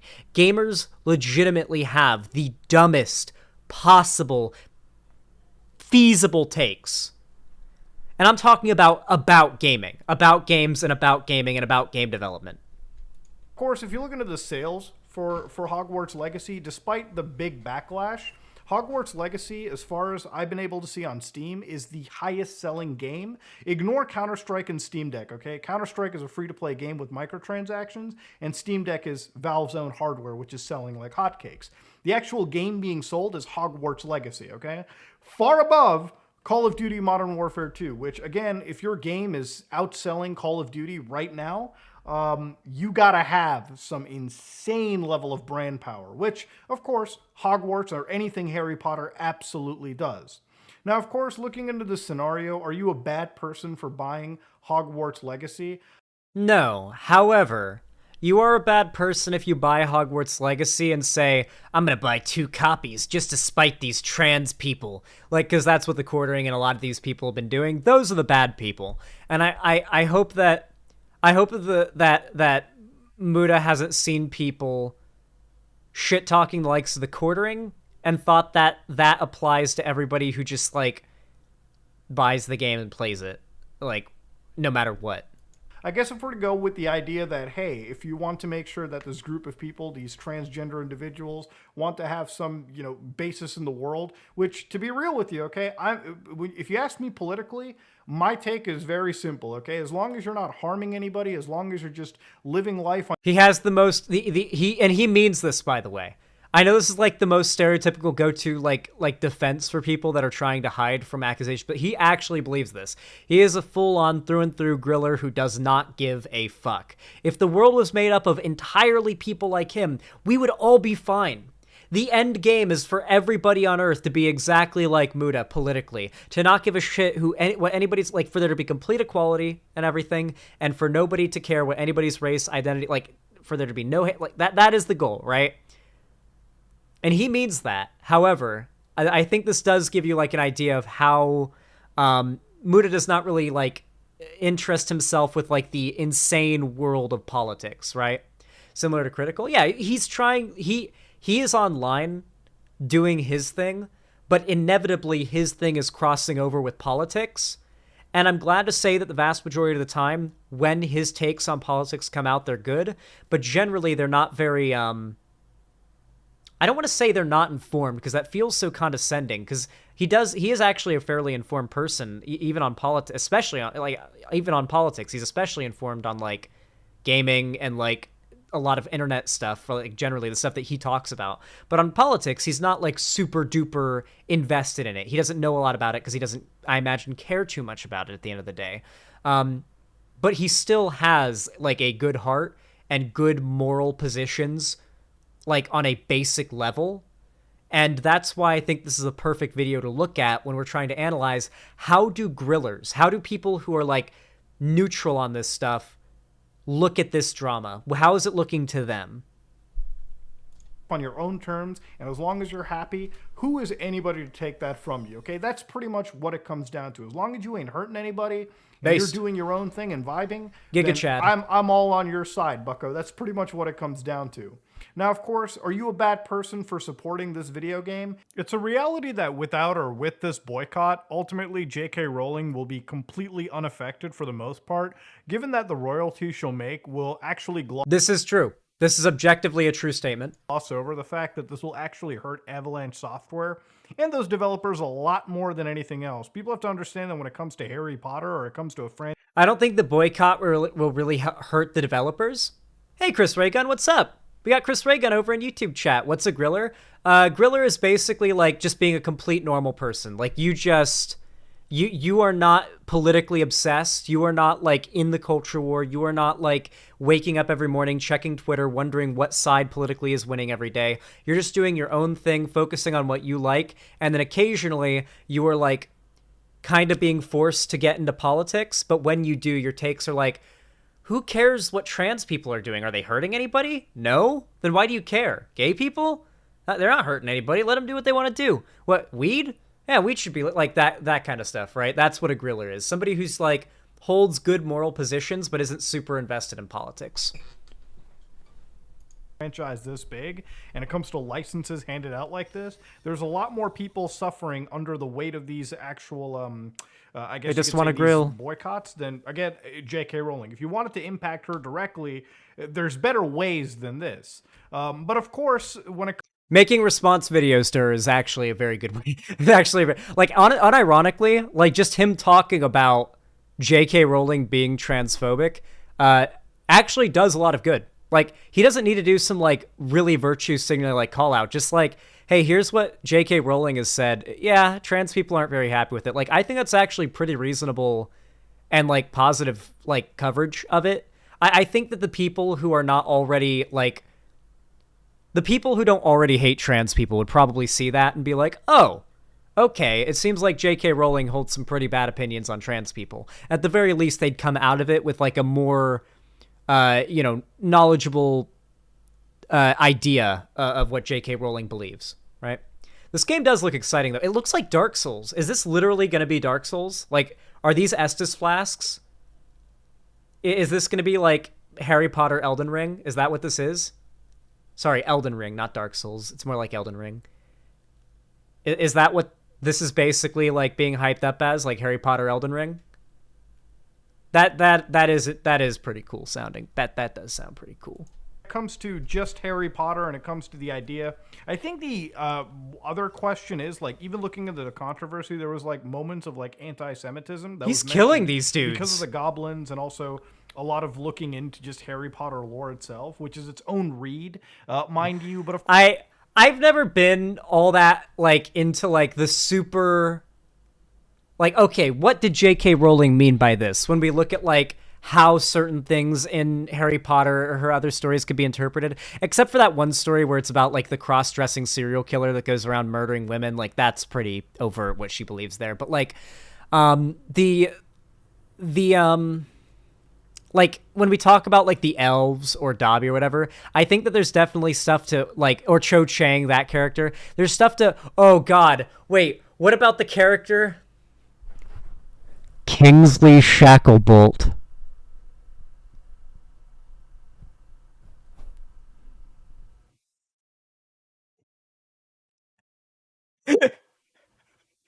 Google him if you have to. Shackle, like shackles that would be on your arms, by the way. Just, yeah. Of course, looking into the controversy for a lot of these situations, as long as the game isn't necessarily pushing anything negative within its own storytelling, then I think it's truly safe to separate the game or the art from the artists themselves, especially if you know deep down this boycott isn't going to financially hurt the actual person that they want to target more than the people who are creating this one piece of media together. I think that's the really interesting part of this boycott that I look into it. Versus other boycotts, like, I don't know, say Activision Blizzard, where like directly the focal point was to actually harm the company or make a message known for a lot of their bad practices within the company itself. This is clearly somebody who is well detached from this game production itself, and the only connection they have is literally because of the IP. No, my understanding is that J.K. Rowling has a very, very strong input on everything Harry Potter related. Like, I'm pretty sure every major lore thing, every, like, boss, all these things would have had to cross her desk and be yes with her say-so. She is the arbiter of what gets to be Harry Potter. Like this game and everything in it is basically being canonized by her endorsing it. So, like, she definitely knows what she's canonizing with this. That they have made and they continue to receive royalties, fractions of money from, obviously because of licensing agreements. They aren't responsible directly for making a lion's share of the money. It really seems like, obviously, the big share of the money and the big share of the profits are going to be for Avalanche and the publishing teams and the teams that are... I hope so. I do want to say, though, I don't think devs are paid in accordance to how well the game does on launch, right? Is there like a bonus that devs get if the game like sells like hotcakes on release? Not really? No? Yeah, because I keep hearing this claim that like boycotting the game only takes money away from the studio and the devs, but like, for one, the devs have already been paid their hours of working on the game, regardless of whether or not the game does well, even though the game's going to do well either way. I don't know. Dev bonuses are often tied to Metacritic, sadly. Oh, brother! Stinky! Oh, brother! Oh, is that real? Imagine your bonus is based on what Metacritic rates the game you worked on. Oh, God. Oh... I guess I'm glad there is a bonus, because I didn't know there was one, but still, the fact that it's based on Metacritic rating, oh no, stinky. Are behind this game as well.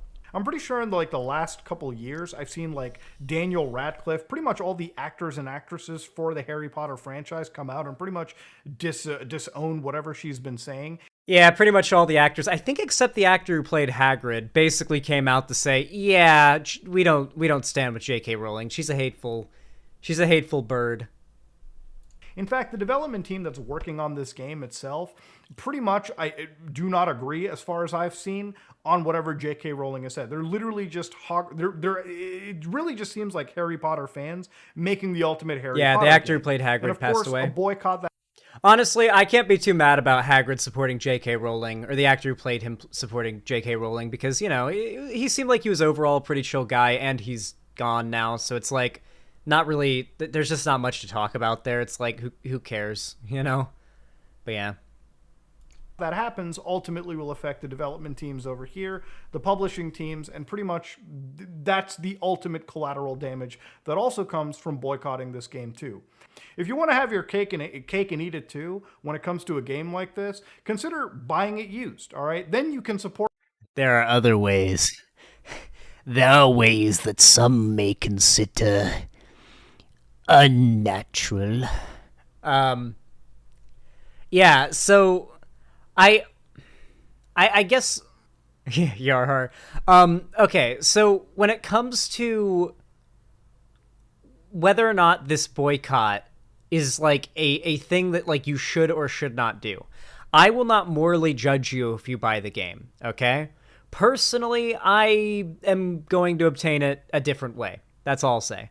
I don't personally feel comfortable giving J.K. Rowling money. It's more of a pride thing for me than like a pragmatic thing, right? I know that my money wouldn't really contribute that much, but it's still sort of a pride thing, right? I wouldn't be able to enjoy the game knowing that I'd paid J.K. Rowling for it, right? But I'll enjoy the game way more knowing that I didn't. So I benefit on several levels from this. It's literally a win-win-win situation. No, I don't like have any ill will or there isn't really even that much to criticize or really anything to criticize here of Muda. I more so just wanted to feature how people that are not super invested in this see this this whole thing. And I think the real big takeaway that I got is the left has not done the best job of representing the position of those that oppose J.K. Rowling here. The fact that I'm guessing Muda has only seen 2 tweets where J.K. Rowling is shitting on trans people, I think is a failing of the left. Why are you guys not flooding those receipts? The screenshots of her quote tweeting random 15-year-old trans girls harassing them with her entire follower base, like her talking about how trans women are predators, like that kind of stuff, like you got to be flooding them with that kind of stuff. Not that it'll really change anything in the long run, or I guess that it'll change his opinion in the long run, but like spreading that knowledge and just that knowledge does help. Spread that evidence. Spread those receipts. Don't just say blank is a transphobe and you're a transphobe too if you don't agree and leave it at that. That's not very productive.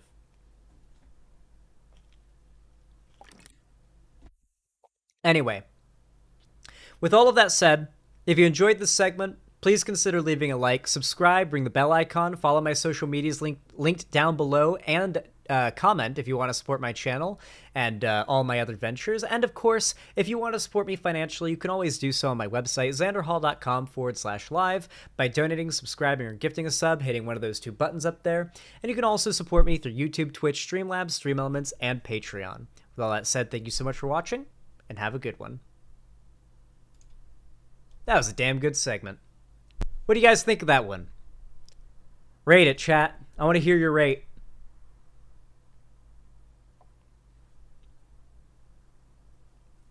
I gotta read donos in a second. I'm just trying to get the lo-fi hip-hop to start playing.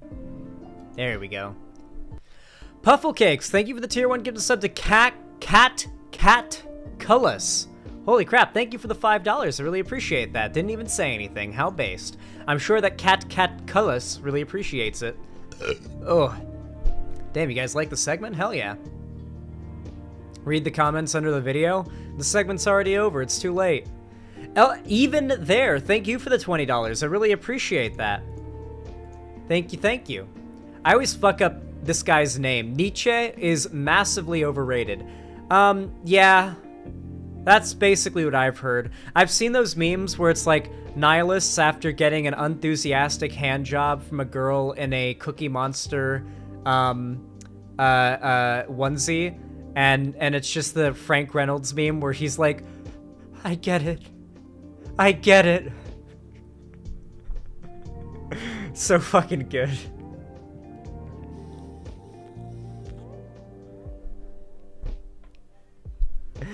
It's such a good meme. Thank you for the $20. I really appreciate that. It's very kind of you. We have a good time here.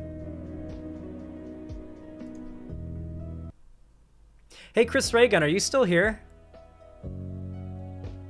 It's crazy that you're in chat right now, or we're in chat, because I remember, like, random memory popped into my head from, like, way back in 2016 when I first watched your content, and I was in school at the time, so I was doing homework all day and, like, binge watching YouTube content or binge listening to it, and I binge listened through your entire video catalog in, like, 3 months, and I saw you were live playing, like, Battlefield 1 or something on Twitch, and I was like, hey, Chris, I just watched all of your content. And he was like, oh yeah, you're in chat. You were like, wow, that's a lot of content, man.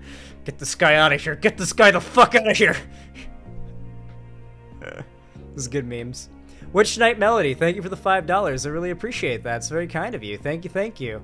Said, do you do what you want, because a pirate is free. You are a pirate. Yar har, fiddle-dee-dee, being a pirate is alright with me. Do what you want, because a pirate is free. You are a pirate. I did not recall. You didn't do the get him out of here part, but yeah, when you did say holy shit, that's a lot of fucking content. I think that was what you replied. You might have been playing Halo, I don't remember. But it was funny. I remember that. Thank you, Witch Night Melody, I appreciate that. A pirate do be free. Let me update the dono goal really quick, and then I think we've got other stuff we gotta be covering out here. We've got other topics, guys. It's late. I've been live for 4 hours, and we've only covered 4 topics, I think? Yeah, 4 topics. I wanted to cover at least 8 today. We gotta get this show on the road. What else? Let me see what else Cherry has sent me.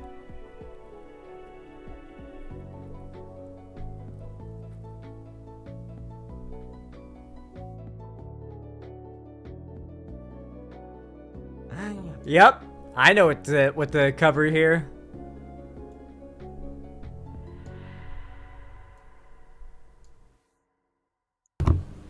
Okay, if I ever wanted to get canceled, this is the video. I saw Cutie. Whoa! You guys are getting spoiled about what we're covering. Nope. Stop playing. Alright, there we go. I'm gonna go smoke a bowl. You don't need to go smoke a bowl. When you need to get some weed, you match me. You tell me you're about to take a hit, and I match you for that hit, and you match me for my hit, okay? You see this concentrate right here? This is 91% THC, okay? We're gonna take a double blinker together, okay? I think a double blinker is more or less akin to a bong hit, almost a bong hit.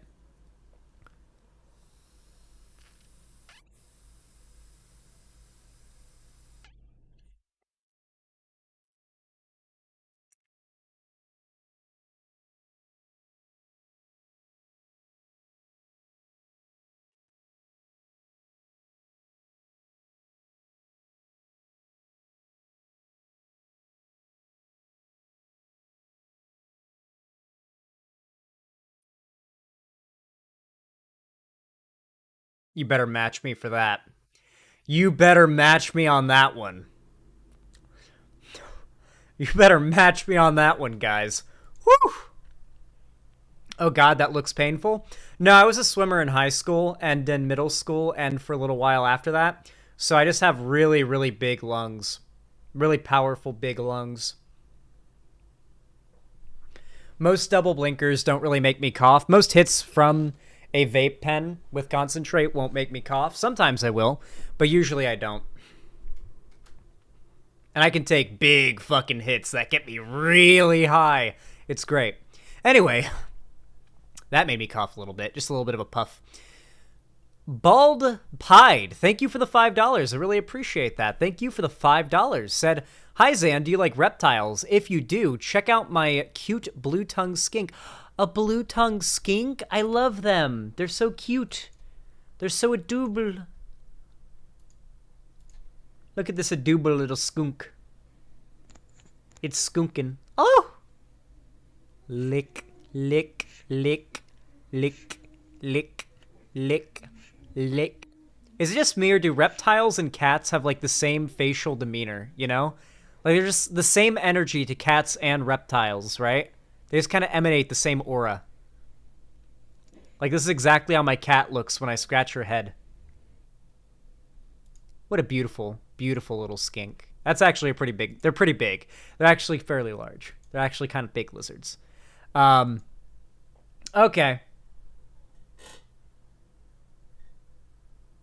Did I read this? Yeah, I did. Thank you, Bald Pied. I appreciate that. Let me update the dono goal really quick. Wow, we're $10 away from the daily dono goal. Hell yeah, guys. Thank you for the support. You guys are so awesome.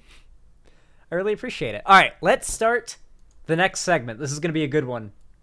This one's going to be Pog.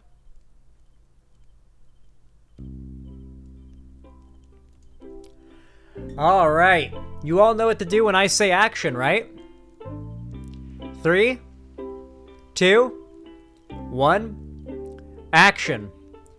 Alrighty, so, for those of you guys that don't know, Andrew Tate did not reach the level of prominence he currently sits at completely by himself. He has basically had a little entourage of simps, of dick riders, that have helped him reach the top by basically looking really stupid and dumb by comparison. And also being yes men to everything he says, right? I mean, if you want like a visual depiction of what I'm talking about here, look at Meat Canyon's video on Andrew Tate. As a matter of fact, can I show any of it? I just want to show like a small little snippet of it.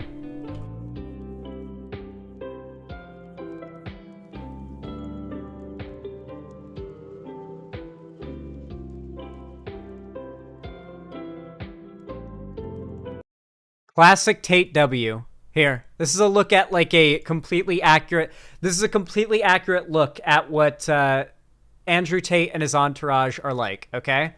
So, and one of the people who we're going to be covering is in this video. So, yeah, you'll get an idea of what he's like. Gentlemen, we've had success with phase 1. Expensive cars. Vroom. Money. Classic Tate W. And most importantly, women. We do be getting them bitches, though. Classic Tate W, man. You're the best. Women.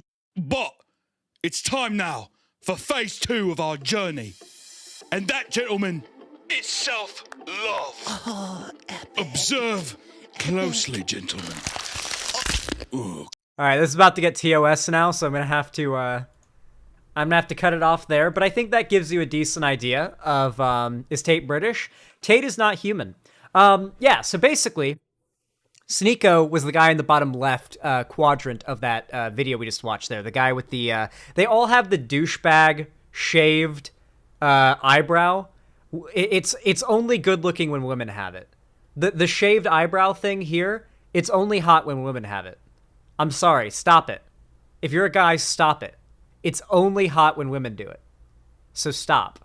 Back to it, though. Basically, the biggest... maybe not the biggest. Actually, hold on. To be fair, to be completely fair, there is someone who may be a slightly larger dick rider than who we're going to talk about now, Sneeko. And that is Aiden Ross. There's a clip I have to show you guys of Aiden Ross.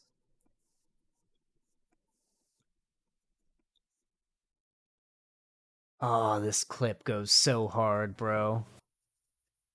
This clip goes so hard. Okay, I assure you we are not about to watch a video called Big Bald Bear Brutalizes Small Meek Twink. I assure you that's not what we're about to watch. Congratulations. You know, I have work to do. I'm done. I haven't watched any gay porn. I don't know like what the average gay porn title is. Okay, someone help me out here. Fixed you. Where are you going? Watch closely. Ready, I'm really gonna do this shit. Y'all don't understand. Watch closely. Bro. I'm really gonna do this shit, bro. Like, I think it's time, bro. It's time. I needed this. I needed to come here for a reason. I was thinking to myself, I was like, why am I in a hotel room all day, every day? What am I doing in this hotel room? I'm calling my friends all day. I'm sitting around not really doing shit in Dubai. Why is he in a hotel room? Life is about making it the best version of yourself. But guys, listen, I'm not gonna sit around and mope. I'm gonna stream, I'm gonna do things, but off and behind the scenes, and I'm gonna have like a little page or something, like little vlogs updating you guys. Just on my wait journey. for I'm it. gonna take pictures before and after. I'm really Just like not playing around this time. I'm 22. You know what I mean? And it took me a while to understand that, and you know it did. He is older than the average Andrew Tate fan. And I just want to.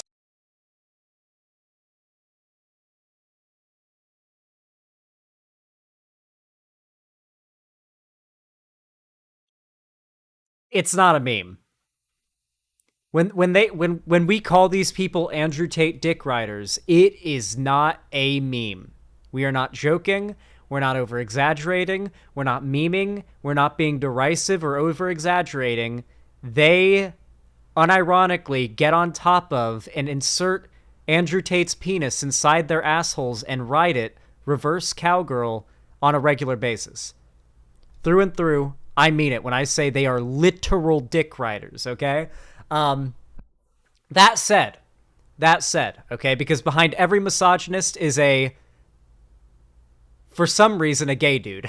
I don't know why, but all these misogynist dude bros who are all red pill and everything are like, they seem to be they just despise women. They're disgusted by women. They only want to see men. They want to be around men. They want to be in the company of men. They want to see men. They want to be touched by men. They want to touch men. They want to be I could go on, okay? Like, you've seen what these people are all about. Yeah. Vosh says no reverse cowgirl, you'll break your dick. That is actually true. You have to be very careful when you do that. But do reverse cowgirl at your own discretion, of your own volition's safety, and do not turn your dick into an eggplant. And by an eggplant, I mean purple and bent in a weird direction. Because that'll happen if you break your dick. It can happen. It's possible. I've seen videos of it. And if that ever happens to me, I might just ask the doctors to euthanize me right then and there. Just, doc, put me down. Put me down. No, I can't look down. I can't even look down at it. Just put me down. I don't want to see it. Just make it go. Just make it go night night. Just make it go night night. Like, at that point, it's done, bro. I don't know if I'd be able to like live after that. Regardless, though, is that cis dysphoria? like finding out that your dick broke and you're like, well, it's all over. I think that's cis dysphoria. I think that's what I just described. Okay. That said, Sneeko tweeted something spectacular. The reason why it's so spectacular is because of the thing I'm going to finish off this little segment by showing you, okay? He tweeted this, okay? The next step of the woke agenda is adding pedophilia to LGBT. And it's a Vice News article from literally 3 years ago now. Pedophilia is a mental health issue. It's still not treated as one. And the article does not at all talk about adding pedophiles to the LGBT community. It's literally just about pedophiles being mentally ill and needing to treat said mental illness. That is what the article is about. So, of course, this is an instance of the right, or someone on the right, just basically baselessly calling the left pedophiles for no reason. We have another great one here as well. An image of just a classroom of kids holding up some pride flags they made in class, which is like, whether or not you think kids should be exposed to any political beliefs at all, I think it's important to understand that every kid is getting exposed to political beliefs from their parents or guardians, for better or for worse. And I think it would be ideal if it was like this and not God knows what parents might be teaching their kids at home. I mean, hell, remember back when the right was pushing for the young earth creationism to be taught in schools, and when the school boards were able to fight off against that, at least in most of the more left-wing states, the bluer states, the right just began gutting the school system. That became their new strategy. If you won't teach creationism and our ideas, then we'll just gut the school system. So as gutted as the school system is now, they're just going to gut the school system further if, like, they can't force their worldview to be taught to every student. Hell, I got in trouble in school when I refused to stand up and do the Pledge of Allegiance just because I didn't feel like standing up. Like, they absolutely indoctrinate you in schools, and trust me, it's not to the gay agenda or whatever. But, yeah. Now, all of this is very interesting because, you know, I often say every conservative accusation is an admission. Hypers in chat if you've heard me say that. I feel like I say it pretty often.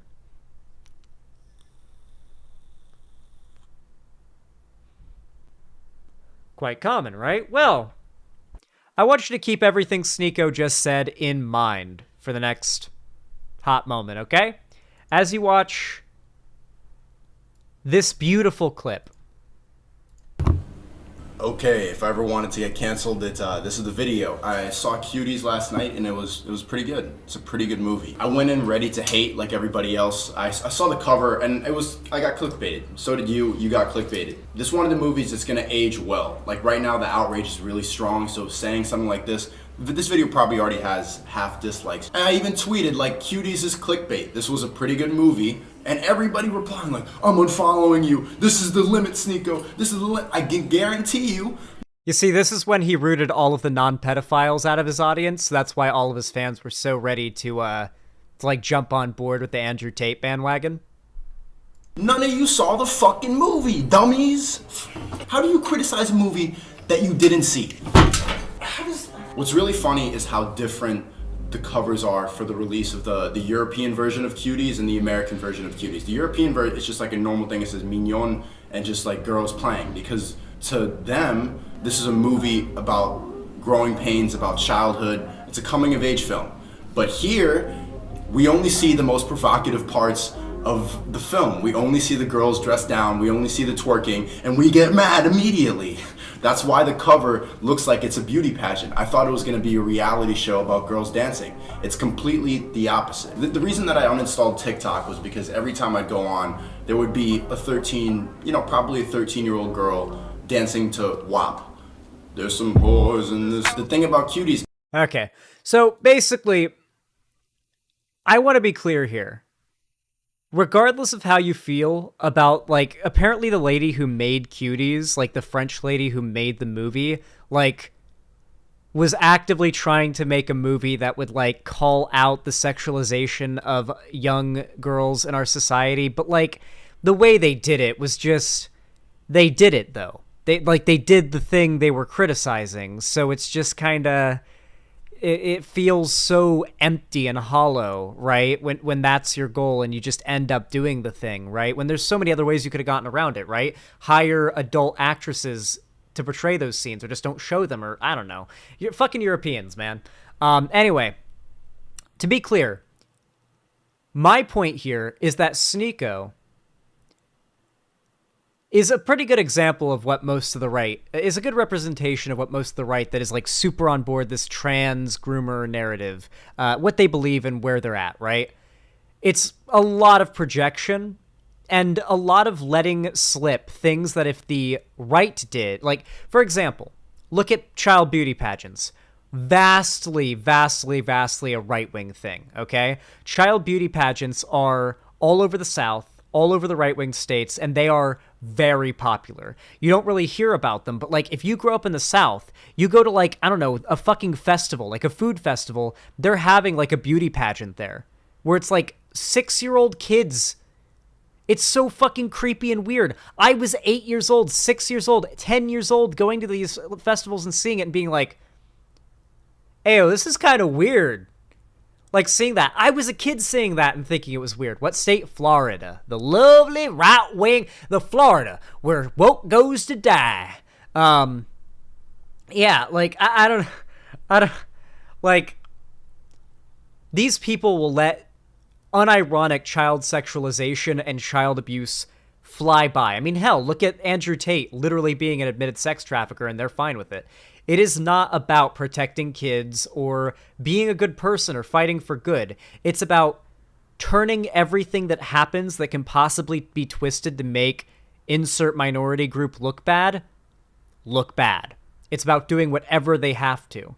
It's why, like, recently there was, like, a horrific story that came out where a gay couple that had, like, adopted a kid had, like, I think killed the kid or, like, molested, like, something bad had happened. I don't remember the whole story, but, like, it was really horrific, and I saw a bunch of conservative accounts were trying to use this story as evidence that, like, we shouldn't allow gay people to adopt because this is what happens, you shouldn't be surprised. And it's like, this happens nonstop with straight couples adopting and abusing kids. The entire adoption industry, whatever, is riddled with child abuse, and it happens with straight couples nonstop. But like, it happens to one prominent gay couple, and it's like, see, this is why gay people shouldn't be allowed to have kids. They're all a danger to kids. Might want to do something about them being a danger to all kids, you know? Like, there is no logical conclusion to come to when you push that rhetoric other than we got to do something about these pedos, right? So yeah. It's all projection. It's all self-reporting. When conservatives come out of the woodwork to just call trans people and LGBT people pedos, you know they're self-reporting, because they're just materializing it from somewhere, and that somewhere is inside them, okay? A lot of the time. Anyway, with all that said, if you enjoyed this video, you enjoyed this segment, please consider leaving a like, subscribe to my channel, and turn on all notifications so YouTube tells you when I go live or upload a new video. Comment down below as well. It really helps me out a lot more than I think you guys realize. And of course, if you want to see more from me on other platforms, you can follow my social medias, linked down below in the description, including my Instagram, Twitter, TikTok, fan Discord, and my Patreon. You can also, well, yeah, it's everything. Thank you so much for watching, and have a good one. Almost mixed up my intro at the end there, or my outro at the end there. All right.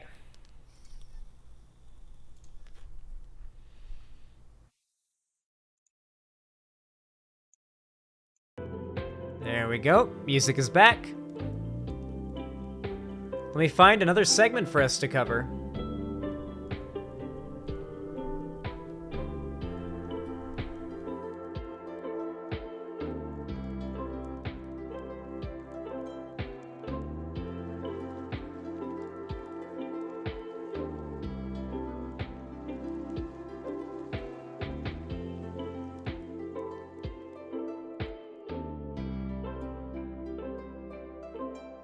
I'm looking for something interesting to cover.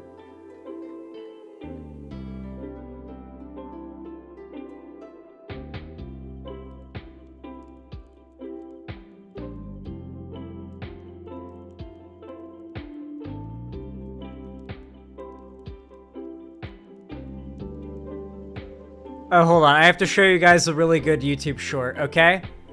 Do you guys remember? Do you guys remember the DJ Mule video? Do you guys remember when DJ Mule called me out? Saying that, I was, like a bad lefty because I said that Joe Rogan is a good interviewer and sometimes has interesting guests on. He tried to like own me on this as if it was indicative that I was like a bad lefty, I guess. But I feel like this is a perfect example of what I mean by like when Joe Rogan has a good guest on. Take a look at this clip. The scariest thing I saw, one night I was taking a dump. Number one, you just pee in the pool. If you have to go number two, you just take your mask and your fins, and then you go down maybe 10, 15 feet, and there's what we call a gazebo, which is just a little dome that has air inside. Just some valves, you let in some fresh air. You just take off your trunks and you just let it rip. But the problem is the fish get accustomed to this. As soon as you drop in the water at night, it's like the dinner bell going off, because this is feeding time. And so you feel them like pecking at the back door? The worst are the angelfish. That shape, they can get like right up in there. Oh, it's like not cool. Boy. And you think about all the things that could be down there. Can't help but going through your head, so it's kind of freaky. When you finish, put your mask back on, and I opened my eyes in the darkness with my flashlight, and I saw right in front of me this huge eyeball about the size of a saucer, unblinking right at me. I just tore off the habitat. I surface, I'm screaming, and my crew come running and think I've been bit by a shark or something. And I'm like, giant fish! And What was it? It was a Goliath grouper. They're enormous. That's what I mean by there are some good episodes of Joe Rogan Experience, okay? That was a good story and a good guest. That's a great clip. Bro got like his ass eaten out by fish. Poseidon was rolling up and giving him a rim job. They call that Poseidon's rim job. That's what that should be called, Poseidon's rib job. Somebody needs to get in contact with these deep sea saturation divers or whoever they are and let them know this is what it needs to be called, Poseidon's rim job. When you go down to take a shit and the fish come. The Shape of Water 2017. No. Holly Heartsong, thank you for the $25. Oh my god, thank you. That's extremely kind of you. Sent me another picture. I hope it's a bunny. It's another fucking bunny. Oh my god. Holy shit. Look how cute it is. It's so cute. It has the little loppy ears. It has like a little fuzzy head. It's like a little, it's got like a little head of hair. It's got hair on its head.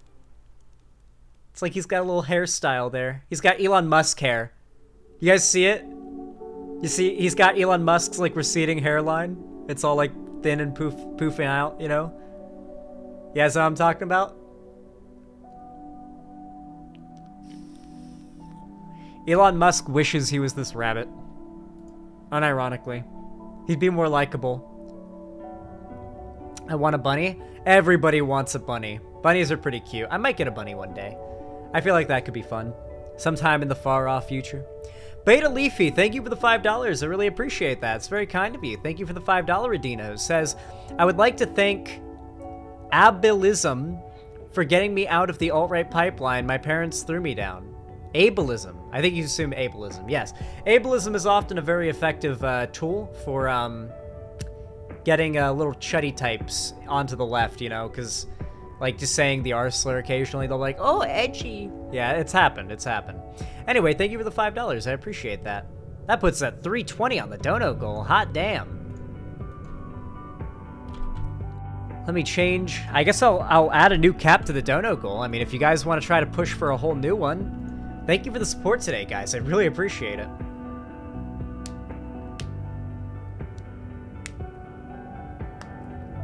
I've had bunnies. I've had a bunny before too, yeah. Unfortunately, he passed away. He wasn't in my possession at the time. I don't really know exactly what for sure happened to him. Like how he died, but yeah, it was sad. It was a cute bunny. I named him Zim. I was like 6 years old. Okay.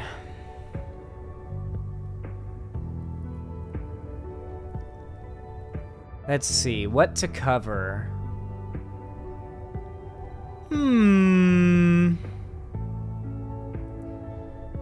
Hmm. Hmm. Hmm.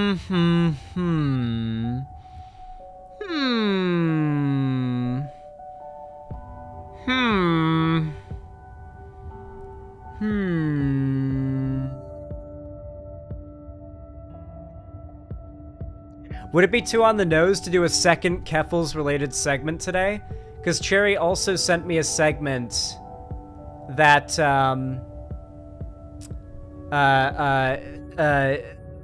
Cherry also sent me a segment that was more recent relating to Keffels about Keemstar. Do it? Alright, we're getting shameless. Alright. Whoa. Oh my god, we're a Keffels reply guy today.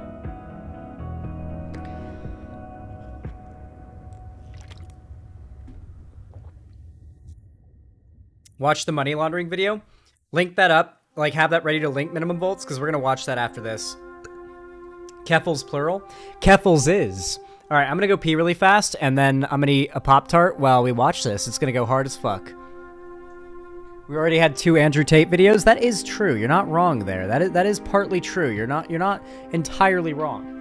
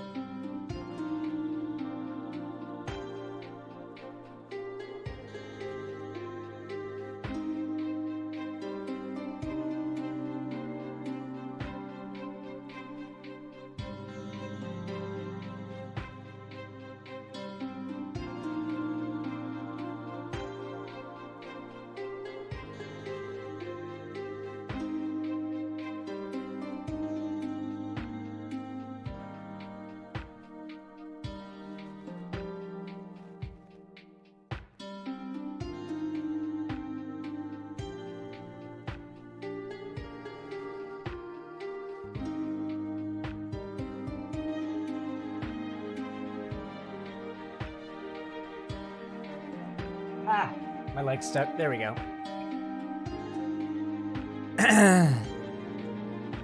I feel so much better, like a new man, if you will.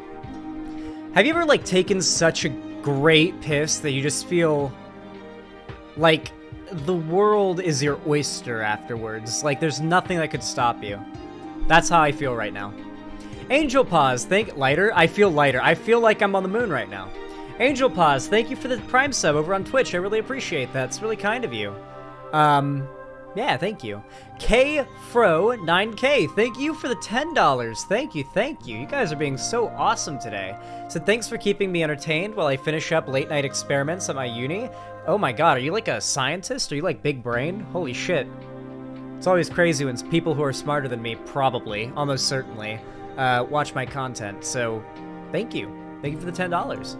Holic Master, thank you for the $5. And the Baller Song said, found the guitar that I recorded your theme song with. It's very fitting. Oh, shit. Yo. That's cool. I'm retweeting it. Found this guitar. I used it to record Xander Hall TV's theme. The color scheme and style is quite fitting, if I do say so myself. It actually really is. Like, it literally was made on a black and white guitar. Could not be more perfect. That's so cool, Holic Master. Also, go follow Holic Master. Go follow. Go follow. Go follow. Go follow. Go follow. Go follow. Go follow. All right.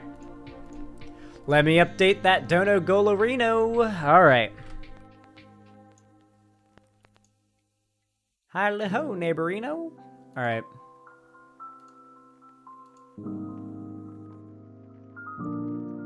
You all know what to do when I say action, right? 3, 2, 1, action. All right, everybody. Maybe it's a little bit on the nose to reply to 2 Keffals-related things in one day, but my editor did send me multiple topics relating to her, and I did want to cover them both today.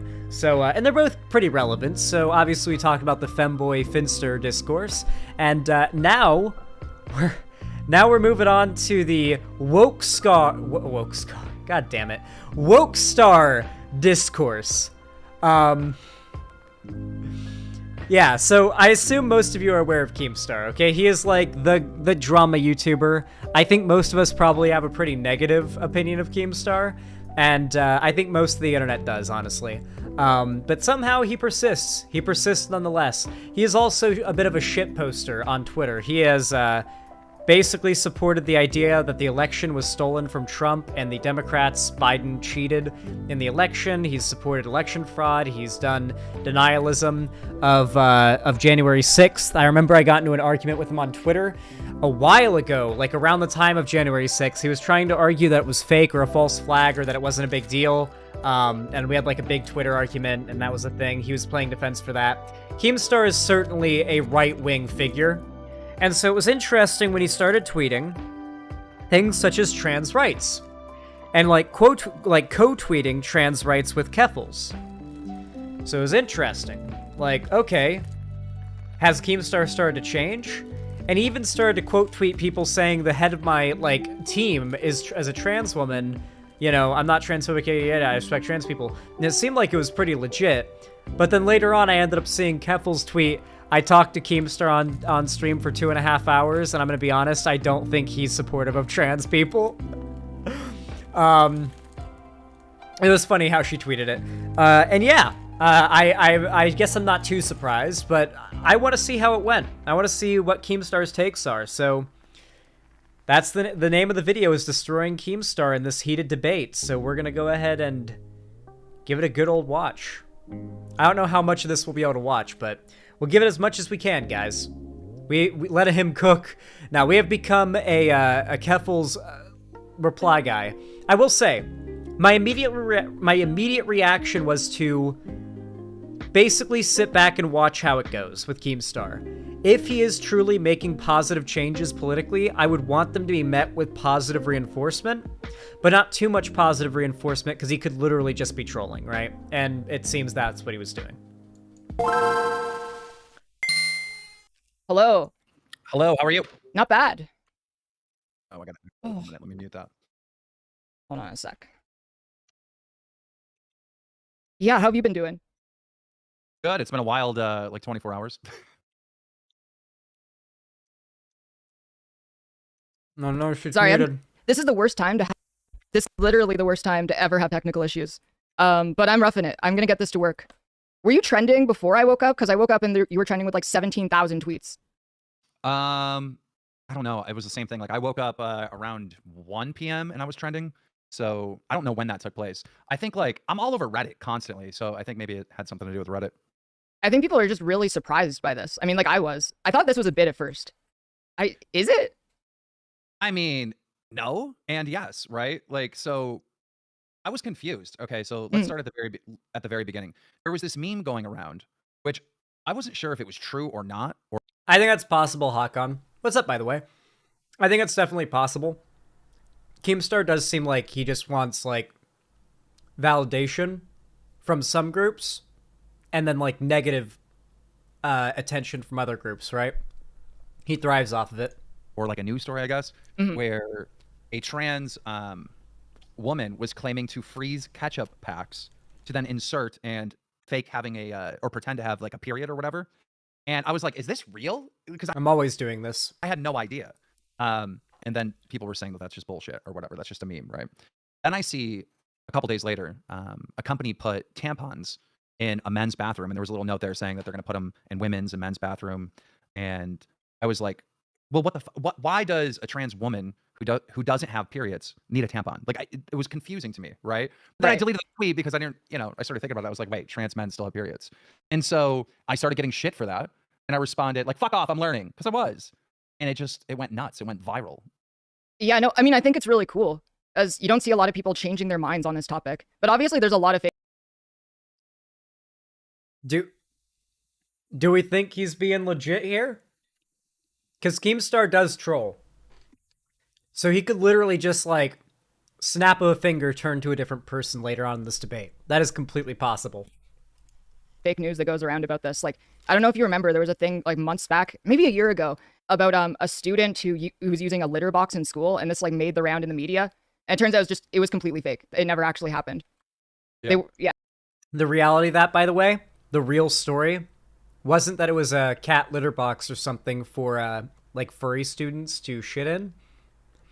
It was a bag of like a substance that is kind of like cat litter that is specifically for school lockdowns whenever there's a mass shooting, like a school shooting or a disaster, hurricane, anything like that. And they have to lock down the school, and the plumbing goes down, or they can't access a bathroom, or like you're locked in a classroom for like hours and hours and hours on end, and you have to do something with kids having to go to the bathroom, adults having to go to the bathroom. It's also often used by janitors to clean up vomit. Like if you were ever in school and like a kid vomited in class and you saw the janitor come in to clean it, you remember he would like sprinkle some like kitty litter looking stuff on it. So Republicans basically just turned that into like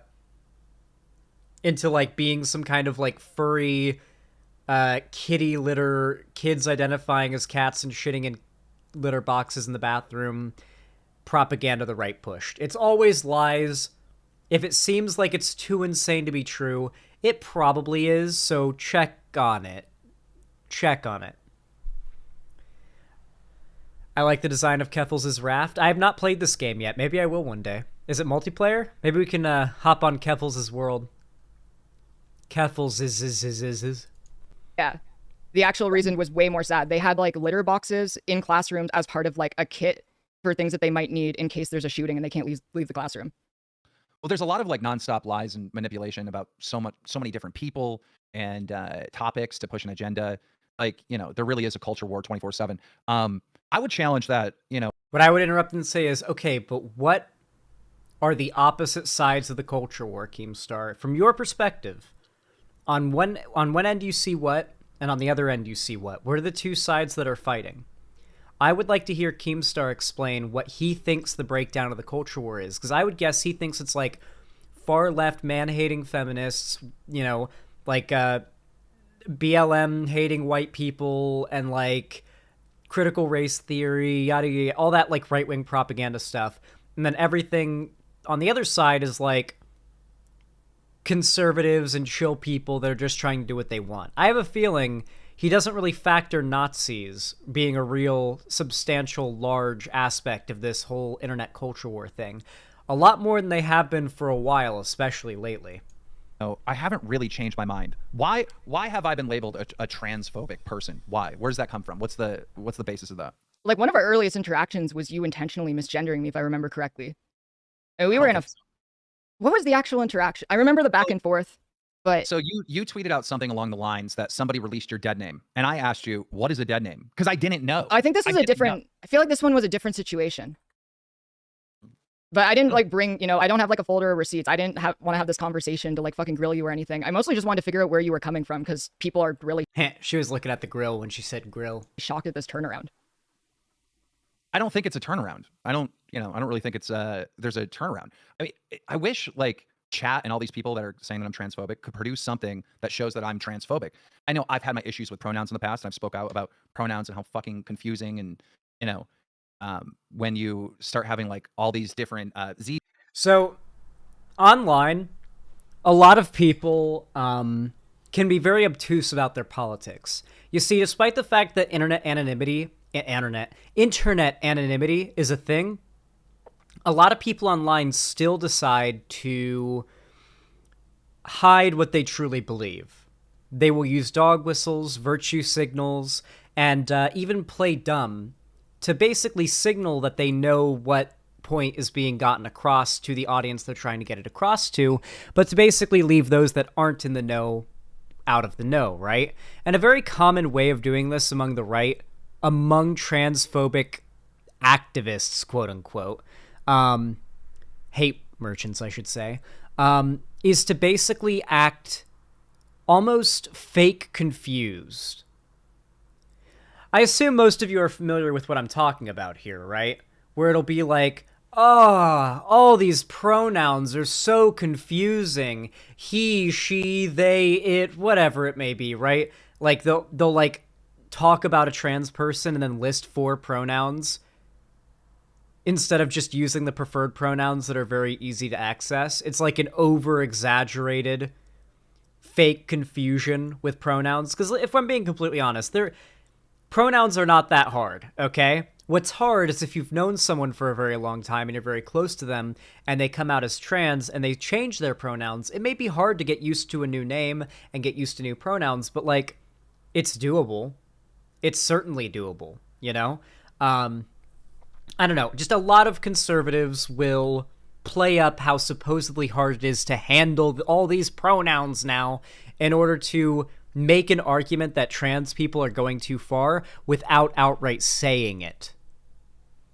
Because if you outright say it, then people can recognize what you're doing. And even on the internet, being an open bigot, while it's much more accepted than it once was, it'll still get you a fair amount of hate, you know? Like, being an open bigot's still going to get you a decent amount of hate online. These Zems, like, dude, I get lost in the sauce. I'm 40 years old. Like, this is like, seems silly to me, right? Does that make me transphobic? Does that mean like I hate trans people? No. No, I mean, I don't think that means that you would hate trans people. But I think, like, you know, I've been out as trans for 12 years. And I'll let Keffel stop. I actually don't, I think I've come across one person in those 12 years who used like Z, them pronouns.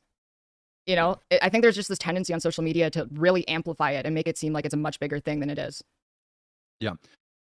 Chat, why are we giving this well-known lying asshole a platform? And it's like, that's what I'm talking.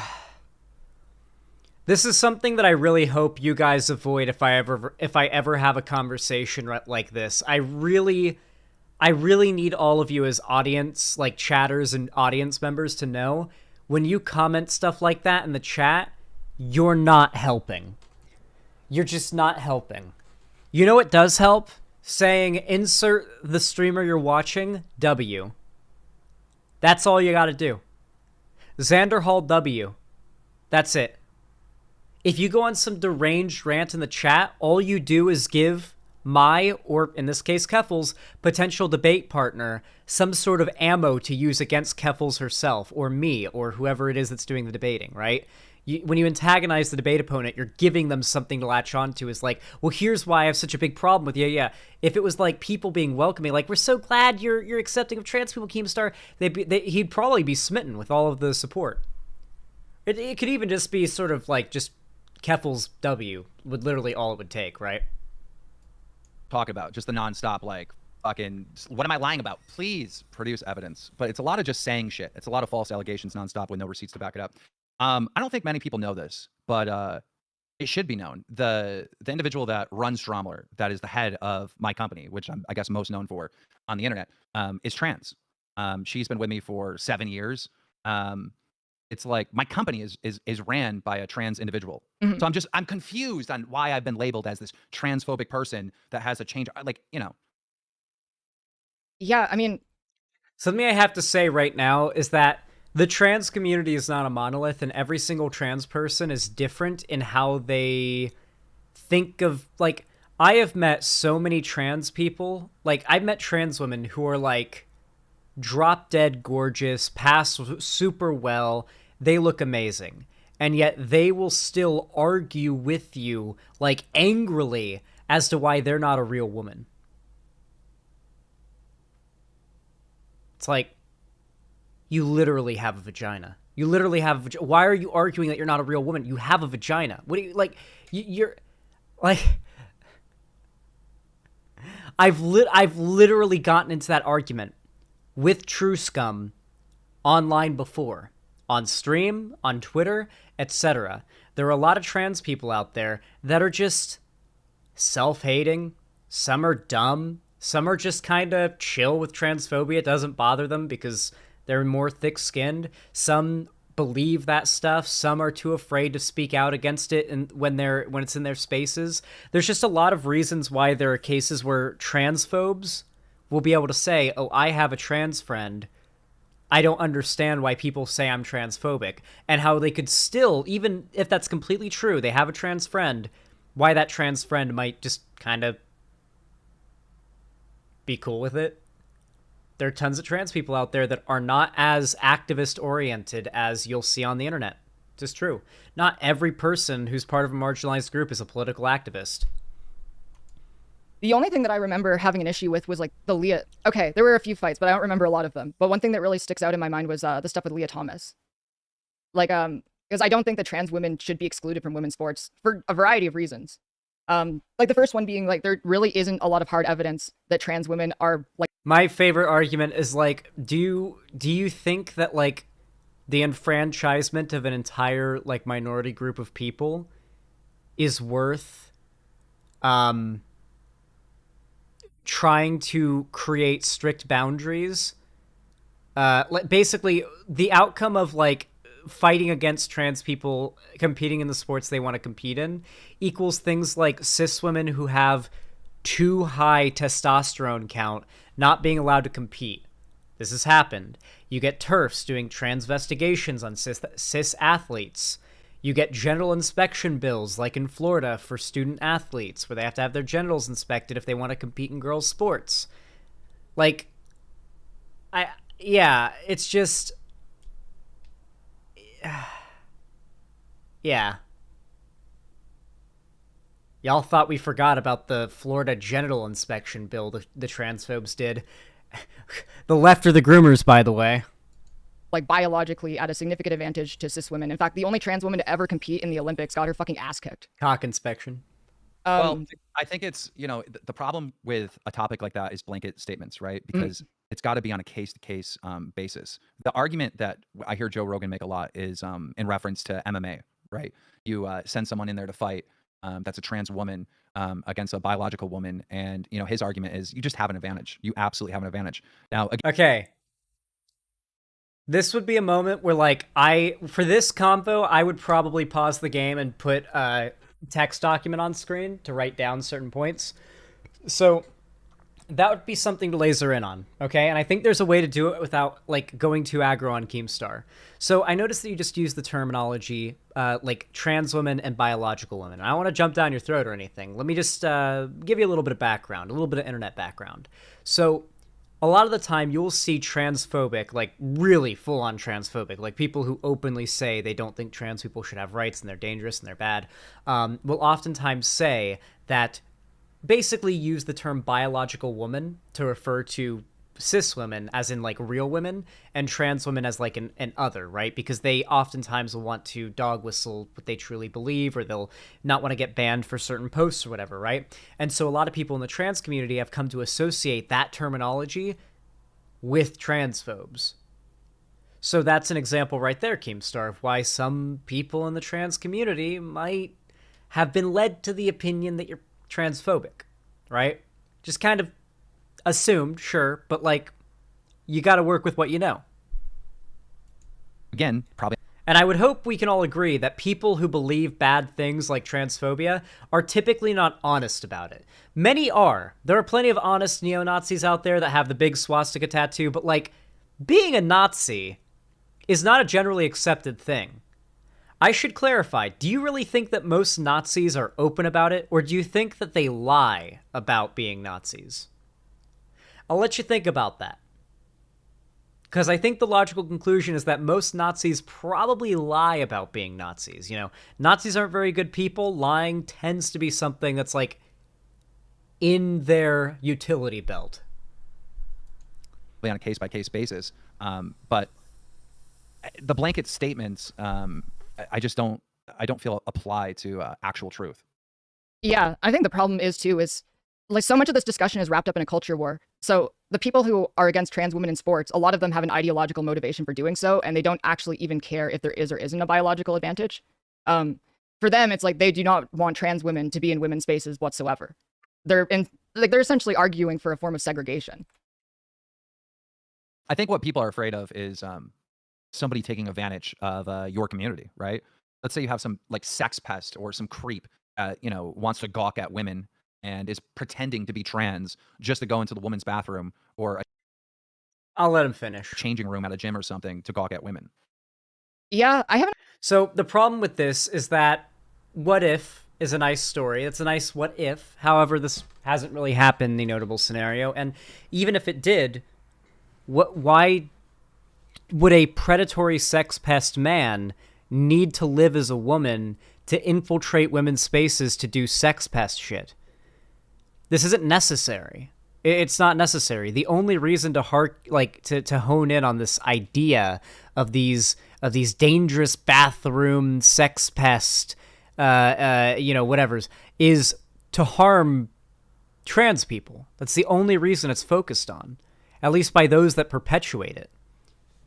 I haven't actually seen any cases reported like that, because I feel like the types of people who would do that stuff wouldn't go through that kind of effort in the first place.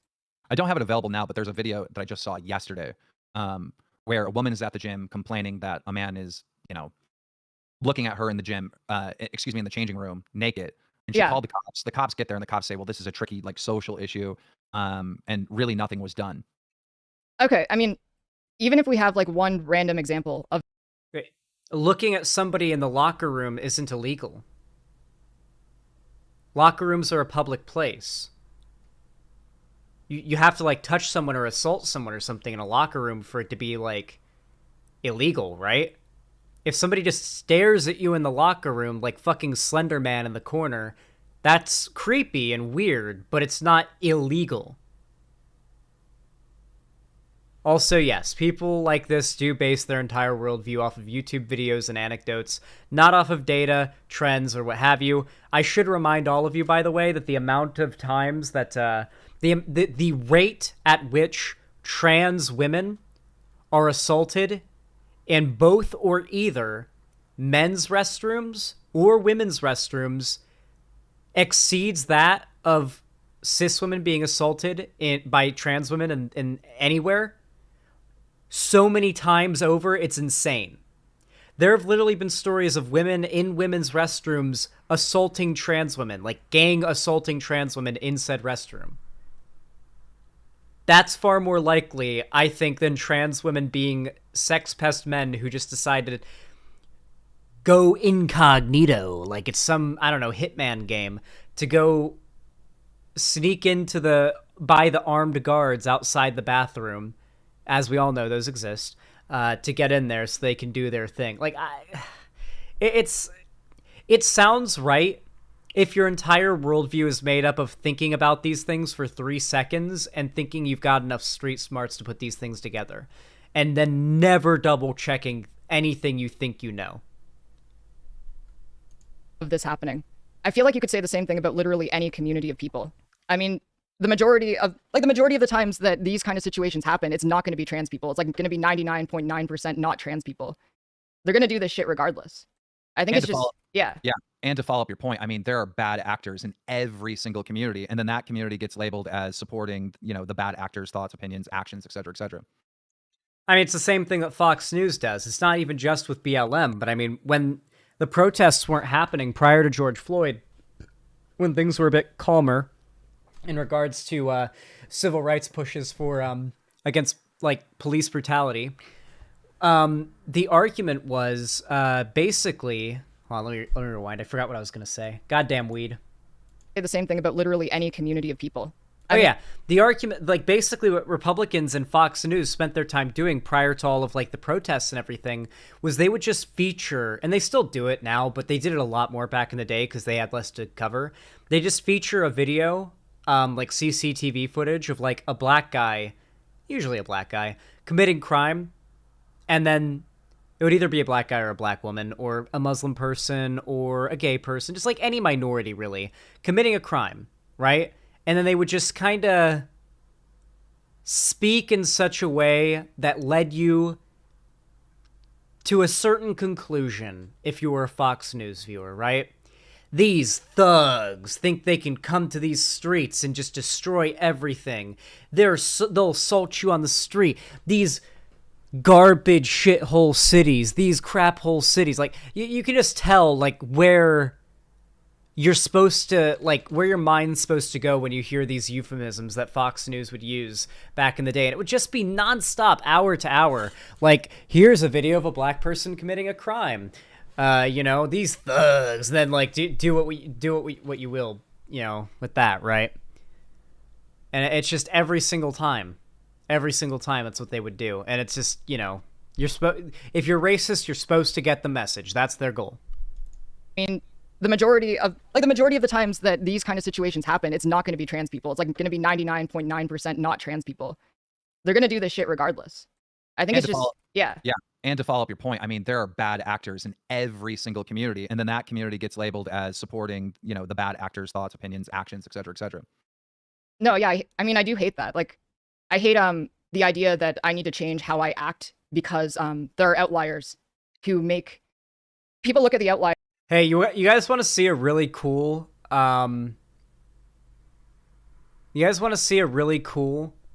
demonstration of like a racism test, like an internalized biased racism test? I like to use it on like gun nuts, okay? Check this out.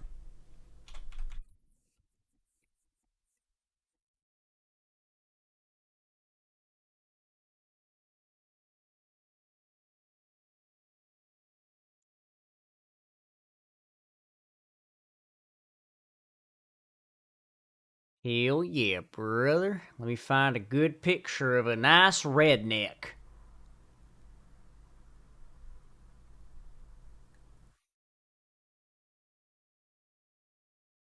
Let's find a good image.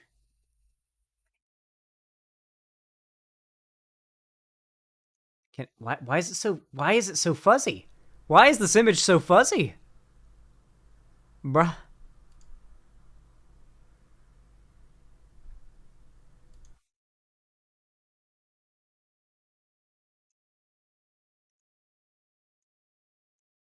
Okay. We'll get that. Give me a moment, chat.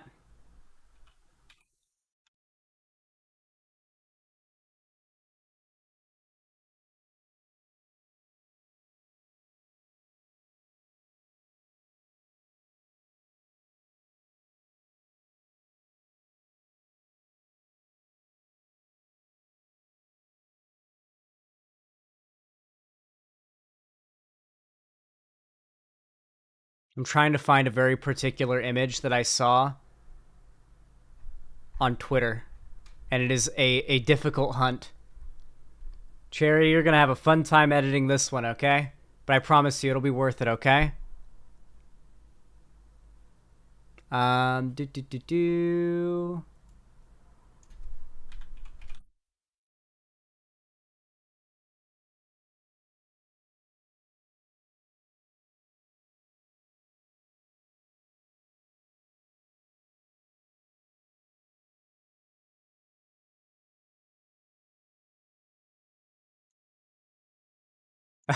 Oh my god, okay. Yep, alright, I found the image I have to use. Yep, okay. Hold on.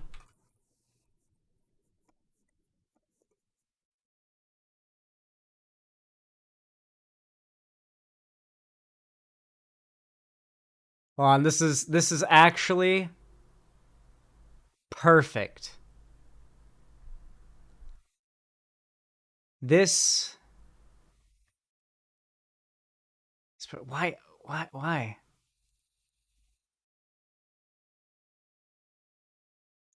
Why? This is taking me a minute, chat. Give me a moment. I'm trying to find a very particular image. You know what? You know what? We'll use this one, okay? Alright. This will get the job done. This will make the point that I saw made on Twitter one time very well, okay? Okay. I want you to imagine that the gun this guy is holding is normal, all right? Like just a normal gun. How do you think the average American feels when they see this image?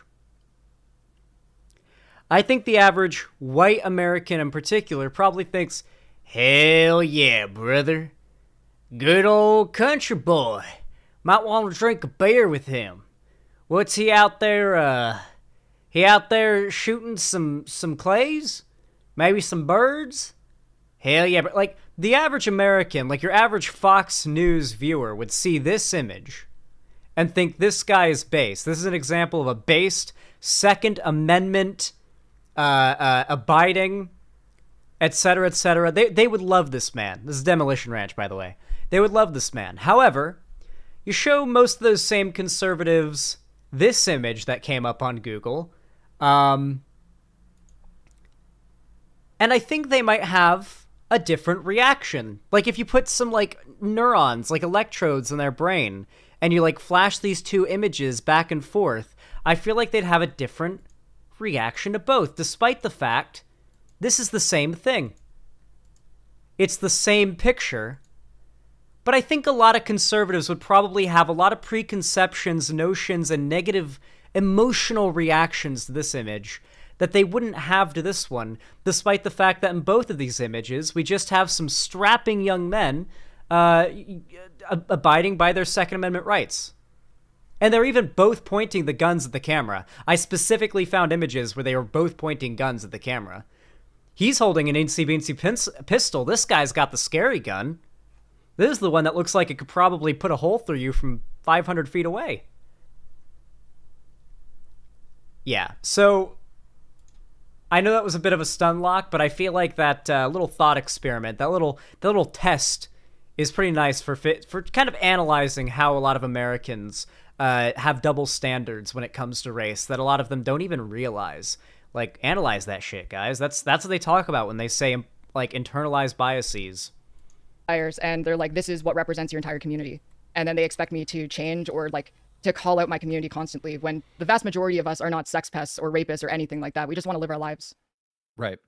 However, I mean, the internet always gets a fat W. So after my first tweet, they took this video that I made that was pure satire, that I'm using pronouns now. And I said at the end of it, my pronouns are like, you, not really, plus the what? Someone in YouTube chat's trying to woke scold me. No, I refuse. I refuse. Like win or some shit. They edited it to make it seem like I had a change of heart, and like the trans community like blew this edited video up to make me like this trans icon all over Reddit and all over Twitter, and shit like that is just funny. So once that popped off, I went along with the meme and put out that Hogwarts legacy tweet. But it was like, I mean, obviously I'm trolling, right? Obviously. Oh yeah, I saw the Ukrainian flag and I'm like, there's no way you're not fucking trolling, but I still thought it was a good tweet. Of course. It was a good tweet because it literally had the outcome of legitimately just decimating a lot of conservatives that follow him. The Quartering had a meltdown over it. It was really funny. We had a great time making fun of all the people that Keemstar admittedly triggered. This was a Keemstar W. He was trolling, but he literally just ended up trolling the right. They're the ones who got mad and seethed. So that's a Keem W, one way or another. I think my biggest issue is being labeled, all these fucking things when it just based on what, I don't like being on any team. I really don't. I don't like being on a political team. I feel like herd mentality has like stolen the individual thoughts of so much. God, this is like the idea that poisons pseudo-intellectuals. They feel as though in order to be intelligent, they have to be a unique, like, thinker, right? Like, to tie yourself to a political party, to a side politically, or to even identify with one. To be fair, tying yourself to a political party is not smart. That is not reasonable. However, like, identifying with a political party that best suits or best aligns with your ideals is completely reasonable. Keemstar thinks that aligning yourself with a political party or identifying with one makes you partisan, which it does, but he thinks that being partisan is inherently bad, or at least he's giving that impression. And I've heard a lot of arguments for why supposedly being partisan is bad, but I'm sorry, time and time again, the right just keeps proving they're evil. Like, they want to take minorities' rights away. They want to take away trans people's rights. They're trying to get rid of gay marriage. They got rid of Roe v. Wade. They are actively trying to not... They're doing the detransition bills in like, Oklahoma and trying to push it in Florida and Texas. Like, it's not like an equal... One side is equal to the other thing anymore. It's like one side is actively trying to unexist a minority group. The other side is trying to fight against it. But every time that other side fights against it too hard, all the normies and centrists are like, whoa, compromise? So many individuals online that, you know, you just can't be on a team. You can never really be on a team and be free, in my opinion. It's a hard balancing act, you know, because community is really important, but at the same time, you can. I just leave the team if you don't agree with it. Then, like, when I disagree with lefties, I call them out. Being a progressive does not mean that other progressive people that I disagree with have to be like ignored, and I have to be okay with that. Like, I think probably half the content I do, maybe not half, a quarter of the content I do, is like dunking on other lefties for representing the left really poorly. And I think that content is important because that dunking on bad examples of the left brings in conservatives that then watch my dunks of the right, and then they end up being trans girls. It's pretty funny. They always end up being trans girls. I've gotten way more messages lately than usual from trans women telling me that they were de-radicalized by my content. I don't know if like something changed, if the planets aligned or something, but yeah, it happens. Never really count on a community to have your back. Right. Well, do you find that in your community, that in some ways you're a leader, but just like interviewing me, you got a ton of hate, right? Oh yeah, no, people were calling me out and saying all sorts of nasty shit, but I'm also used to that. I'm sure you're used to that kind of shit too. Oh, all the time. All the time. But I think the troll in both of us makes us kind of invincible, where others are not. You know, a lot of other YouTubers, TikTokers, whatever, it's like they're trying to like one up the crowd Goats. on the wokeness scale. Yeah, I don't know. I never asked to be a leader. They kind of put me in this position. They treat me like I'm one just because I have a bigger platform than a lot of other trans people. When really, I'm a fucking Twitch streamer, dude. Really be like that. Well, you had wild success shutting down that website, right? I mean, that's a really, really big deal. And I know you've been criticized a lot for it, for taking it too far. But ever since that happened, you've been seen as a leader in the space. It was insane. Like, the website still goes up and down periodically. You know, they're constantly jumping host to host, provider to provider. But the fact I took on like this $16 billion company and got them to drop a website after they said explicitly, we're not going to do that. That's one of my proudest moments. Right. What happened with the lawsuit and, you know, the police and all that? I think I seen somewhere that it all got dropped. Oh no, actually, I just got an email from my lawyer today. The draft of the human rights complaint that I'm sending in. Interesting. So everyone's been swatted. I've been swatted so many times. My family's been swatted.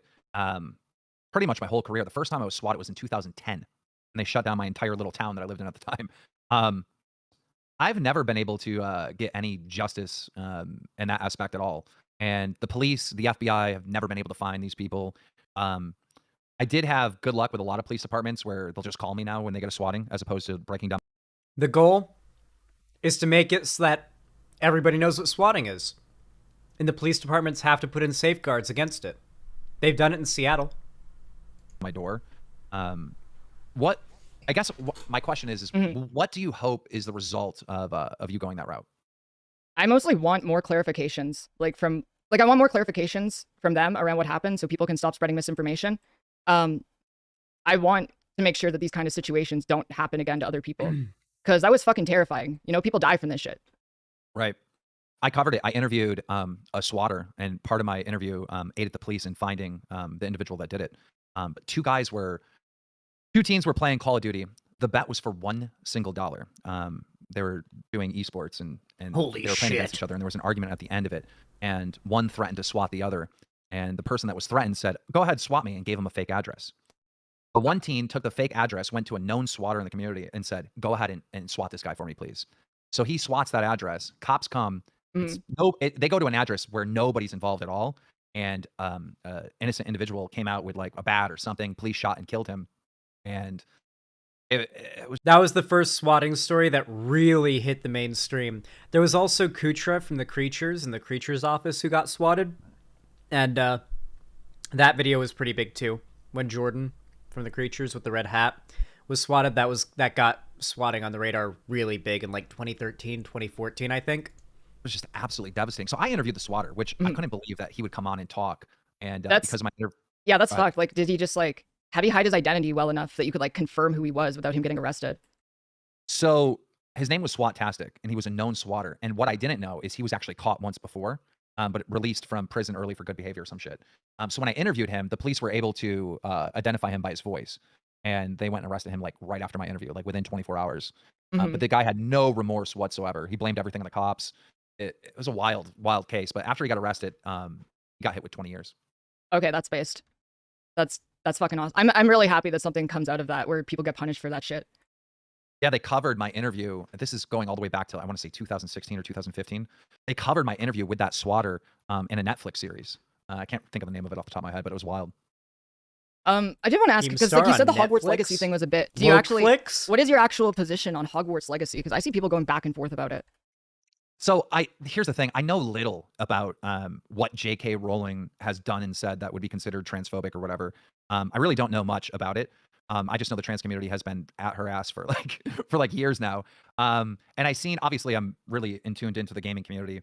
I've seen a lot of people, talking about how they're gonna buy extra copies, and I'm like, oh, this is gonna be a great troll. I'm gonna fuck with all these people that are tripling down on, people like the Quartering who are planning to buy 50 copies. Oh my god, I hate this culture war shit. Like, get rid of all the trans arguments about Hogwarts Legacy. Being a Harry Potter fan in 2023 is more cringe than being a brony in 2023. Just like fucking cut it out.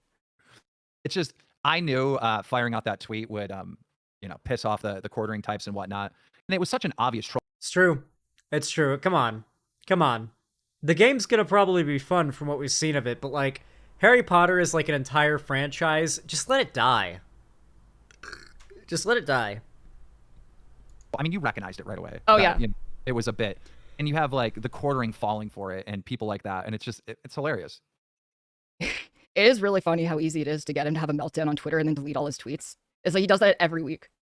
Dude, I called him out on Twitter, and a lot of people from, I guess, your community and whatnot were like, oh, he's having a change of heart. He's going after the Quartering. I've always hated the Quartering. Go search. I think it's because you're calling him out over trans stuff now. You just hated him before because he was a piece of shit in other ways.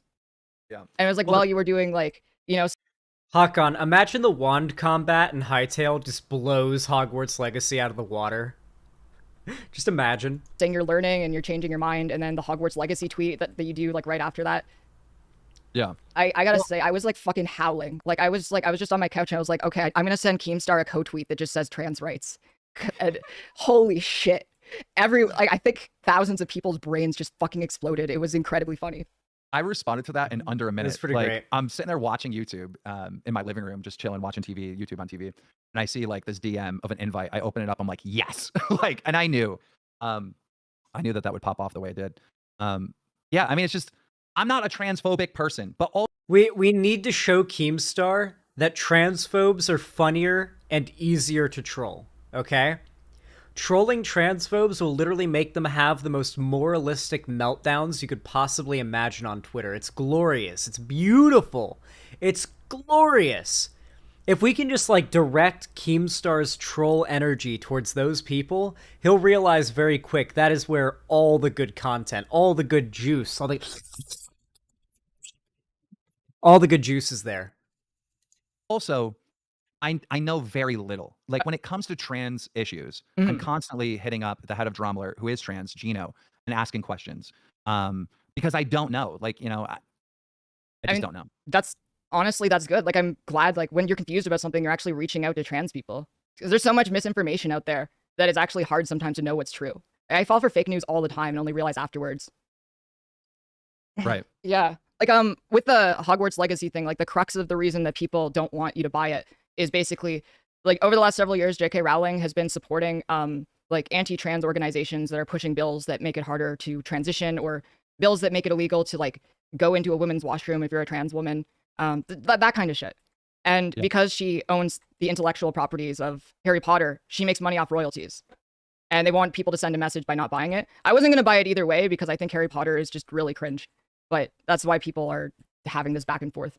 Well, I think if people really want to boycott this game, but they do want to play the game, there's a way to do it. It's simple. Go buy a physical copy at GameStop. Someone else has already bought it. They've sold it to GameStop. You then buy the physical copy. That is true. The company is not making any extra money on you buying that used physical copy. I have another solution, but I don't want to get banned on Twitch. So I'm just I don't gonna think. put on my game getter. Yeah, but the people saying that are really. Yo ho fiddly, being a pirate is alright with me. We do what we want and we do what we please. We are a pirate. Risking they're risking getting in trouble because the One Piece is real. Would imagine with this much hype that the company is going to crack down on the people that are doing that. Sorry, I accidentally hit the fucking I hit the wire on my mic again, and oh my god, what a fucking nightmare. Yeah, I don't know. I mean, I think more the Hogwarts Legacy thing is about sending a message. It is about actually making a dent in J.K. Rowling's income. Like, she's going to be a rich old white woman no matter what. Yeah. I mean, yeah, there's not much you can do. But the goal of the boycott isn't necessarily to have a substantial hit to the sales of the game, but for there to be a massive social media outrage over J.K. Rowling's belief, and there to be a public boycotting, right? Because even if the game does succeed, even if the game does succeed massively, that still gets across at least some level of the message of people are still pissed, you know? Shanties are awesome. Sea shanties do go hard. I can tell you this, JK won't be rolling in my money. That's so true, Keem. That's God such a good line. damn. I feel like it's a good stopping point. I don't know. I think Keemstar is a massive troll who it's hard to tell when he's being sincere or not. He could have memed this entire thing that we just watched, but assuming that he is like a decent person, all of this is legit, my assumption is that like Keemstar wants to feel like he does not belong to any political group, because if he ties himself to that, then he is basically, you know, breaking out of the free thinking. You know, he wants to be a centrist. He wants to be the free thinker, right? And he believes that tying himself to a political group stops that somehow, despite the fact that it is quite easy to just, you know, disagree with the people who you politically align with, which I do all the time. But I don't know. Maybe somebody who's watching this had similar thoughts to Keemstar, and now I've answered some of their questions. With all that said, if you enjoyed this video, please consider leaving a like, subscribe, ring the bell icon, comment down below. It really helps out my channel more than I think you guys realize. Of course, you can also follow my social medias, which are all linked down below in the description. And don't forget that you can also support me financially on my website, xanderhall.com/live, by either donating or gifting a sub, or just straight up subbing for yourself by clicking one of those two buttons up there. You can also support me on YouTube, Twitch, Streamlabs, Stream Elements, and Patreon. With all that said, thank you so much for watching, and have a good one. Nice. I gotta shave my face because it is tickling my lips. Let me get that lo-fi hightail beats going. Come on. There we go. All right. Are you still here, Minimum Volts? I want to cover your money laundering video. Oh, you fucking dog. Oi. I think it goes like that. Oh, you fucking dog. I can't do it.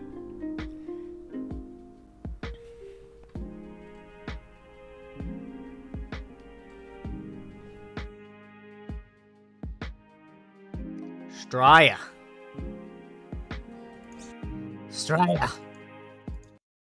Alright. Alright, everyone. You all know what to do when I say action, right? 3, 2, 1, action. Alright, everybody. For a while now, I've been getting inundated with messages from my Australian fans, my fans down under, about how I need to enlighten myself on Australian culture and politics, because when I talk occasionally about it, I end up posting cringe, so I need to educate myself, alright? Now, personally, all I know about Australia is that, Australian women are pretty hot. Everything else there wants to kill you. The women also want to kill you. And then also, let's go Queensland! And then also, really beautiful, like, beaches. I also know they have those. So outside of that, I don't really know much about Australia. I also know about the Great Emu War. The Great Emu War. And, yeah, I got sent this video by an Australian fan of mine named Minimum Volts, and it's by Boy. It's called How Much Money Can I Launder in a Day? It has, holy shit, 1.3 million views? What the fuck? Am I responding to this, or am I reacting to it, Minimum Volts? Is this like a good video or a bad video? I don't know who these people are. Is there going to be a language barrier? Will I understand it? Zan forgot the drop bears. Drop bears aren't real. I googled it. Nice try. This channel typically sucks, but it's great. Okay. Alright. Well, so apparently this channel usually posts cringe, but in this case, this video is actually great. How much money can we launder in a day? Pog. Is this legal? There's a couple of things you should know about Australians. We love a good barbecue. We love having fun in the summer with all our mates. Oh, that's fucking vile, dude. Bro just bit into that soggy fucking pool water chlorine hot dog. Oh. Yeah, a little bit of pee in the water too. Oh. God, Australians are a different type of creature, bro. Patriotic members of the Commonwealth, there's one thing we love above everything else. We love our Queen. I met a strange lady. She made me nervous. She said, gambling. Gamba. Now, not many people know this, but Australians are the biggest gamblers in the world. Really?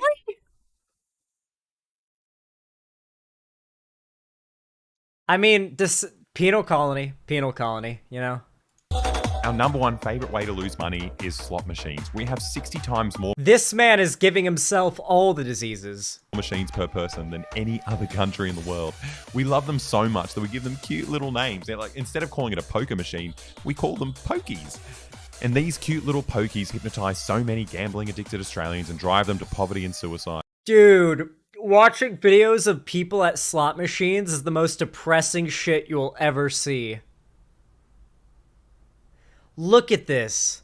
Look at them just spending like a penny, probably not a penny, probably like 20 cents per click. So many gambling addicted Australians 20, and drive 20, them to 20, poverty 20, and 20, suicide. 20, 20, And 20, while they 20, make 20. billions of dollars for the gambling. God.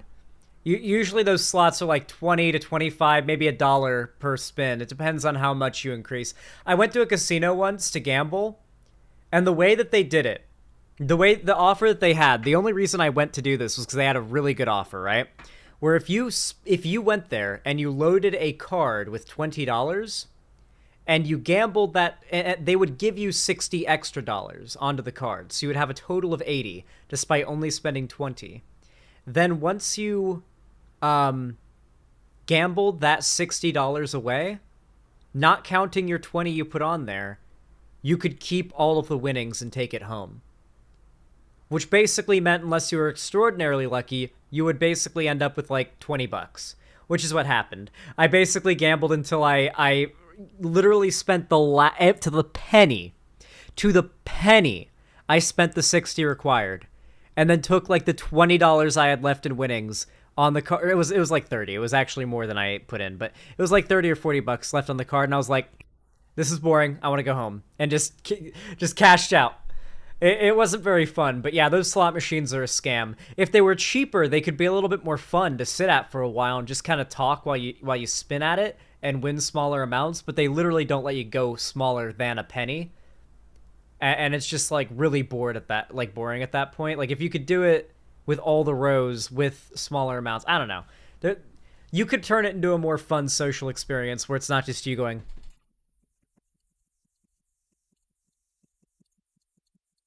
And your jaw just kind of like unhinges, hanging open. Bosses, they also have another superpower. Pokies are one of the main ways that criminals launder their money. You put dirty bills in the machine and you get brand new, clean ones out of it. You know, it's super convenient, both for organized crime that's always looking for ways to clean their money and our giant unregulated gambling industry. Wait, this explains a lot. No wonder there's so much gambling. A lot of it's probably criminals just cleaning their money, right? That's always looking to boost their insane profits by letting criminals use their machines. Now, the last time a YouTuber pointed this out, they were criminally prosecuted, threatened with prison, and their house was mysteriously not Friendly Geordies. For those who don't know, he's talking about Friendly Geordie. It's another very popular Australian YouTuber and political commentator, but he's also like politics in Australia is like being a political commentator in Australia basically means that you talk about a lot of other shit too. Politics in Australia is weird. It's different. It's just different in a lot of it's actually upside down politics. They're not upside down. The politics are, at least from our perspective. It's very confusing. Guy got from the cabal. Wait, minimum volts, did they find out who... Did they get... Like, was there justice for the firebombing, an attempted assassination, by the way, on Friendly Geordies? I hope there was justice with all of that. No way, lol. Fucking hell. Firebombed. A fiery message that's hard to miss. This was a deliberate attack.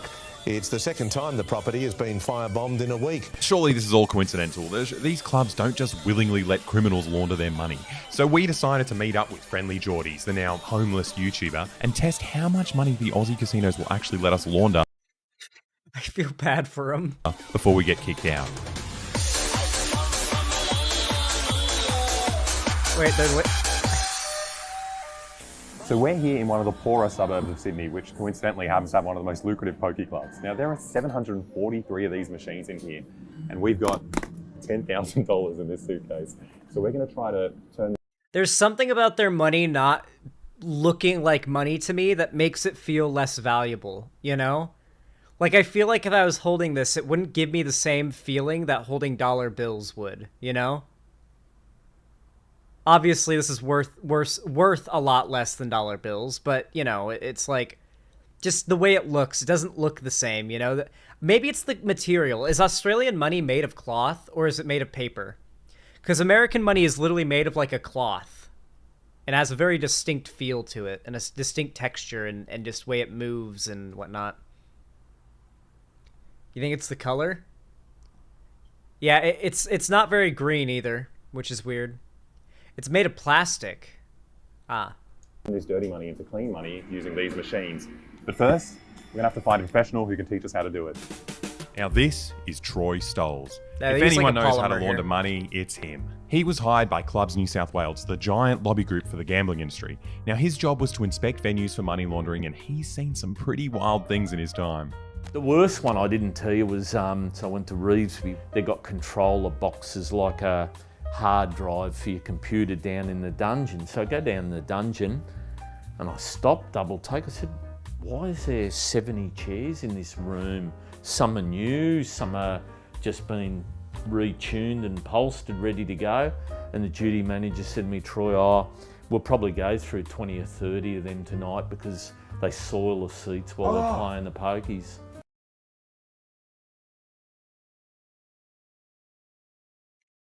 Oh, dude.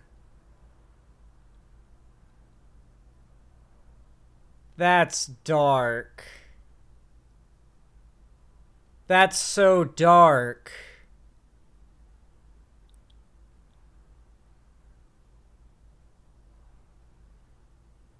How far gone do you have to be? I told you guys it's bad. It's so bad. Gambling till you shit yourself? Yeah.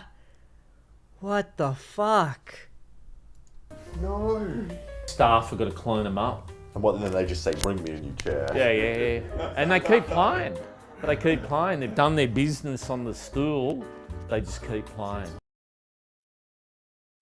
My God, it's the scene. It's literally that scene from the South Park episode where they play World of Warcraft, and Cartman like rings the little intercom, and he's like, "Mom, bathroom." And she like pulls up with like the bucket, and the most. I'm not gonna describe what happens next. If you don't know, then be glad you don't. Stop. Yeah. Well, if you insurance. So now, apart from the poo chairs, he also discovered that 95% of clubs were willingly letting money laundering happen. But for some reason, his bosses didn't want to hear about it. I'd been rattling on about it for about... Why wouldn't they? It's beneficial to them.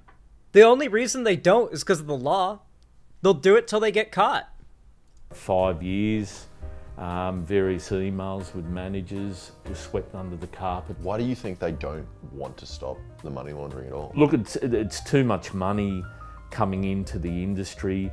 Let's forget that it could be from child exploitation or prostitution. Let's not worry about any of that. It's about the mighty dollar, unfortunately. Remember, it's not just like Walter White and Jesse Pinkman like laundering their money. This is like real life, really fucked up organized criminal organizations doing this shit. Sex traffickers that are raping children and selling children overseas. The Andrew Tates of the world, yeah. They're the ones that are doing this. Like the real fucked up pieces of shit, the scum. So, Troy became a whistleblower and leaked his shocking findings to the public. Now, his bosses weren't very... Maybe not all of them, but like, clearly this is being taken advantage of by those institutions. Happy about this. You know, being in charge of gambling in the most gambling addicted state, in the most gambling addicted country, makes you very rich and powerful. These guys have taken down politicians before, and Troy quickly realized he pissed off the wrong... I like how the Australian knows to represent wealth and money. He uses US dollars, because he knows. He knows. He knows. People. They decided to punish Troy with a never-ending lawsuit. So far, Troy has had to pay $900,000 in legal fees. He sold his house, and during the whole process, he was also diagnosed with terminal cancer, which, you know, also... They hit him with the cancer gun. They 100% hit him with the cancer gun. That was the cancer gun, 100%. It costs a bit of money. Now, along with all this, we've also got the fact that Troy is simultaneously stepping on the toes of organised crime in Australia. How are you not scared? Look, I'm not sure. That's a really good question. I don't mean to talk you out of it now. Now I'm going now. So what we've got here is a terminal cancer patient being brutally punished by one of the most evil and powerful institutions in the country for daring to do the right thing. Now, look, we don't really care about that kind of stuff. But they crossed the line when they went after a YouTuber for the crime of interviewing Troy on his channel. Now, it's personal. So we decided to meet up with friendly Geordies and Troy to test just how easy it is to launder money on these poker machines, you know, before they both go to jail. I've got my bag packed ready for jail, so it's all good. Is there actually a possibility of you guys going to jail? Or? Nah, we'll win it. Well, there is.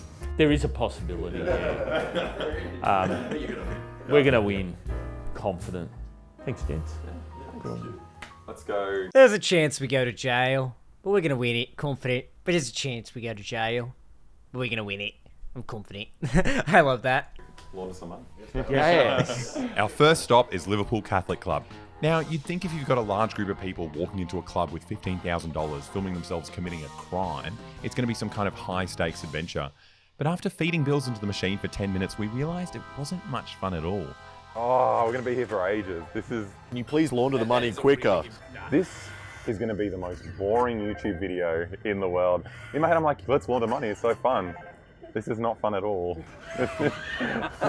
Only because you haven't sold ice early. Yeah, that's true. We should have done the. I like how they're. It made it interesting. I like how they're clearly like fresh from the bank.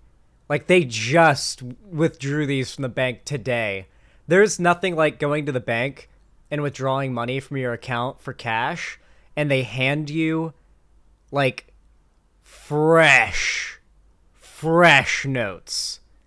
Like they're flat. Those babies are flat, haven't been folded once. You see them on the table and you're like,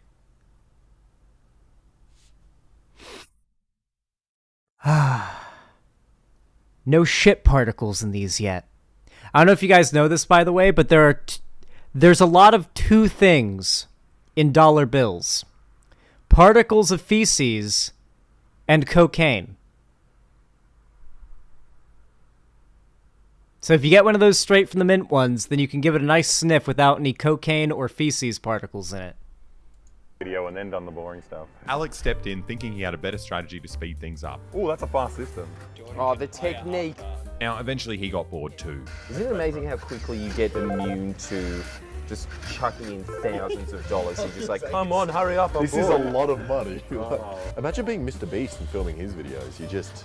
Oh yeah, I put $1 million in a pokey. Troy wanted us to put his membership card in so he could collect loyalty points from all the money we're stuffing into this machine. You know, with enough points, he could get some free stuff. Oh, hell yeah. We could scam the system. Get a free toaster. Yeah, I might get a toaster. Sure. Yeah. We're breaking the conditioning. Now, in order to combat money laundering, these machines are limited to $5,000. So we thought we'd let Troy put in the final bill. Oh yeah, you put this one in. Will you do the honors? Oh no, we'll have to move to the next slot over. It turns out there's no limit, so it's back to work for us. We've been doing this for Oh. about half an hour and no one has come to stop us. Okay. I was about to say, even if there was, oh no, we'll have to move to the slot machine right next to it. The limit is optional. That's great. Ah yes, the optional limit. So tiring. So you're just crowding around watching someone That you just can put money that the in. gambler can They're so optionally great impose players. on themselves. They don't care. Something gamblers It became know pretty are obvious known that to the do. staff wasn't going to intervene. The only thing that could stop us now is the machine running out of space. And we did it. The tray for $50 bills was clogged up. The only way was to fill the fucking machine. No. Apparently, the money launderers usually do a bit of gambling so they can blend in with the gamblers and not blow their cover. So now it was our turn. Well, I'm terrified to press anything because I've never spent that much money on anything in my life. Yeah, I reckon. I'm shaking. Yeah, you should be. Oh my I god, can't. it's so scary. What if you lose it? No, do 10 cents. What are you doing 1 cent? Come on. Hey, I worked hard for this money. Look at these credits. Is that enough? You can have, no, come on, another one. Oh, what? Stop doing this. They're gambling. Oh shit! What does that mean? Apparently nothing. Okay, should we take it out? Yeah, this is boring. Yeah, I feel like putting the money in was more fun. Yeah. Take win. Oh shit, they won 3 tens. Oh, credit 0. What the fuck? What the fuck? Well. Oh, is it? What if it's gone? At least we got video proof that we put all those notes in. This is terrifying. Okay, it's on the card, right? $7,500 has just disappeared. I'm just hoping it'll be on our card when we cash out. So we're going to take... Well, yeah, no, it's on the card. Yeah, that's what it does. It just says 0 credit on there once it deposits it onto the card. So yeah, they've got the money. Take our card to this machine that lets you cash out into brand new, clean bills without having to interact with any annoying humans who might ask you annoying questions like, where'd you get all this money? Or I didn't even see you gambling. Another great thing about this machine is that you technically receive gambling prize money. So whatever you get out is completely tax-free. Yes. Yes. Reward the gambling. Reward the gambling. That's what we need to be doing. Now, hopefully our 7.5k didn't just disappear. Failed. 0 credit. No. No, Why don't people do this with all of their money to make it like could you just not gamble all of your life savings each year and do this to make it all non-taxable in Australia? Is that like a loophole that can be done? I feel like it might be. No taxes glitch? Well, wait, that's not how it works, because it's Australia. They probably, take your taxes out of your paycheck, right? Because they aren't fucked up over there with taxes like they are here. They make you do it yourself. Drop bears are fucking real, Zan. I will literally shit on you, IRL. I've Googled this. I have looked into it. It is a urban legend used by Australians to scare American tourists. I know about this. I will piss on you. I'll shit on you, Queensland. No. You fucking duke. You gotta almost bark as you say it. Duke. Yeah, you fucking duke. There it is. Oh my fucking god. Please don't. Oh no, they actually did get robbed. Who's Troy on the phone to? What has he done to us? No, let's go get a person. But what are we going to say? Excuse me, we were trying to prank your club and you pranked us. And we don't like the way that this turned out. I'm freaking out here. Where did our money go? We wanted to ask someone for help. Is this legal? But how do you do that when you're breaking the law? Oh, there's no money on that machine. Yeah, but we put that in. We put 7th. So how do we get the money onto this card? Can you tell by any chance the members card by any chance or no? Oh, maybe it's on Troy's one. Okay, so it must have been that one. It must be on the members card. Is it on that card? So it's on your card now. So to take it out, we need you at the counter. So if I was to run fast, I got a good day's takings on it. After that quick scare, the process wasn't too hard. The only issue is the maximum you can take out in cash is $5,000 and the rest has to be on a check. And since it was on Troy's card, the check has to be in his name. But we got our money cleaned in the end and we might have lost like $2,500, depending on how much we trust this shifty whistleblower. Troy's made some money off you. Troy's made 2,400 Troy's of us. plan all along, isn't it? But look at this though. Look at this clean money. It's all that money you made making child porn. Not true. You're Bro, Australians don't give a fuck with the humor. Yo, Australians, like, you can't make that joke on American YouTube. Every YouTuber who hates you will clip it and use it to call you a pedo if you make that joke. Holy shit. Australians built different. They don't give a fuck. Zero fucks given. Yeah, that's a close to the sun joke there. People can clip that shit. They do it. They do it here. Bro, the algorithm can't understand Australian dialects. That's actually probably beneficial. Yeah. You're actually a gambler. A gambler. You're This a is professional great. gambler. Tax-free as well.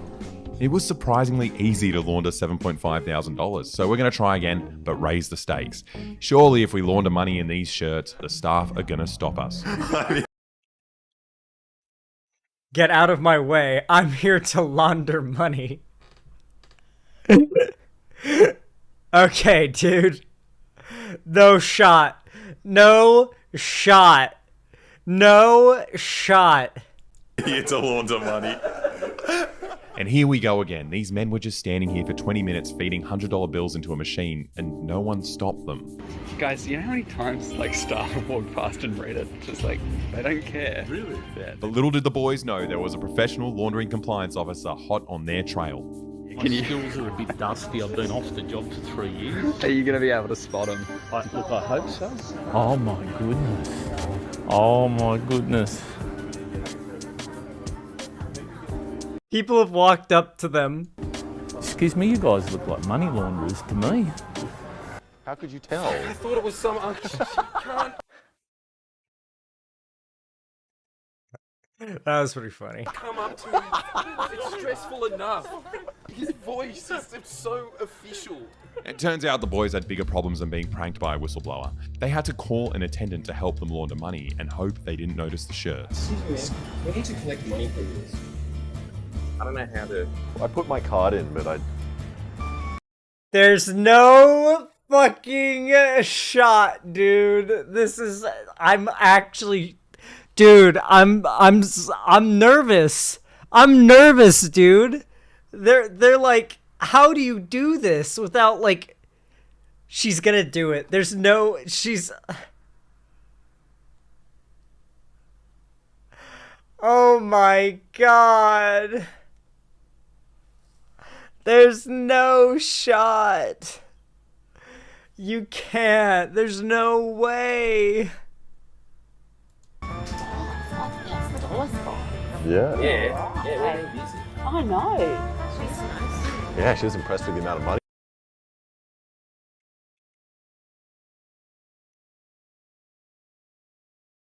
Dude, this is like watching this is like watching the Summit 1G clips where he tucks on an enemy ship in Sea of Thieves and like they literally walk right past him. And like you're just like, how did they not see him? That's what this is like. That's the amount of nervousness I feel right now. Is watching one of those like streams live. Money well ordering. $5,000. So am I. Like she has every right to. Yeah, You're a big spender. Dude, yeah. Eventually, another staff member came to help. And another one. Oh Soon my enough, God. The entire club was here helping these money launderers take an absurd.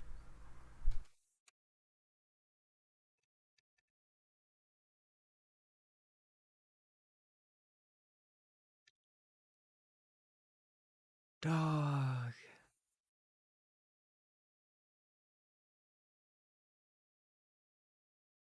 Wow. Wow. Wow. Wow. Absurd amount of money out of a machine without gambling. You guys want to go to the cashier? Yep. Yeah. Cool, thank you. Against all odds, they let them through without any question. This unbelievable success was obviously making Alex a bit cocky. I heart ML. I heart money laundering. What a great shirt. These are fantastic shirts. This is such a great video. She's taking a lot of time with my money. I like how you're impatient about this. Yeah, give me more money. I want more money. Come on, what's scarier, this or North Korea? Probably this. I'm with money launderer. Because you didn't, like, the rules were very clear in North Korea. We didn't feel like we're doing anything wrong. Okay, there's gotta be somebody out there who's like, nope, I need this couple shirt. I need me and my partner to have these shirts. Like, there's gotta be someone out there who's like, oh, I need these. I need these. Yeah. And just as they mentioned North Korea, the secret police came in. That's what this is. Oh, shit. No, Oh, you're not allowed to record. No. No. No, we're just collecting. Friendly Geordies, oh my god. Bro, imagine being friendly Geordies. And a cop recognizes you. Bro. Oh, that could go one of two ways. Thanks for watching. You have to stir it over here and go to another club. Things are going surprisingly well with the Geordies fans working in security until their supervisor realized what was on our shirts. Why is this some sort of group? Is it got going or with these t-shirts? What's the go with this? No, We just found them funny. I can't be supplied with, t-shirts. What crap is going on out there? They are absurdly funny shirts. So the shirts weren't a problem, and neither was the money we were actually laundering. It was the cameras. It's a lot. Just make sure that you guys aren't filming poker machines. It's against the law. Sure. Will do. Sorry about No that. worries. Ironic. Thank you. Yeah, at all. So apart from that, we're all good. Of all this, like, don't film the pokey machines. It's against the law. We're gonna pay you guys out in a second. Cool, thank you. We're gonna pay you guys out your laundered money in just a second. Don't worry, guys. Shout out to the staff here. God, they were helpful. Like, just bent over backwards to make us feel as comfortable as possible.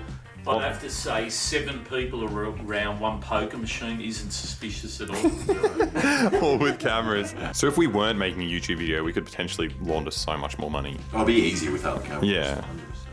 And without the shirt.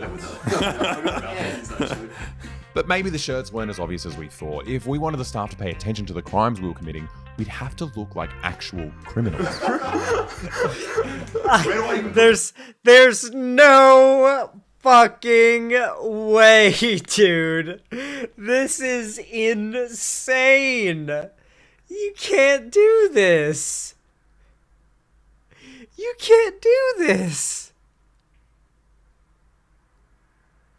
Bro, Walter and Skylar White should have just gone to Australia. You couldn't do Breaking Bad in Australia because it would be too easy. It'd just be too easy. They'd be out in the middle of the outback making the meth, so they'd never get caught. And they'd launder the money at the casino and never get caught. And they just kept... Yeah, Walt would have health care. It would have ended with Walt having healthcare. No, it wouldn't have, though. It wouldn't have ended with Walt having healthcare.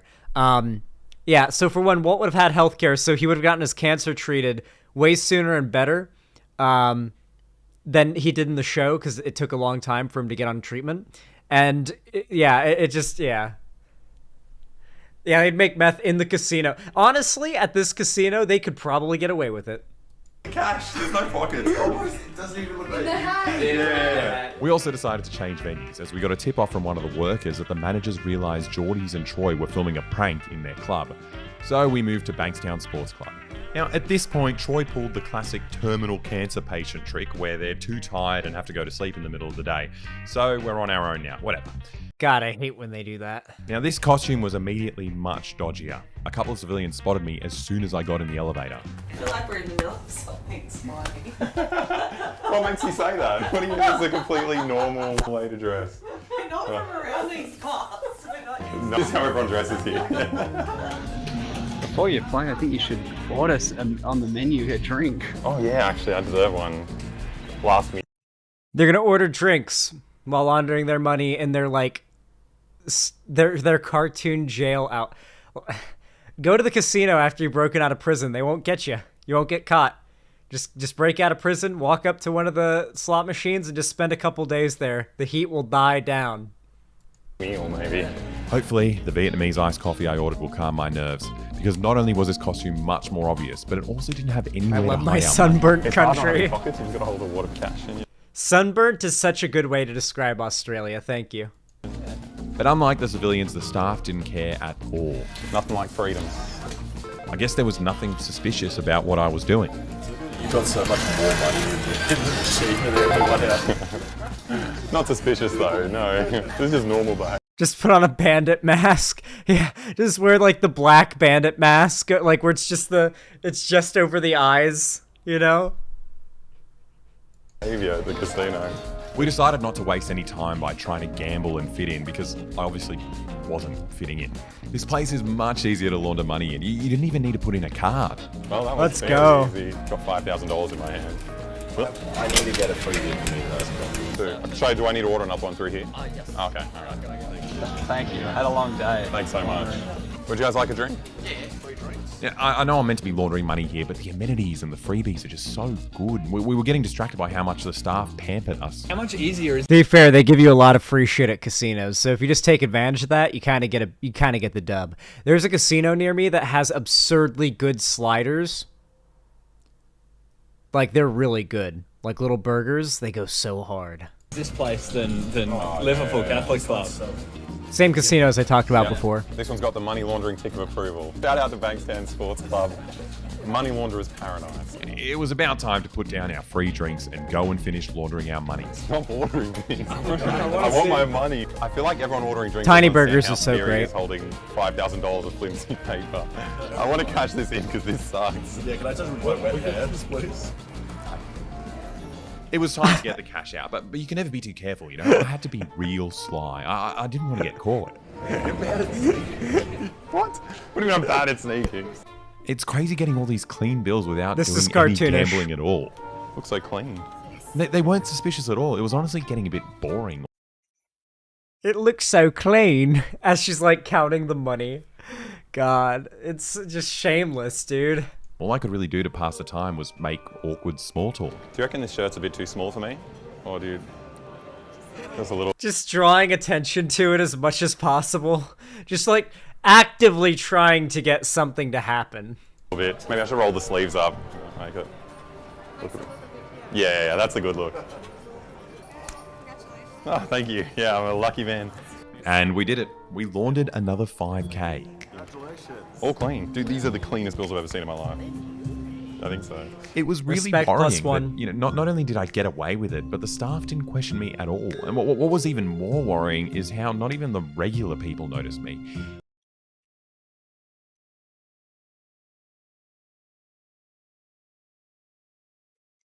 Yeah, nothing's breaking their focus on those pokies. Everyone is completely zombified. Like, time and space doesn't exist for them. They have no reaction when I run around them. Bro, I should like do a TikTok where it's like that scene in those X-Men movies where Quicksilver does the time in a bottle thing, but it's just running around a casino while they're all just like frozen staring at the slot machines.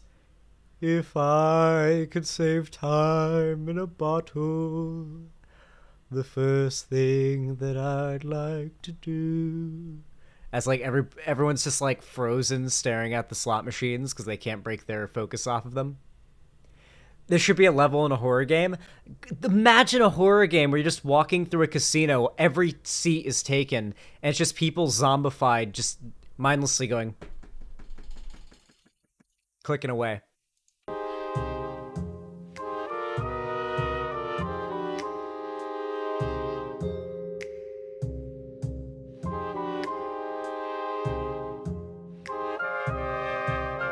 I like how this old guy's just kind of staring at him.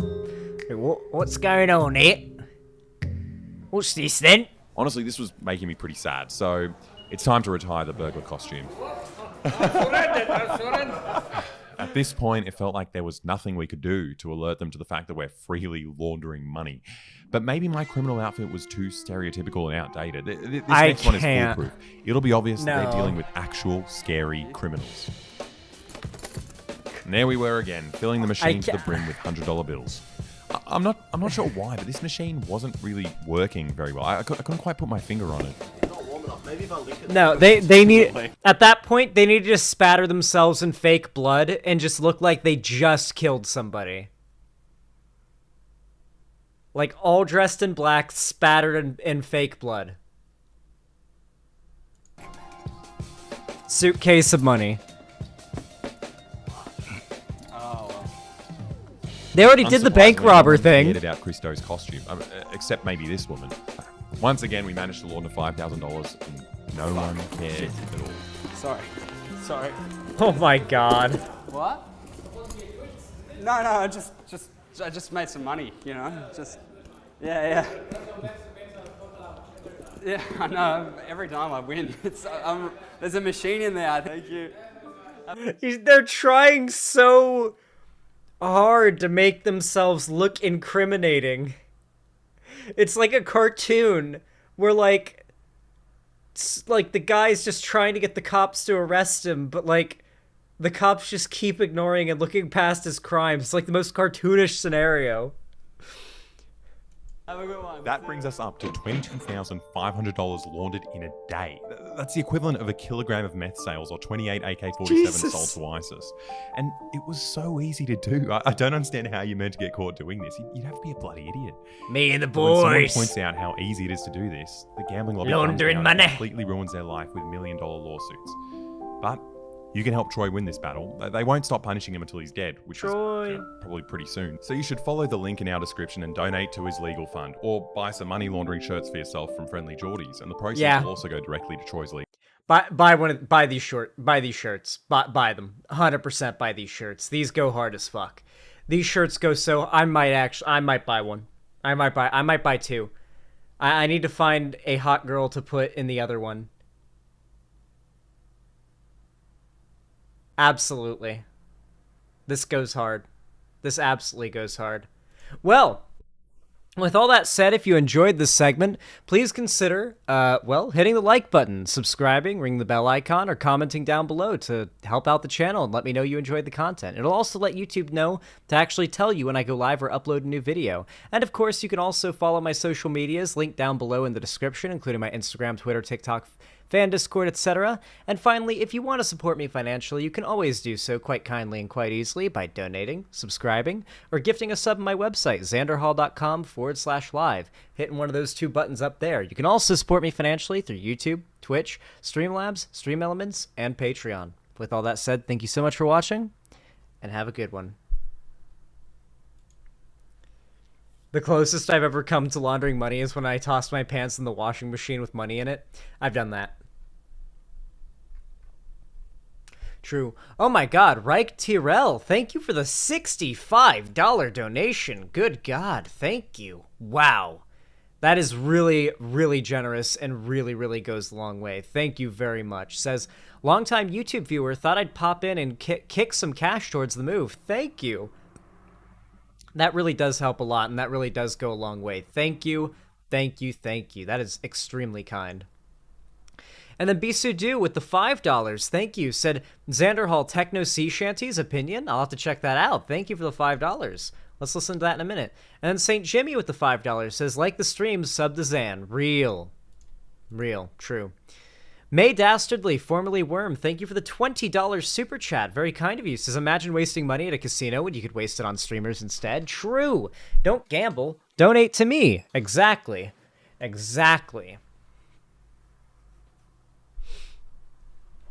Thank you, St. Jimmy. That puts us at $410 in the dono goal. You guys have been popping the fuck off today. Hot damn. Thank you, guys. Really quickly, let me add that to the dono goal. And then I guess we'll wrap up. We'll wrap up in just a little bit. God, my computer's so slow today. I haven't restarted it in weeks. I need to restart this computer after stream for sure. It's been running for a while.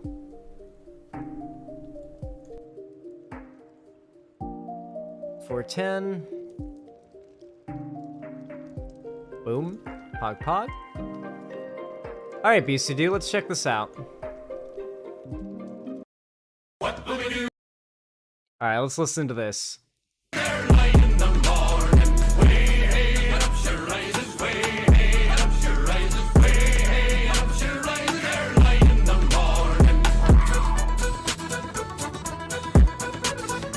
Is this the Pogies? I have no idea what that's supposed to mean. This music hits hard, it does. This goes pretty hard.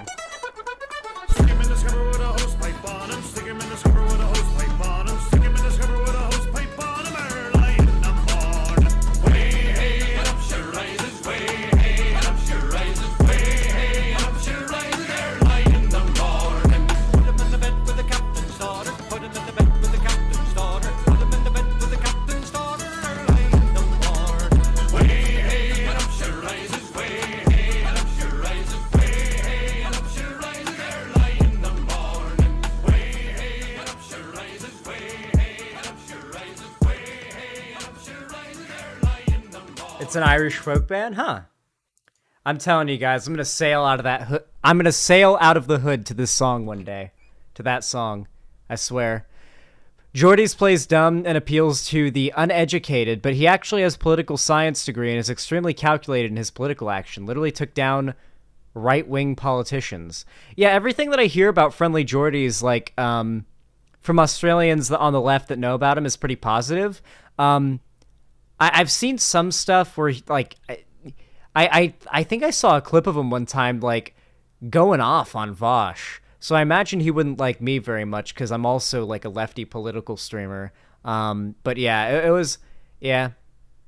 Is he like Hassan? No, he's, like, he's not like Hassan. I'd say he's way smarter than Hassan. And I would actually say Friendly Jordy's has way more real-world political impact than Hassan. Like, as Spencer Howard in chat just said, he actually likes Vosh. Okay, must be an old clip. It's like, this was years ago. Anyway, what was I gonna say? Yeah, as Howard Spencer in chat, or Spencer Howard in chat said, he's literally taken down right-wing politicians. So yeah, he's done real-world politics stuff. He is an asshole, but most Australians are assholes. Yeah, it's part of it, I imagine. Assholery is part of Australian culture. Hassan's just a himbo. Yeah, he is a himbo. That is true. You're not wrong. This is true. This is not incorrect. This is not misinfo. You have not just spread lefty misinfo. Vex the Cat, thank you for the $10 super chat. That's very kind of you. Thank you. Didn't even say anything. How based. And then Spencer Howard with the $10 Australian said, you should try and chat with Geordies. I'd love to talk with Geordies. That sounds cool. Very interesting person. He uses right-wing aesthetics to push left-wing politics. Also, Australia money survives a wash and hot dry cycle, no problem. Interesting. That's really cool. Yeah, I mean, I'd love to talk to Friendly Geordies. I mean, I'd like for him to have a place to live first. The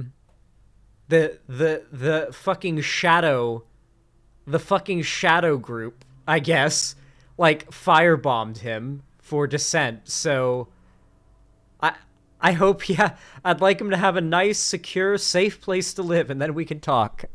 Anyway. Yeah. That probably says more about the politicians than the influencers. Probably.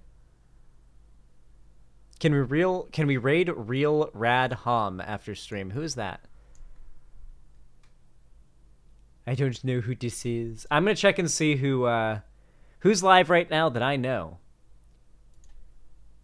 Who's live right now that I know? Who gets the sacred host? Who gets the sacred host? Spoonerism streaming to 71 viewers. Holy shit. Imagine if I rated Spoonerism with like 350 viewers. Oh, that would go hard. Who else?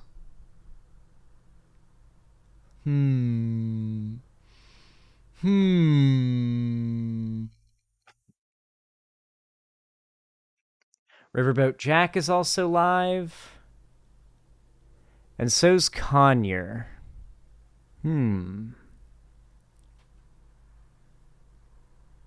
So many e-girls on my fucking homepage for Twitch. Jesus Christ. No, I don't follow them. But yeah, you know what, Conyer? We did do Femboy Discourse today. It's only fair.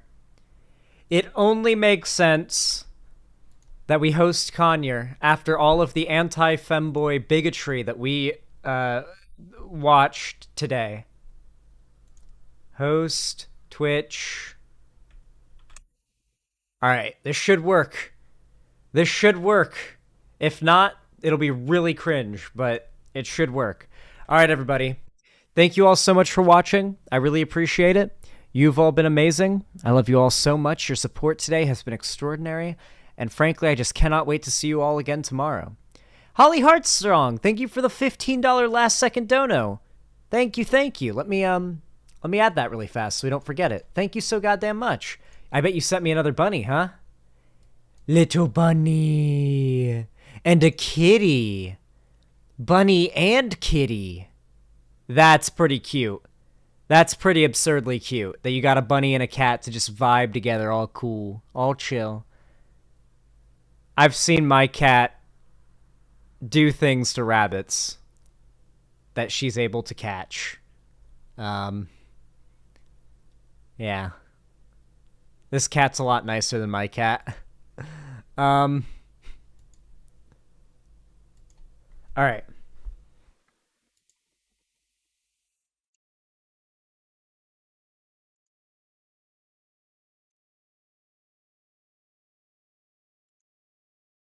Twitch. All right. All that said, thank you so much for watching. And as always, I will see you all tomorrow. Bye-bye, everyone.